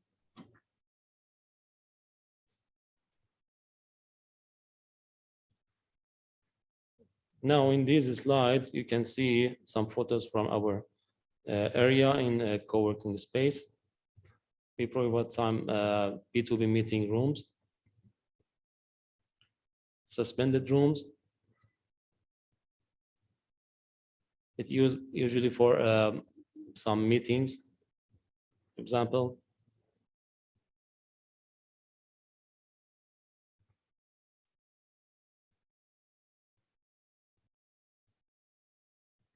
Lobby. Private room for speaking with a phone or something like this. Events hall. Usually our events are held in this area. Official meeting rooms.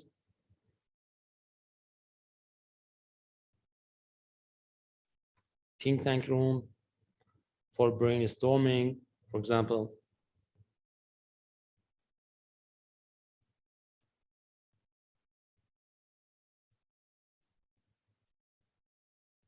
And these are some photos about our events.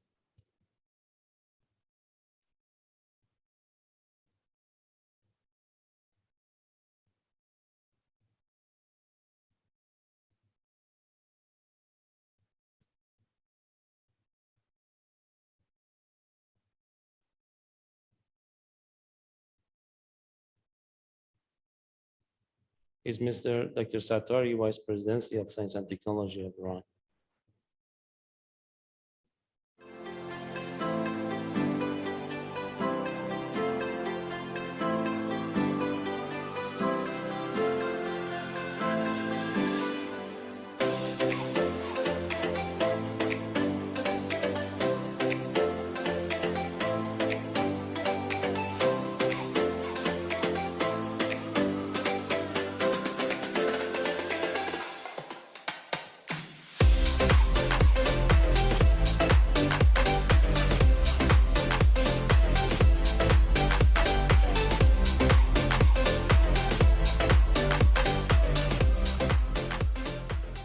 Okay, thank you for your attention. If there's any question about these our sessions, me and Mr. Mehdi at your service. Thank you. Okay, please. Please give him microphone, please.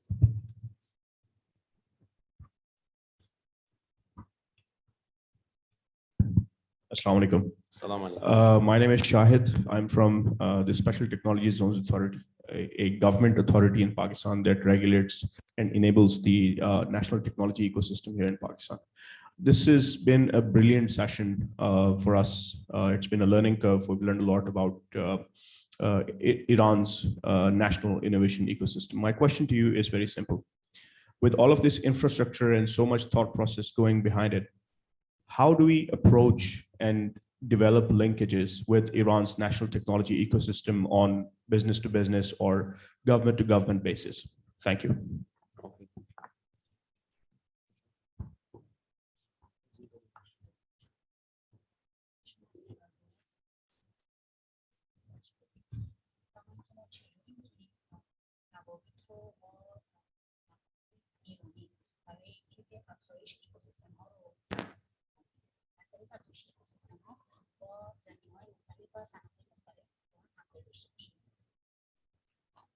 بهشون بفرمایید که یکی از این روش ها میتونه همین ارتباط با پارک فناوری پردیس و انتقال تجربه‌ای باشه که ما داریم و میتونیم ما حتی استقبال میکنیم که بتونیم فضاهایی که مشابهش تو ایران هست بتونیم که کشورهای اطراف هم داشته باشیم.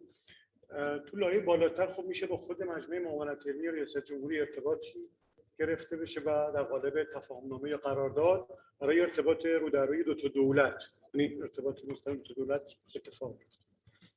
Yes, to answer your question, he's saying that basically everything starts from the ground up. So there are two ways. First of all, the main conventional way would be the government dealing with the government, signing MOUs and then, exploring the fields that can happen and producing and making linkages between both the countries in the related fields.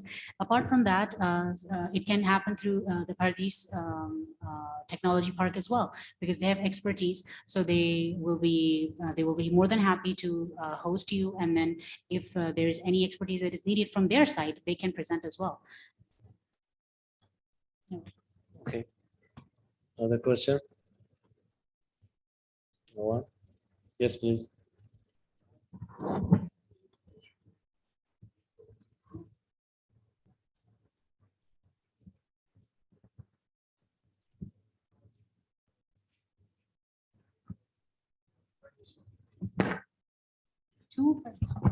Like a collaboration between the people from Pakistan, like each team has 4 members, 2 from Pakistan, 2 from Iran, and they combine and they make a project, kind of entrepreneurship, and then they can they benefit from Pardis or like other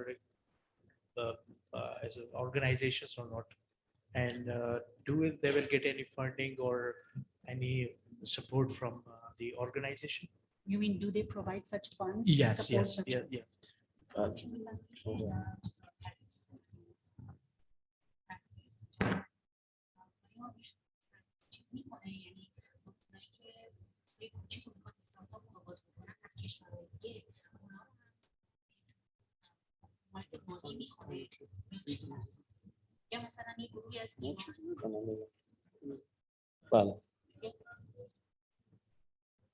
بله بله.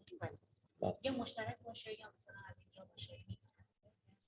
سوالش اینه که آیا پردیس پارک این حمایت رو میده، حمایت مالی یا مثلا من توضیح عرض می‌کنم خدمت.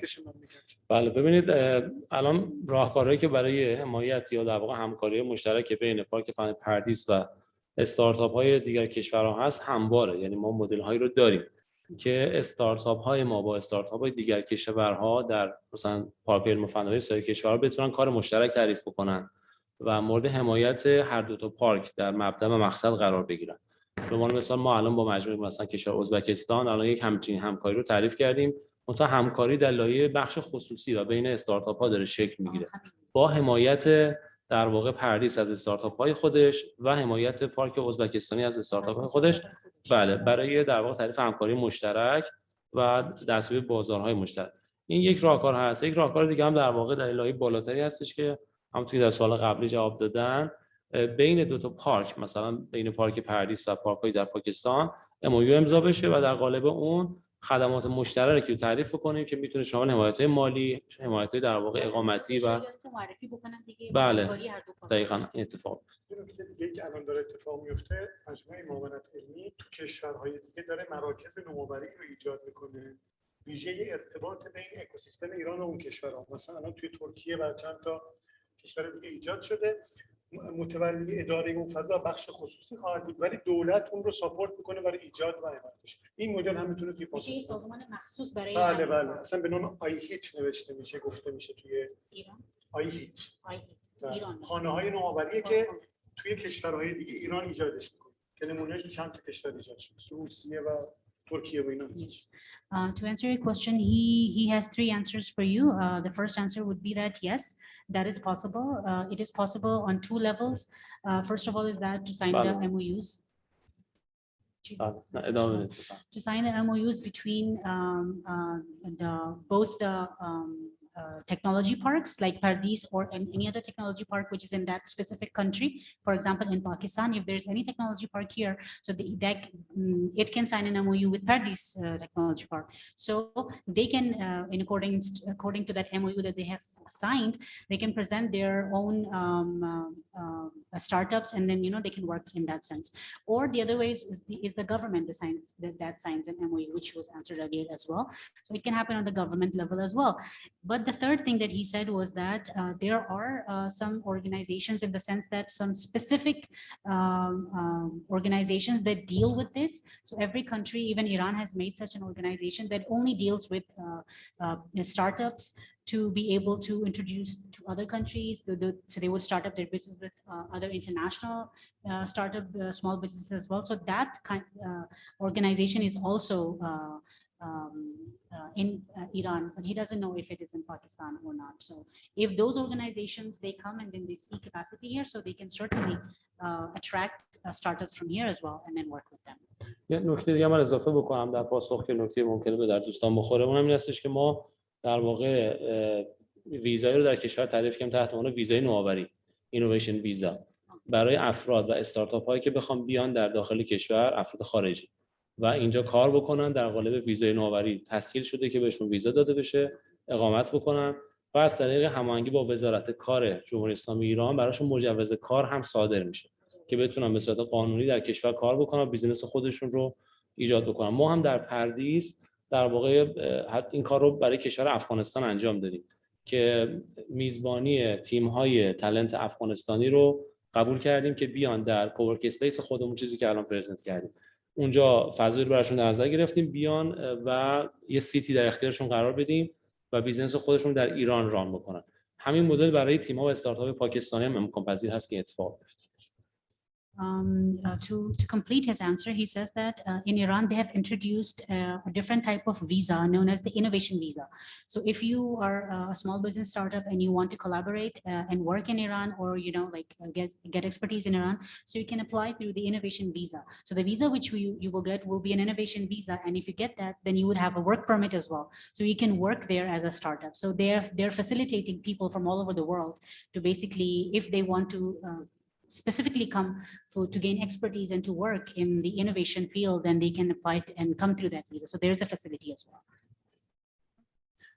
Okay, thank you for your attention.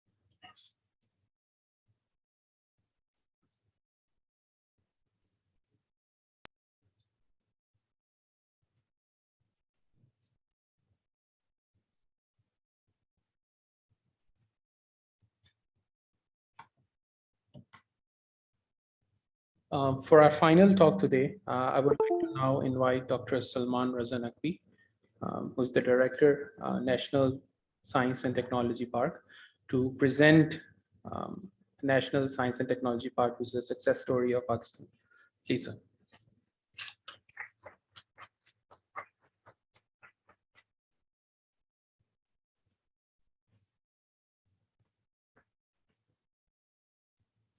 Ji, Bismillah Rahman Rahim. So thank you very much, first of all, to the organizing committee who make such a wonderful job to call some very potential Iranian partner to present about their success story in a Pardis technology park. From the morning, we listen too much about innovations, startups, everything. So I just want to give you a wake-up call before you're going to sleep and you think that we have to leave. So I just give you a quick fresh call that what we are doing in Pakistan.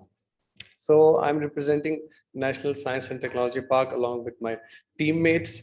And let's give you a few things. What is Science and Technology Park? By the way, everybody, anyone in the hall who don't know that there is a Science and Technology Park in the Pakistan?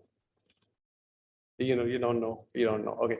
So you will get a lucky chance to see what is the Science and Technology Park here today. And before going to tell it, I think I have a video to tell you that what is this thing. And if I can click this one, and then this video will help me to explain more that what is Science and Technology Park.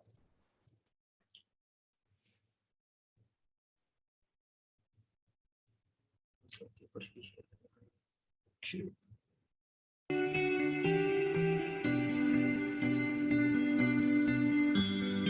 You can see National Science and Technology Park is a beautiful building of this Science and Technology Park. It is located in NUST, top 10 Indian Science and Technology University.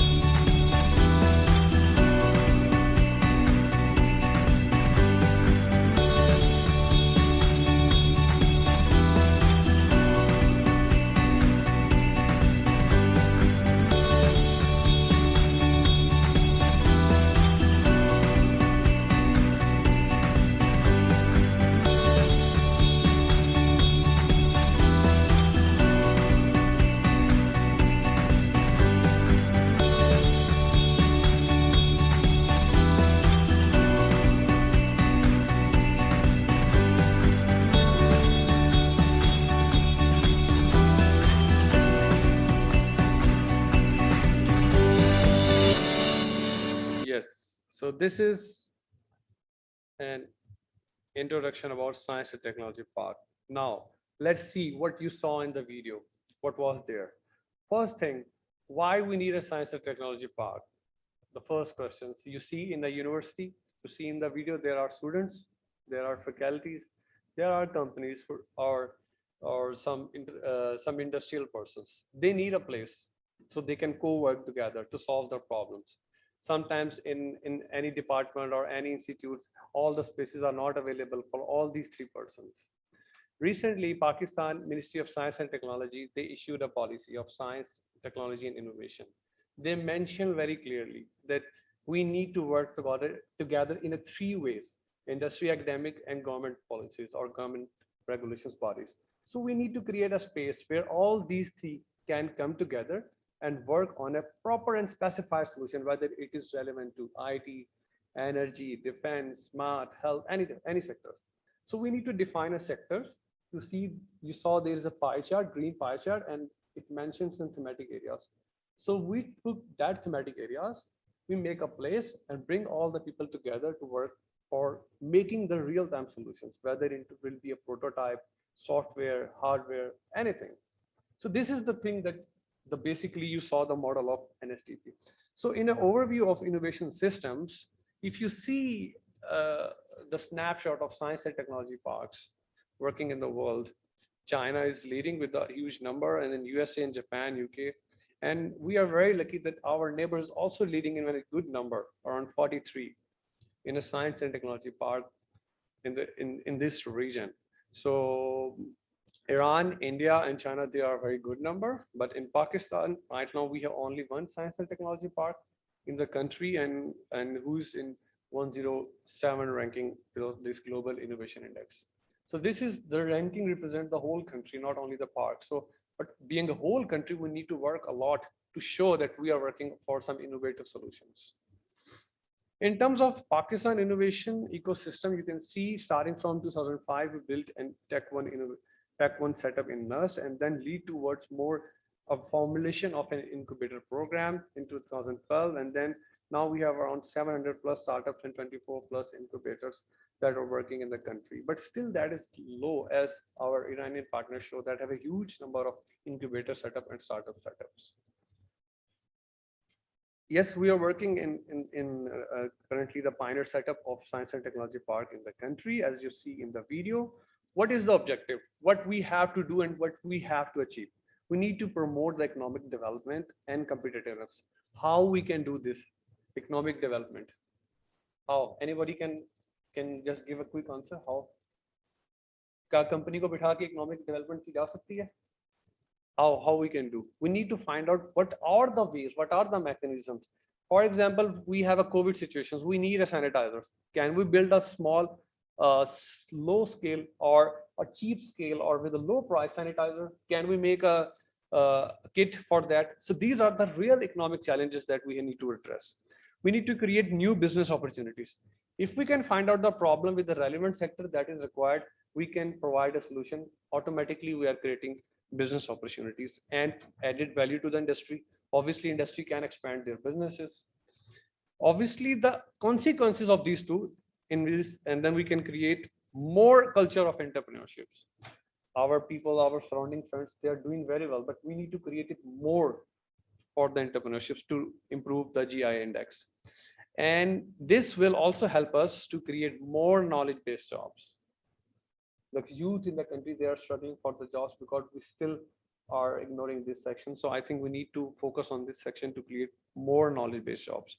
We need to stimulate, yes, the industry are working very fastly. As this morning, our prorector already mentioned these things, that the academia speed is a bit low, but the industrial speed is much very higher speed to come to pick the industry, the R&D sector, and then adopt that R&D sector and implement towards the industry.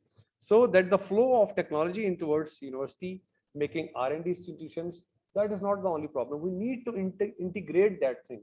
Something is available in the Ministry of Science and Technology, something is available in industry, something is available in NUS, something is available in other institutes, but we need to integrate, and that integrate will help us to stimulate the setup.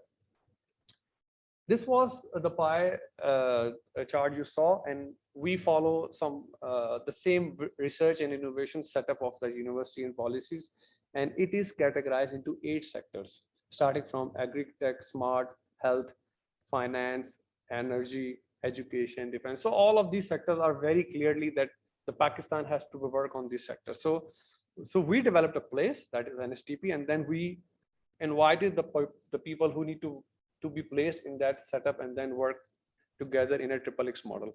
We have currently 104 companies who are working in NSTP. There are 41 anchor tenants and 63 startups, and 10 from other 7 countries. And the whole area of that science and technology part is designated as a special economic zone. So this is a very benefit for the industries that they can come and then they can get tax exemptions. A hub for international business. We have the companies, as I mentioned in previous slide, from the other participant countries like Turkey and US, Dutch, and UK and Japan. So we have really established some of the international hubs. They want to come to the Pakistan. They want to pick the Pakistani students, the real brain talents, and go forward towards jobs. So why not Pakistan can utilize our own human resource? These are the international talents: ABB from Switzerland, Hyteria from China, Turkish Aerospace. Turkish Aerospace established a big lab for making 5th generation or 6th generation fighter jet pilots for the design of the whole aerospace program. Similarly, Chemonics, Japago is from Johns Hopkins, USA. And these are the more a snapshot about the different companies who are working in AI, health tech, smart tech, energy, and defense tech setups.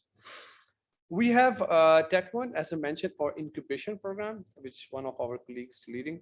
And this program is H8 program, that how we can develop this idea stage to make a prototype. So there's a 6 to 8 months program free of cost. You guys anybody can come in and then learn from the very well experienced mentor that how you can make your prototype from your idea stage. And then after this, then it has to go to Cubate and accelerator programs. But still now there is no VC funding, or my colleague just told me there is only 1 or 2 registered VCs in the Pakistan as compared to others. So you can see the interest is still very low, and we need to work it hard to make it more knowledge-based jobs. For Hatchet program, as I mentioned, for the starting incubation program, we have 3 cohorts and around female founders are 12, and then we incubated on 45 setups and graduated for 26 companies. Let me give you some success or the way that how this just one stone already provide a very good impact in the country. We have around in NSTP economic impact or economic development around 2.1 billion Pak rupees raised by the whole companies that get some really good funding because of their very innovative ideas or developed protocols. There are high-tech jobs created by this NSTP firms around 1,500 plus, and then internships offered from the whole over the country around 500 plus. So this really shows some impact that's generated by this science and technology part. So cumulatively, the revenue, if I would say, that is around 2 billion plus Pak rupees that's generated. And these are the real good numbers that you can see. That the product development is around 230. The joint R&D projects through academia and industrial linkages, they are developed in 75. Based on these R&D projects, we share the technology to the industry for this number, and then IP files, and then finally the R&D testing. So these are the real potential that how research is going to be commercialized.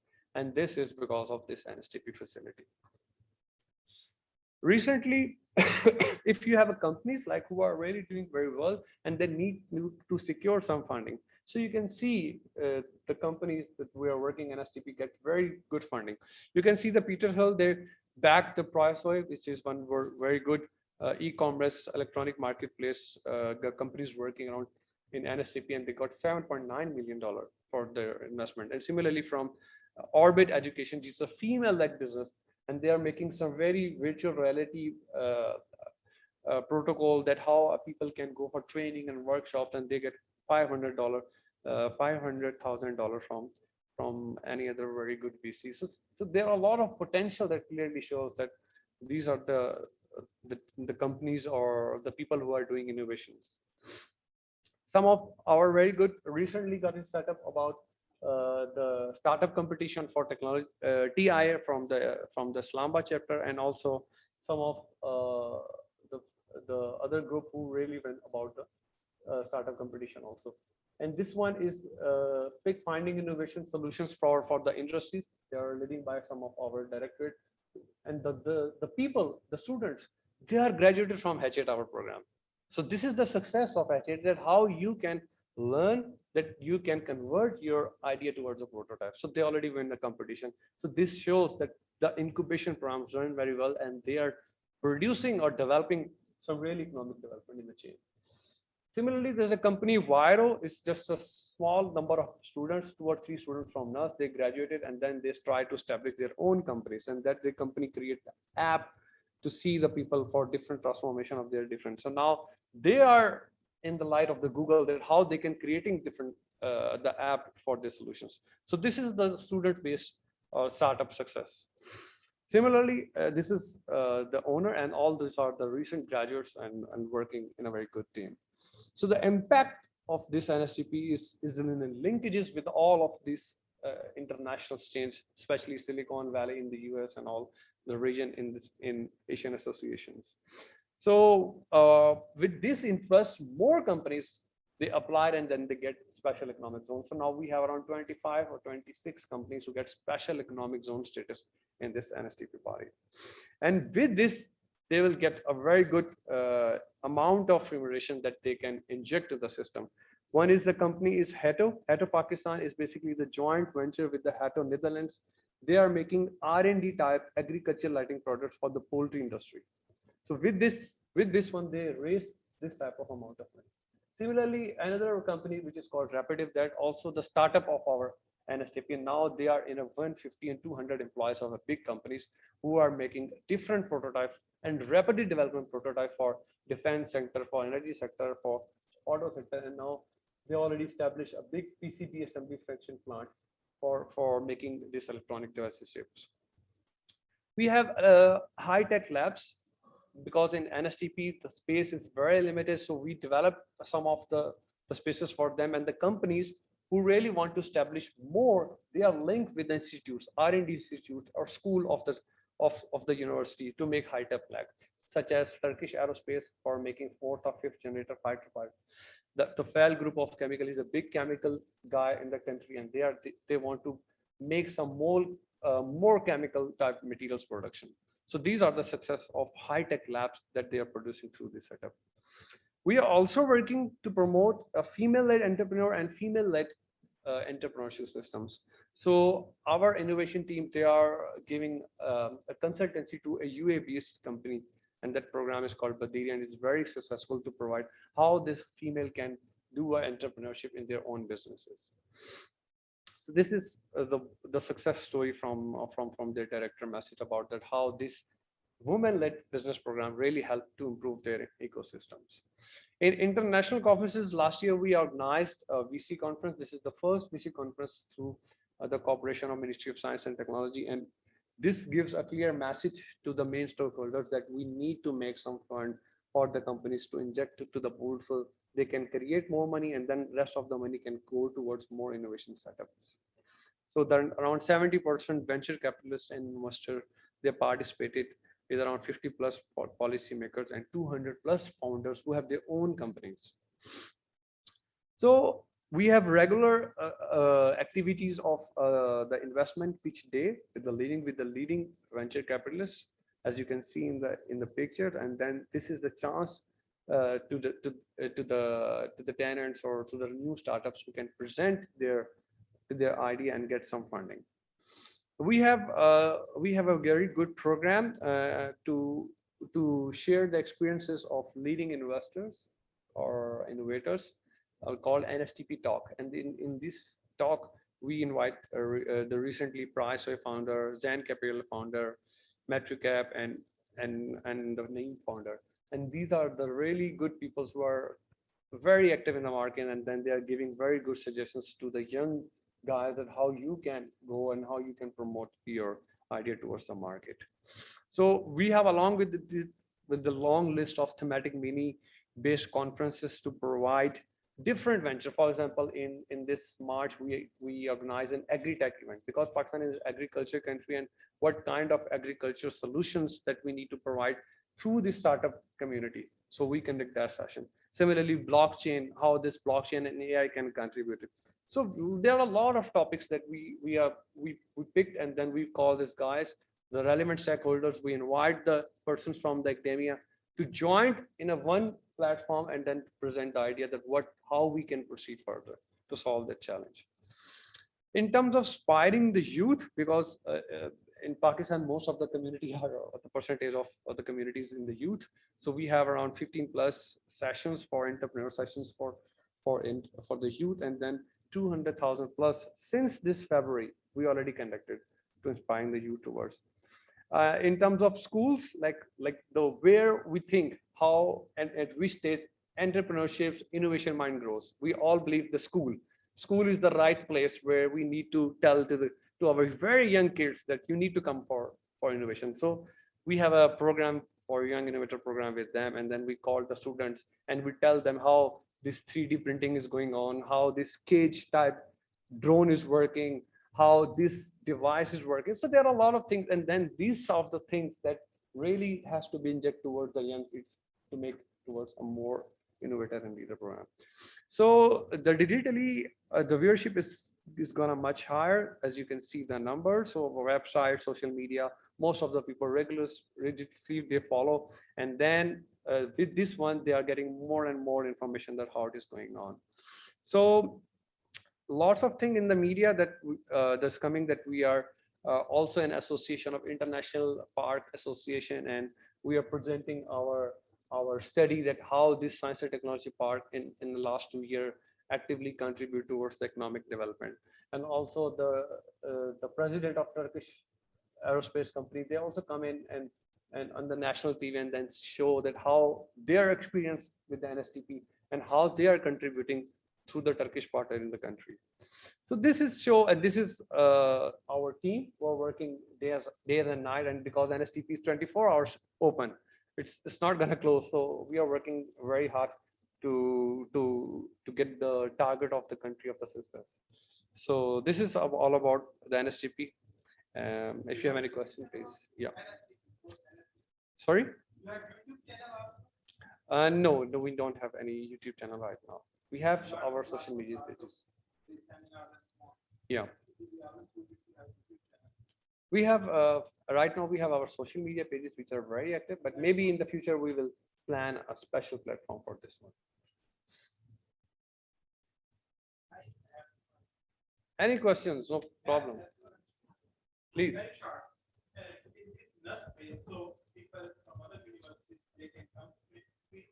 They can come.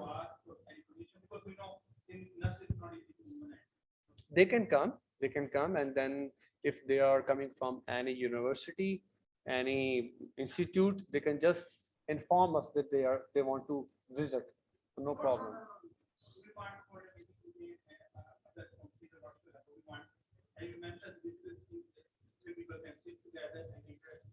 Yeah. Not only the nurse. Anybody can come and visit. But if you want to if you want to work with them, I think first you need to visit and talk to them, and then you can proceed, I think. Yeah, there's no problem.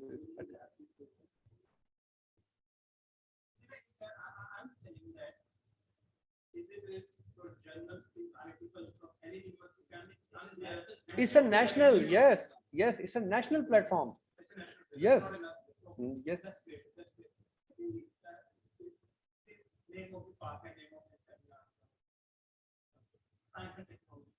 Yeah.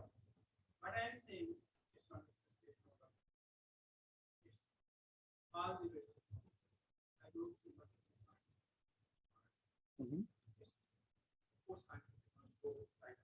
Yeah.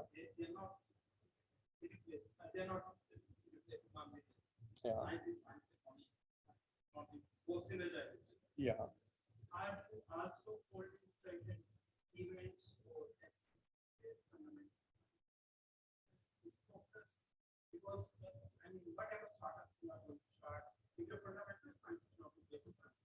Mm-hmm.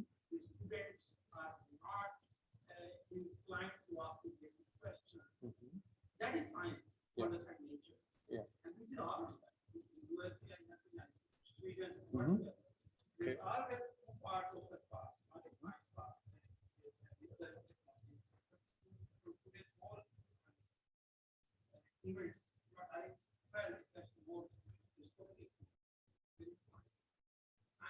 Actually, you're thinking a different side of coin.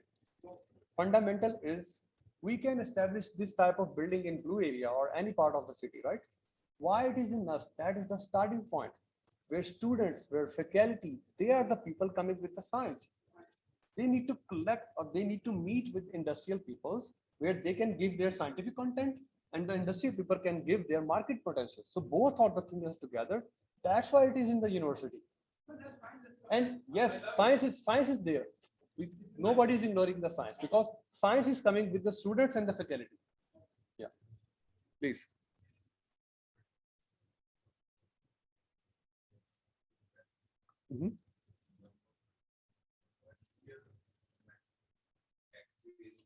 This national park to finance idea which comes from Number two, what this park is doing or is planning to do for the capacity building of other universities to establish such parks. Okay. And number three, what really this national park has done to develop collaborations with parks. Okay. The first question about the finance, right? Okay, in finance, this building is only made by NUSC itself. Unfortunately, due to the economic situation, there is no proper funding from the government side. We need a funding from the government side, from the private sector, anything, because this is a public sector university.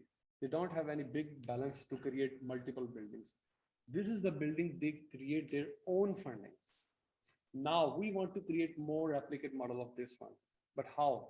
We went to the ministry and then we asked them to give us finance. If they can give us finance, we can replicate the models with other universities. That's no problem.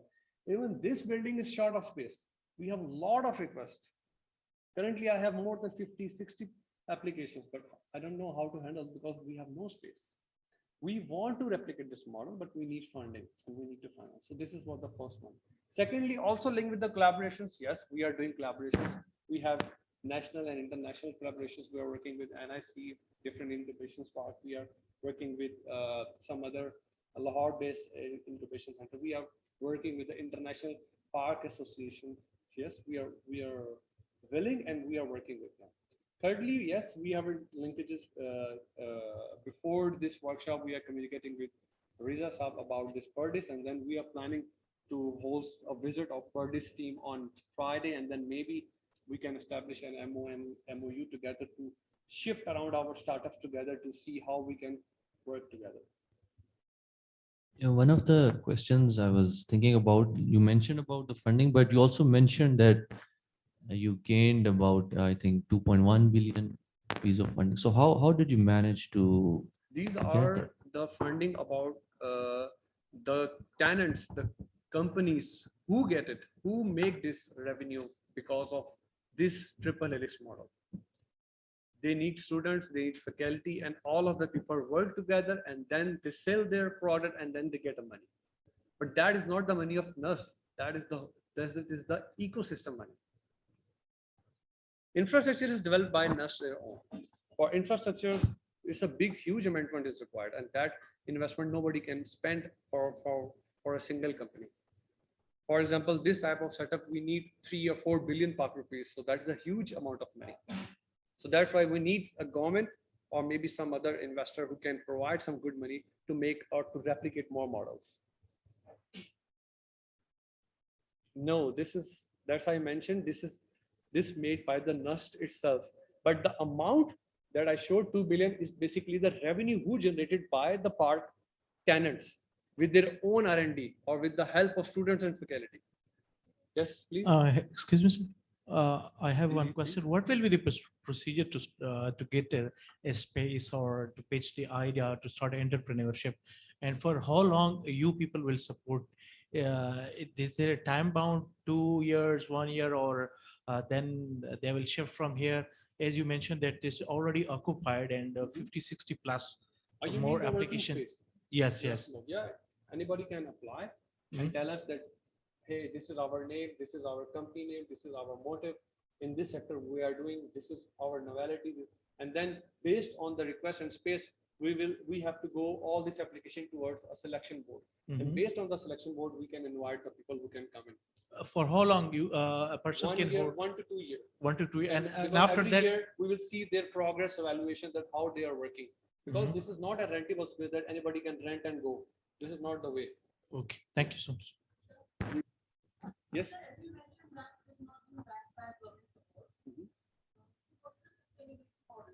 We are sustaining by own our models. We have developed our programs that are running and then creating some investments to run that model. Otherwise, there is no. Yes. Yeah, for equity, I think we are working on some model to give some equity to the really new startup who have some good businesses. Otherwise, we are running by own our sustainable model. We are developing some more plans, more programs for them, and then sometimes that programs are sponsored by through some private partners. So, but still, we are all holding our own finances to run that business. Yeah. Excuse me. In connection to the Madam Rashtar, what she said, what's financial distribution, the revenue distribution? Does the NSTP take some share of the revenue that is being generated? If we can develop an equity model on which we are working, yes, then we will take a share.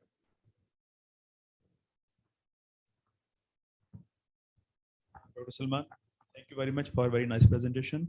I'm Dr. Yasir Salim from PCSR, the sister concern organization of NUST. We had some incubation centers in Lahore and other cities also. My question is very applied. Can it work that we have already various labs, incubation centers, we have some showcases and so many things? Yes. Is it workable for a science and technology park to integrate all those things and name that a science and technology park? Or we have to make a fresh and new setup? Can using the old setup, we can change the mentality and the change what model we have to adopt for that? Recently, we have a meeting with PCSR team. We are working in the same fundamental body, right? Right. Ministry of Most. Yeah, yes. So there is no need. We can sit together and we can see how your labs need to be upgraded with the more current in the universities, or similarly for the university side, if they can go to your laboratory who is doing very well in the manufacturing or large scale manufacturing. Here I would like to mention one more thing. Otherwise, PCSR is serving the industry since its inception. I think no other university did that. So we already had, thousands and thousands of clients, and they want to work for that. But the basic question is that, can using the same old system, we can name that, okay, this is Science and Technology Park, we need to generate a new. This is actually the core of my question. It depends. Because I think PCSR has only the laboratory setup. They don't have proper incubation programs. Right? We have. If you have, then yes, why not? You can establish, you can contact us and we can guide you that how we can work together in this way. That's no problem. Okay, thank you. Thank you, Dr. Said from Comsech University, Islamabad. I must appreciate you have established a very good national science and technology park, but I must also correct that it is not the only park in Pakistan. Comsech University holds one of the very primitive, one of the earliest national park, science and technology park in Islamabad. Back since 2010, we have also startup companies working there. But why we are discussing here, we are lacking a national policy on science and technology park. So have NSTP worked something with the government organization, with Higher Education Commission, or with other science and technology to create a national policy where they can fund those startup companies and where they can give a vision for, let's suppose, future vision for 2025, where these efforts should focus on what we are looking for from, there must be some goal with that, because what we are doing in our startups, we are just catching the random ideas from people, whether they are pertinent to the economic situation of the Pakistan, or whether they have some solution for local needs. It's just for me, it's just a waste of time.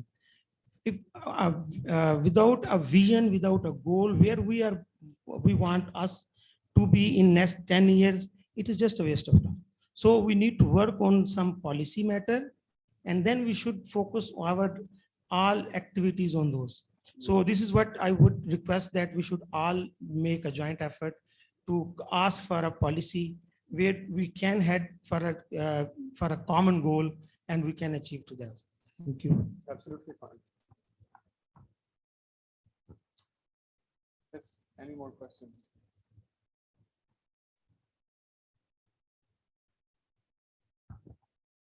Thank you so much, Dr. Rizwan. I'm just wondering, like, this is National Science and Technology Park, but hosted by NUST, and NUST has built it. So what kind of IPR policy you guys have? Have you first of all, Yes, we any have. IPR Yes, policy? we have IP policy. Because you have so many of startups working there, and if they are making their business out of it, and they're patenting, the innovations and others, so you must have some royalty Yes. to be shared. Yes. That could be your sustainable model. Yes, First of all. yes. And the second is, again, your faculties are working in here. So what benefits to this faculty? But again, how do you incentive to those faculties? Maybe like they are, again, I would say, like, they are teaching, they are working for their labs, but they're sparing their time here also. So how you are managing this? Okay. And one more thing which I want to ask, like, you have international partners, international incubated ideas, for example, Austria and Turkish and others. So what they are getting in return after getting incubated in STP, and what you are getting from them? Okay. Like, but like it's a kind of a balance between the giving and taking. Okay. So this is my question. Thank you. The answer of first question is about the IP policies. We have innovation and commercialization section, in which we have established a technology transfer model. For example, if you are a company and you are working with me, and then you develop something with me, and then with the development stage, or when we see, first we need to sit together and we will tell you how this has to be patented with our patent office, because our patent office will help you how you can put the application, how you can get the response of the application, and then put the rebuttal on the application. So we have a proper working model, then how we can make a technology transfer. So that is no problem. Your second question is about the faculty. Yes, if faculty wants to work, then who knows in the university that faculty is doing consultancy? We are making a spin-off policy. So there is a spin-off policy. If a faculty, for example, I am a faculty too, and I have a consultancy or business, I can declare in the university through making my own spin-off. And then that spin-off can also give me some space in one of the Tech One area. And then I can easily do a job, no problem. Yes.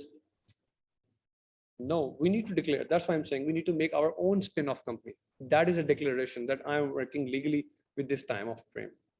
And the third one is about the linkages of startups incubation, right? Yeah. So we have international partner, for example, Turkish Aerospace. They are looking for some very young graduates for the aerospace programs. And then they are picking, then they want to come here, and then they want to pick some aerospace graduates because they are working on 4th and 5th generator fighter jet pilots. So we have a very young graduates who can collaborate with them. They are also working on the similar area in which we want to work. So that's why we can exchange our peoples. Similarly, they can give a liberty to access of their area in which our students or faculty and go and learn the more advanced tools which we are not available here in the centers. Yeah, it's just a collaboration model, and if it is in a way specific, then we will make an agreement. Yeah, Dr. Yasir. I have a very short question to you, Dr. Salman.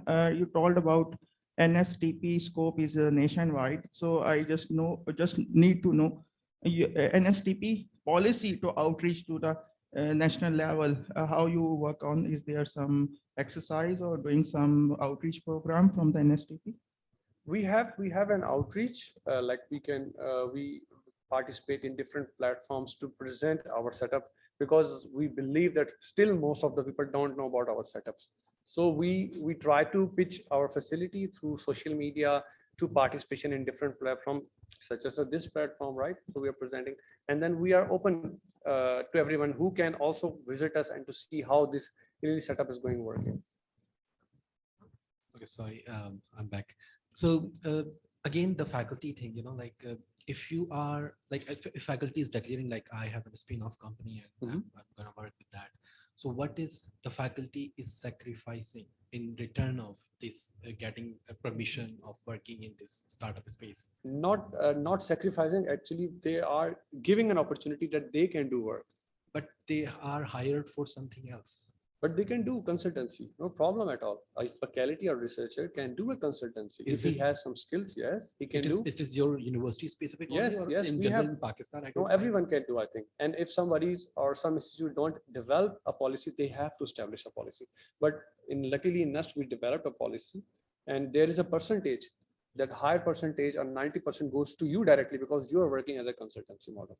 And some all of the percentage goes to innovation setup to strengthen the setup. Yeah. Ji, sir.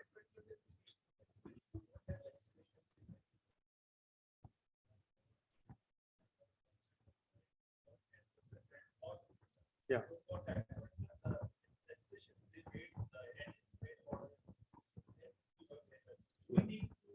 Also to develop such kind of legislation that so that our experienced person, they can pay the real experience to exactly for the business. Exactly. No doubt, Irani setup is very good setup. Yes, we have. I really appreciate it. Yeah.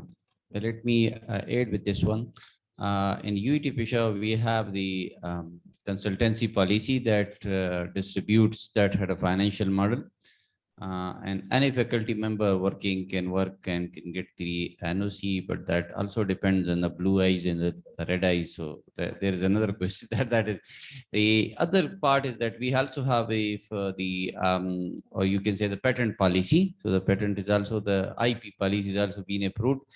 And now we have also approved the spin-off policy for the university. So there are different modes of, and the pioneering, because when I was working as a director ORIC, so we were the first one to pioneering in the licensing the first financial commercialization model to the industry. So that was that is still going, but it will take a little bit time to give a platform to the rest of the universities. Yeah, thank you.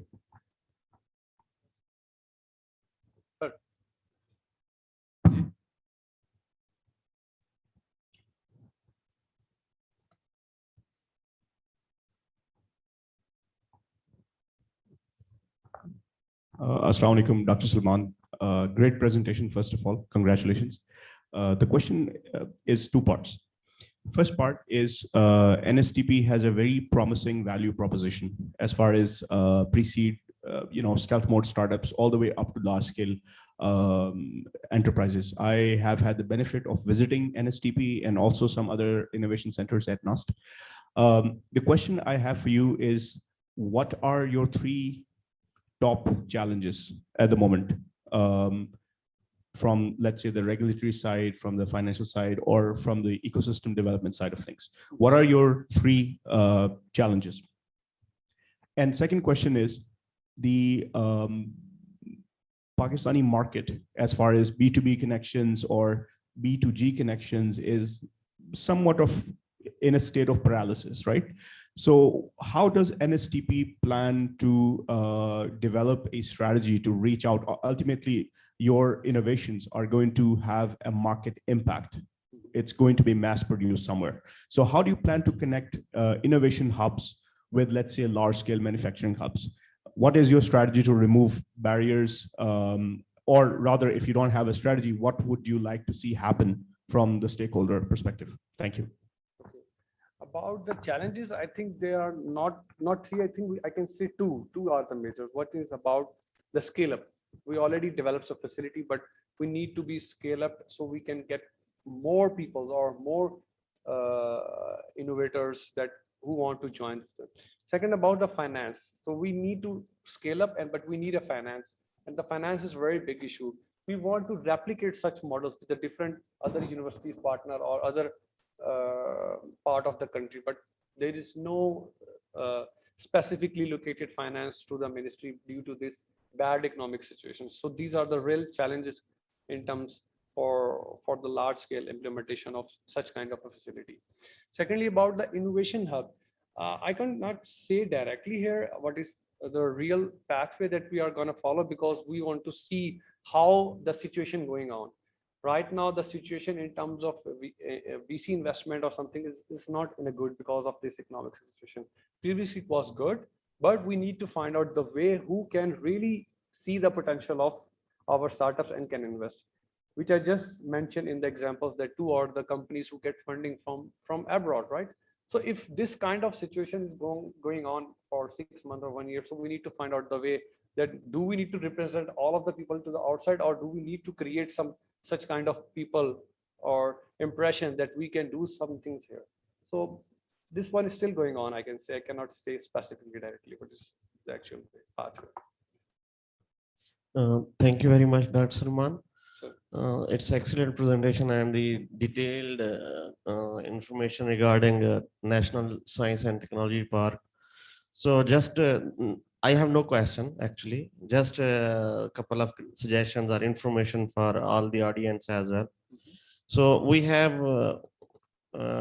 shown, I think first of all, this type of initiative should be on the region basis as well, because ICT is existing on little bit on the north side, but what about the medium or on the south side? So it might be on the region based. And I am pleased to share that the Islamic University of Bahawalpur might be, you can say, in near future might be the, you can say, initiative. We are taking the initiative regarding SEZs, special economic zones over there, and we are in the negotiations phase with different national and international organizations to have that SEZs over there.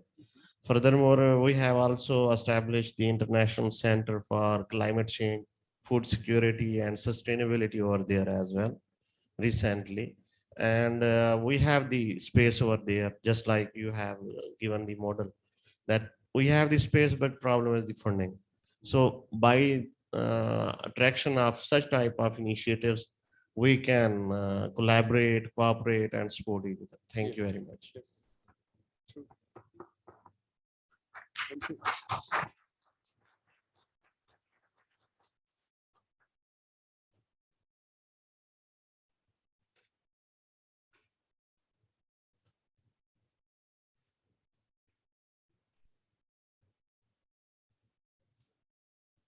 Thank you, sir. With that, this marks the end of day one.